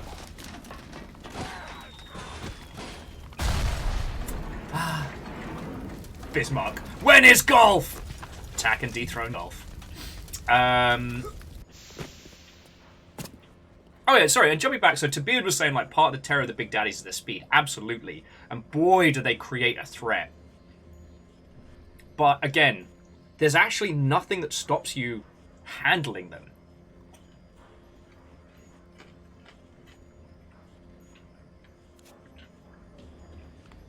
The threat and the perception of their threat is a fascinating creation.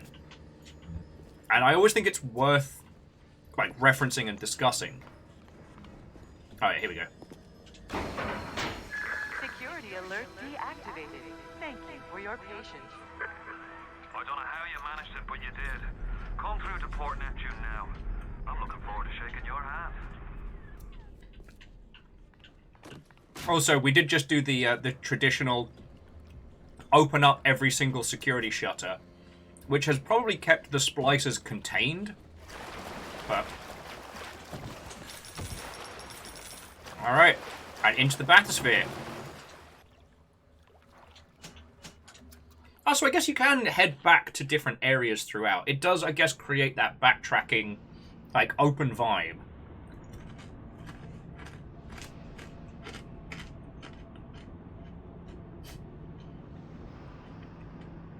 And indeed, Dustin, thank you for reminding me of Andrew Ryan's great quote. If you find yourself in a spot of bother, shoot bees from your hand. No one's ever sad who can shoot bees.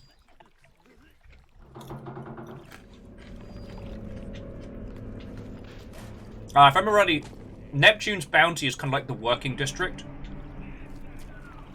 Now you had the pleasure of Andrew Ryan's company.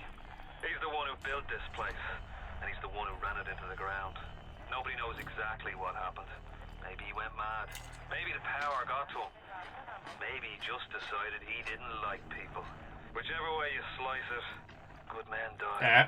My family's in a submarine hidden in the foundation of Fontaine Fisheries. I'll meet you there.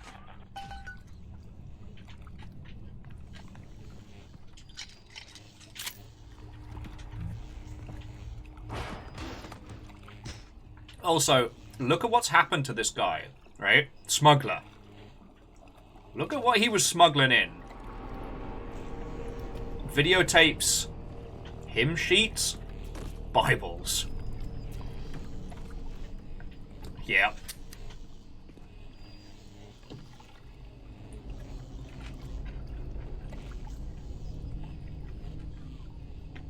Now, one of the things that is interesting about BioShock, the original, is it does go a long way to explaining why there are still regular working class people in this, like, Art Deco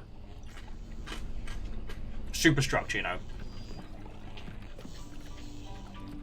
Oh, here we go. Time to swap those plasmids! I do like telekinesis. Let's go for that one, just in case we head back. That's telekinesis, Kyle. A circus of value!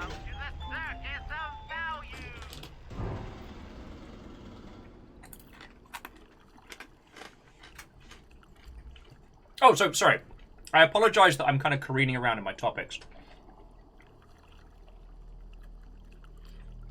And Occult Game Dev, you are right. They're not trapped in here. We're not trapped in with them. The splicers are now trapped in here with us. We're the ones that have been released.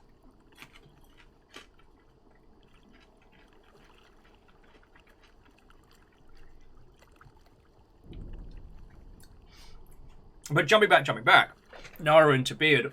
What I was trying to get to before I got distracted by curly fries and the circus of value was that, like, Andrew Ryan actually did offer people, you know, money to bring their families into work in Rapture. You know, it's not quite so hand-wavium as with a lot of other situations as to how it came to be.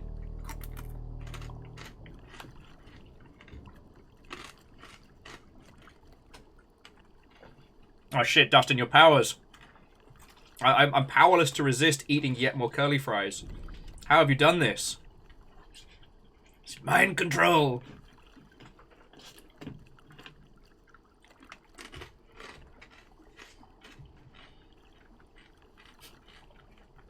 Yeah. $20 for a first aid kit. Outrageous.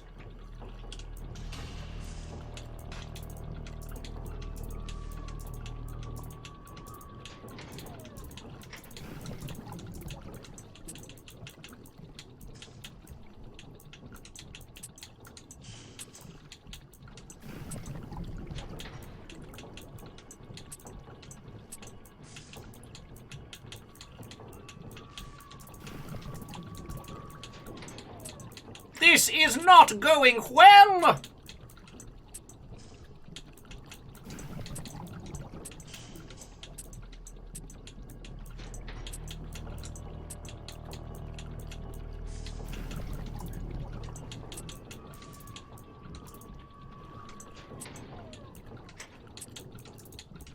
Come on, piece going to the right. There we go.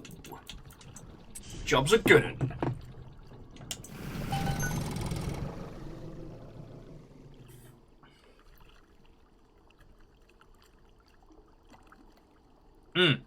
So Fearless makes a good point that, as Burial at Sea points out, the structures aren't built underwater. They're built above ground and then sunk. So there's I guess at least up until everything goes to shit, there's also a part of, like, Rapture's operation which takes place above sea.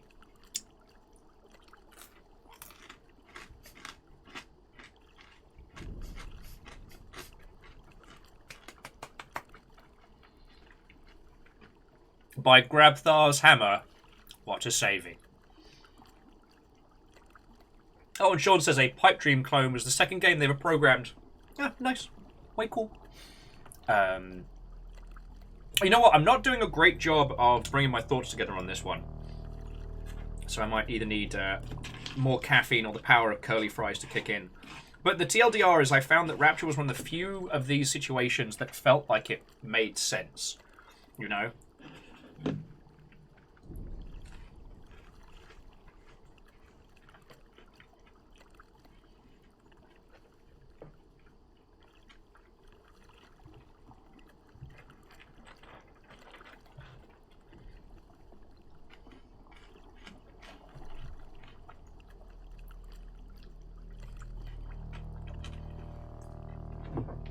I think it's one of the reasons why I end up talking about it so much. It's because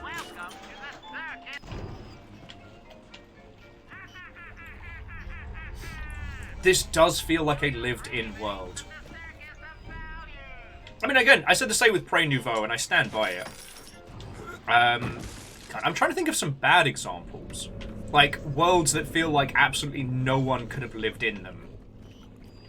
And I'm definitely struggling.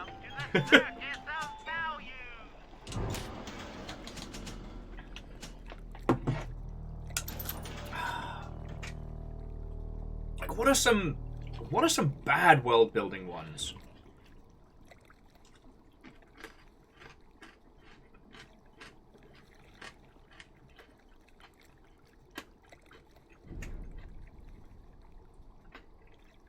I mean, I guess The Surge 2 is one that I think about because it apparently has all these like fanatics and hunters and things in there, but having spent time in that world, no regular people would stick around there.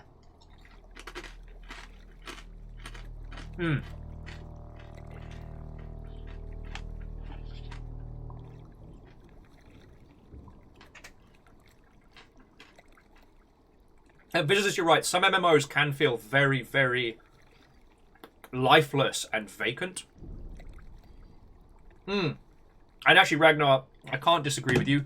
Like, going back to Fallout 4, very few of the cities and regions feel like they make sense. Fallout 4 definitely suffers from the megaton problem. And that is to say that the first area you come onto is the only one that feels like a functioning city, and the other regions feel like they wouldn't succeed.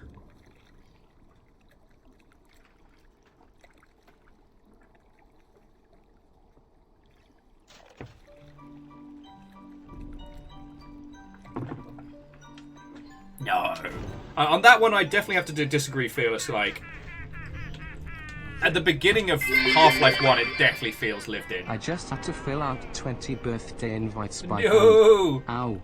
Thank you for the catharsis of murder. Not just murder, but fiery murder. Keldra, how are you doing? Also, your lovely partner popped in earlier and said hello and donated, like, stuff and things, which was really feckin' cool of him.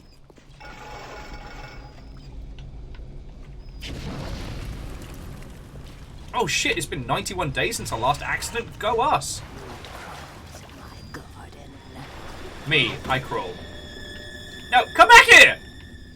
I wanted to set things on fire. Splicers.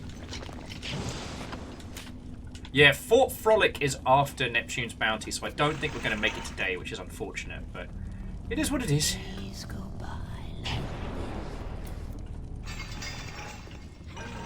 Face goes by like stupid.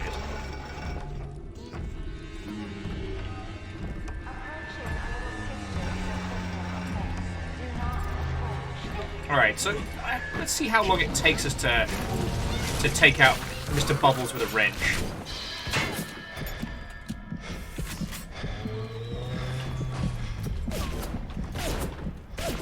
Oh yes, this is the point where we start realizing we start getting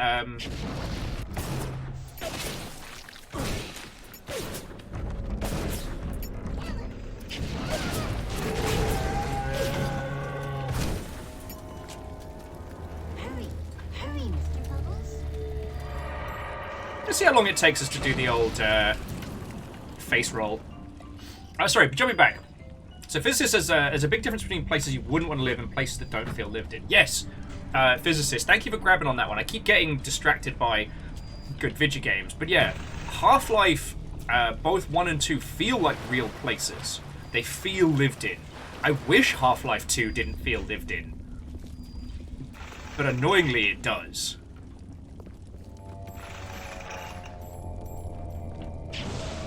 Oi!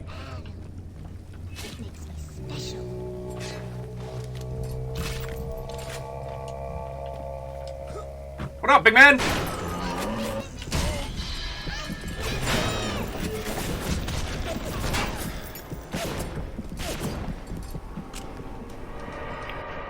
Yeah, I miss cheese. And Naru, I know it's from Half-Life Alyx, so not a lot of people have encountered it, but the whole speech about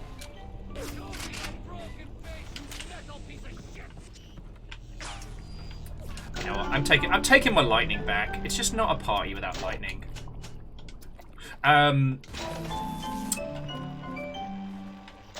There's a speech in Half-Life Alyx where they talk about the pure decadence of a club sandwich, and it is one of the most powerful speeches of like post-apocalyptic media.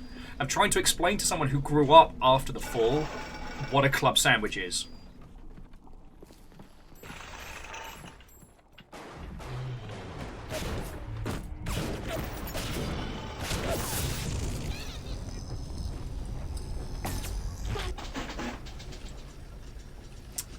I'll just buy it out.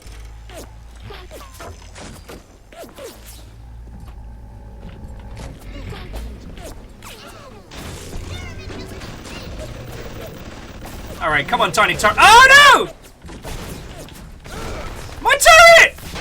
Yeah! He had so much to live for!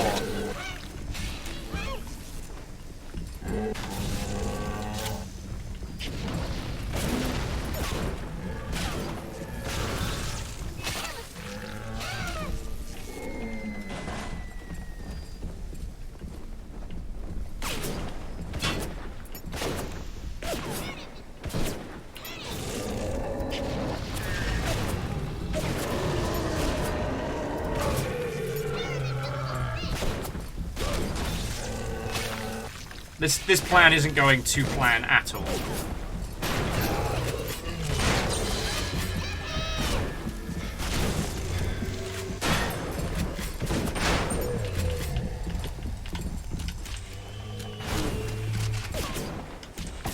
This plan is bad. It's a bad plan.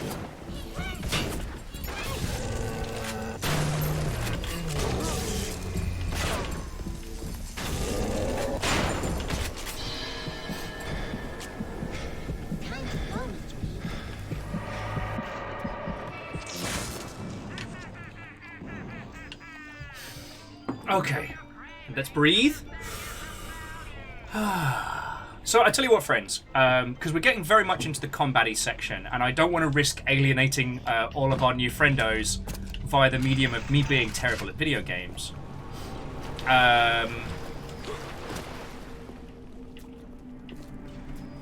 So I think I'm gonna handle this Big Daddy, and then we'll go for the conversation sections of our evening. Because what I don't want to do is stream super, super late.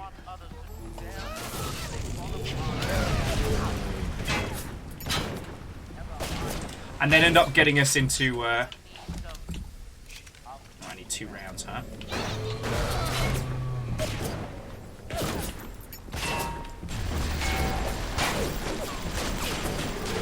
Alright. Handled. Oh, he's fine. He's just sleeping. He's fine. Okay.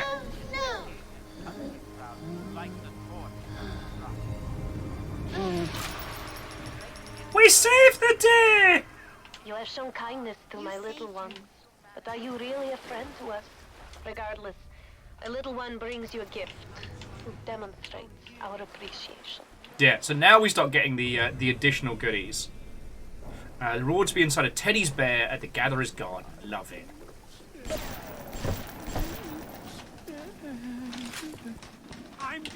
Oh, feck off! I'm trying to talk to people!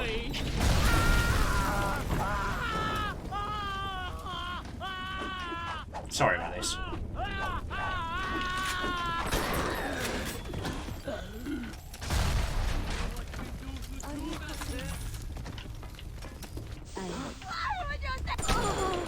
Hold it.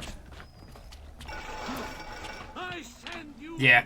You know what? This is definitely, as much as I want to get to the crankety crabs, this is definitely one of the weaker sections. I just came from there! You guys suck!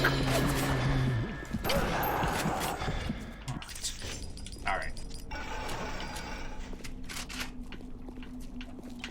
Sorry, I'm just bringing it back, so one, we get the goodies from the Gatherer's Garden, and, because this is a good point to have a banter. Now, the reason I was saying that this is one of the weaker areas is because this is the point where it's very much, shooty gun bang focused, right? Oh, this isn't the Gatherer's Garden, this is the Gene Bank. Okay. Never mind. Circus of value! While this area is interesting, and it definitely shows like what the working class looked like around Rapture, and that aside from people that asked for help, like Andrew Ryan wasn't awful to the workers of Rapture. You can see where they stuck around. But there was definitely a divide between what Andrew saw as like the inspired, the creatives, the thinkers and the doers, and those that pulled up the fish. Ironically, if he hadn't had these undersea fishermen, they never would have found the slugs that powered the plasmids, and that would have been a whole different kettle of monkeys.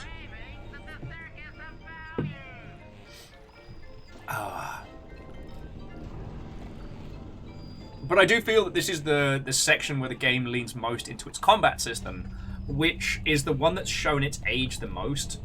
Like, it's cool, you have plasmid on one hand, you have gun on the other, but Prey Nouveau definitely gave more flavor and more variety. I agree with what the physicist was saying, that the gene bank system, especially early on, what it does is rather than put together something creative, it essentially asks you to choose between like useful and progression. It asks you to choose between like being able to pull a key off a wall, or being able to stun a turret and a Big Daddy, or being able to use the flamer or what have you.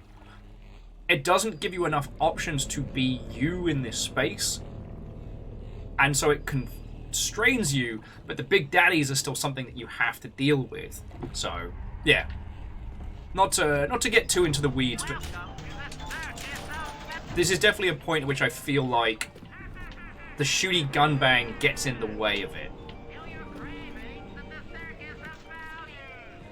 It's also interesting that, like, as we come on in, even the working area still has, like, Andrew Ryan's, like, ostentatious statue sticking out of it. And one of the reasons why I say that Andrew doesn't completely disregard the working class of Rapture, which, I mean, take that as you will. It's one of the reasons why I don't want to talk about Infinite, because, oh boy, Columbia very bad. But yeah, so friends, is there anything that we haven't covered, like discussion-wise today, that you want to churn into before we continue? Yeah, before we continue. Oh yeah, a Naru hoodie. It's a Cadbury's factory of yikes when we get up to Columbia.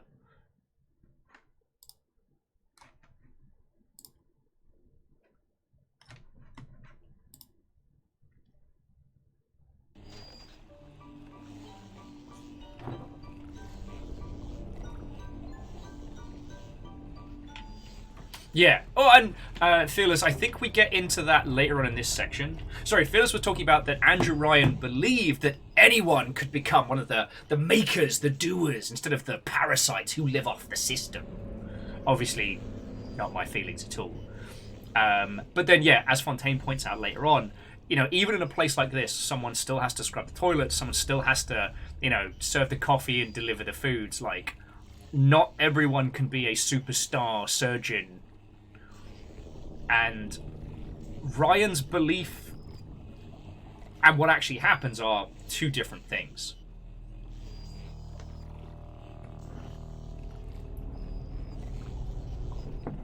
Yeah, and so, Physicist, I agree with you.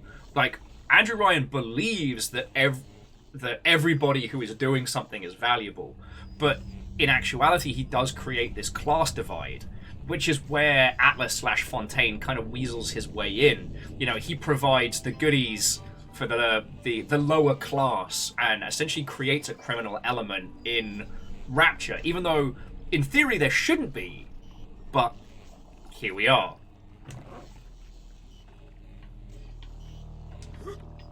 Oh, I mean, and Red Burning Dragon, I don't disagree with you. Like, you see that throughout this whole game that Ryan's absolute feckin' opinion of himself is he does think that he's a feckin' god. Like, he really believes that. Yeah, because physicists, like, the naming conventions around, like, the atom is on the nose.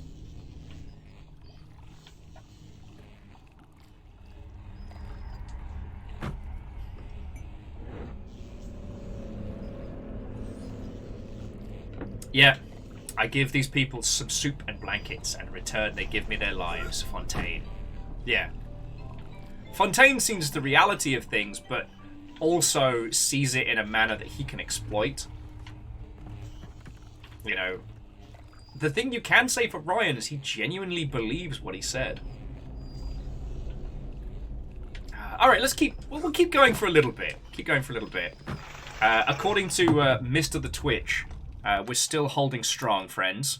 So yeah, for as long as we're heist worthy, by my calculations, even with a slow start, we should be okay for a bit longer. So yeah.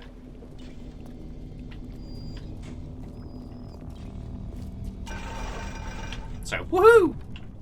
Let's kill some splices. All right, so Lower Wharf.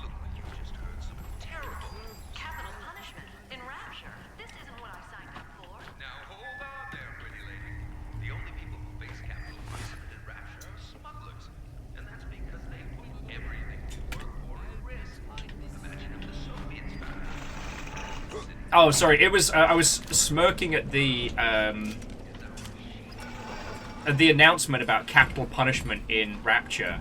I didn't sign up for capital punishment in Rapture.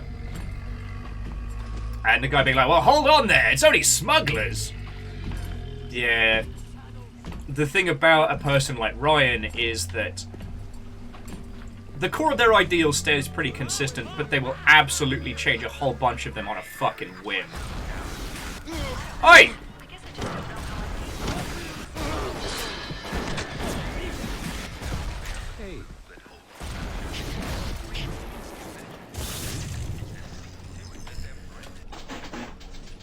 I might as well use the auto hack. You belong to me.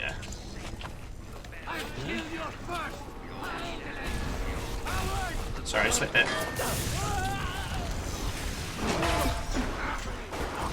Oh, there's another guy. Where did you feckin' come from?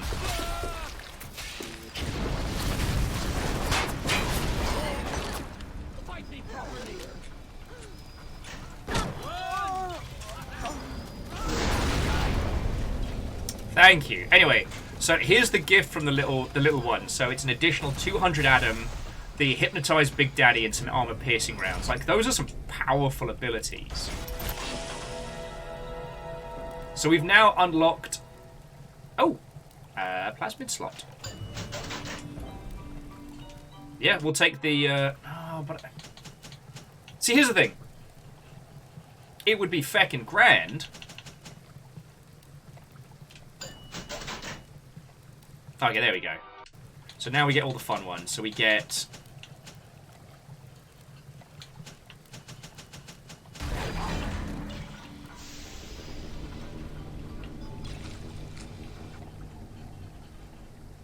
Oh no, I've got to go back and change him. Sorry, it keeps throwing everything at us all at once. At us.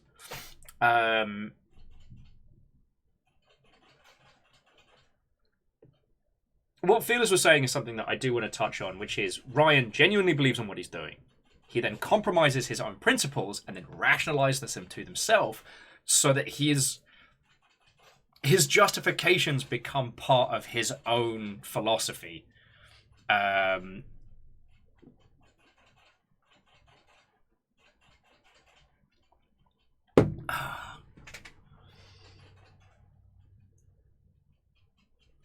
No, you know what? That's a thread that I do not want to pull on.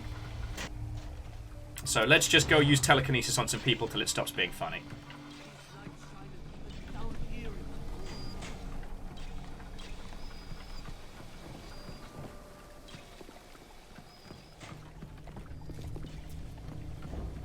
Free goodies.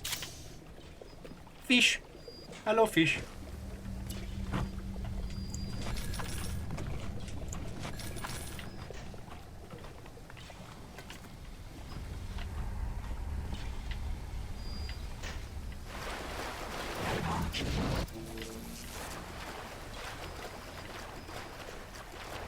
It's probably not a great idea to be in here if we're using this. See, here's where the 451 problem... Sorry, the immersive sim element doesn't come into effect. Auto hack. Because we have a grate, which we can see through, but we can't use telekinesis to pull things through. Alright, so here's Timmy's interrogation. God. Mr. Ryan asked me personally to make this clear to you. You give us Fontaine and this whole filthy ring of his, and you'll be knocking back pints up at the Fighting McDonough's. But if you prefer to play the mule, we'll treat you like a mule. Give him a taste, Patrick. What's that? Change of heart, Timmy? Timmy? Ready to talk now? Go on. Go on. Whatever Ryan thinks he can do to me, Fontaine can do double!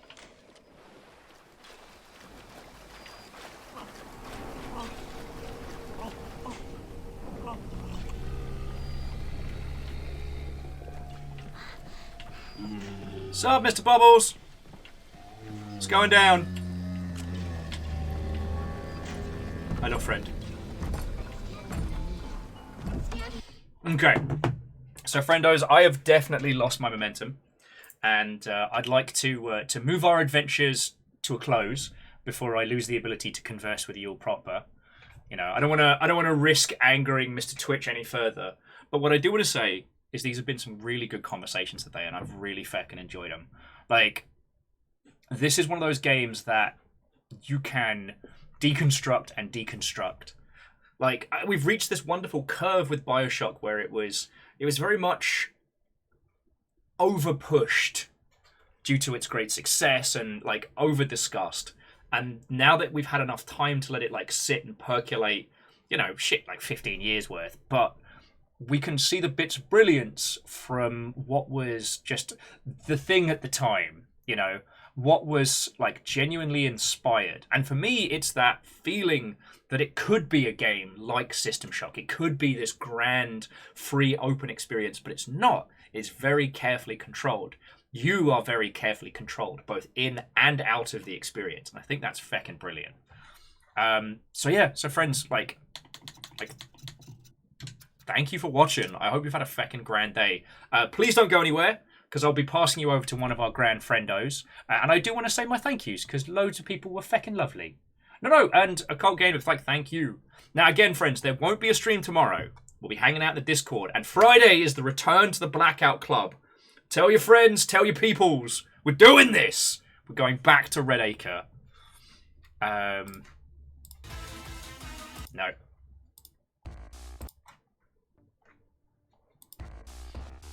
But, to that end, I need to say thank yous to the following people. I hope I said during all the bits and subs and everything, but as you well know, I'm entirely supported by what you lot choose to throw in, and I'm really fucking grateful for it. So to Rebolt, thank you for the donation. That gets to get spent on food almost immediately, so seriously, thank you. To Bacon Avenger, Favor 6, Vanderbeest, Catastros, Punspector, Keldra, Wolfgrad, and Naru Hoodie, thank you kindly for the bits. They're a massive, massive help. To Caffeine and Rise and Moose, thank you for looking after today. And for new followers, we had plenty. So to Huffslike, Nivani, Jesse Phoenix Art, The Half-Masked Man, Sabby, Toxic Memes, Zara of Ruin, and Comrade Corbin. Thank you for the followers, and I do hope we get to chat some more. To Book, Sean Clipper, Occult Game Dev, Secretly Robin, Favor 6, Book Zombie, Final Phoenix, Soviet Muscati, and Unitax, thank you all so much for being the targets of House Carl on long sprees. And Imperios, I can thank you for the raid, you legend.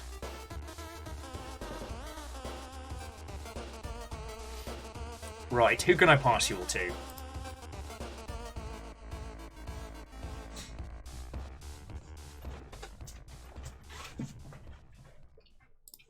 Oh, heck. My friends over at Brace Yourself Games are playing... are playing Giant Robot Nonsense.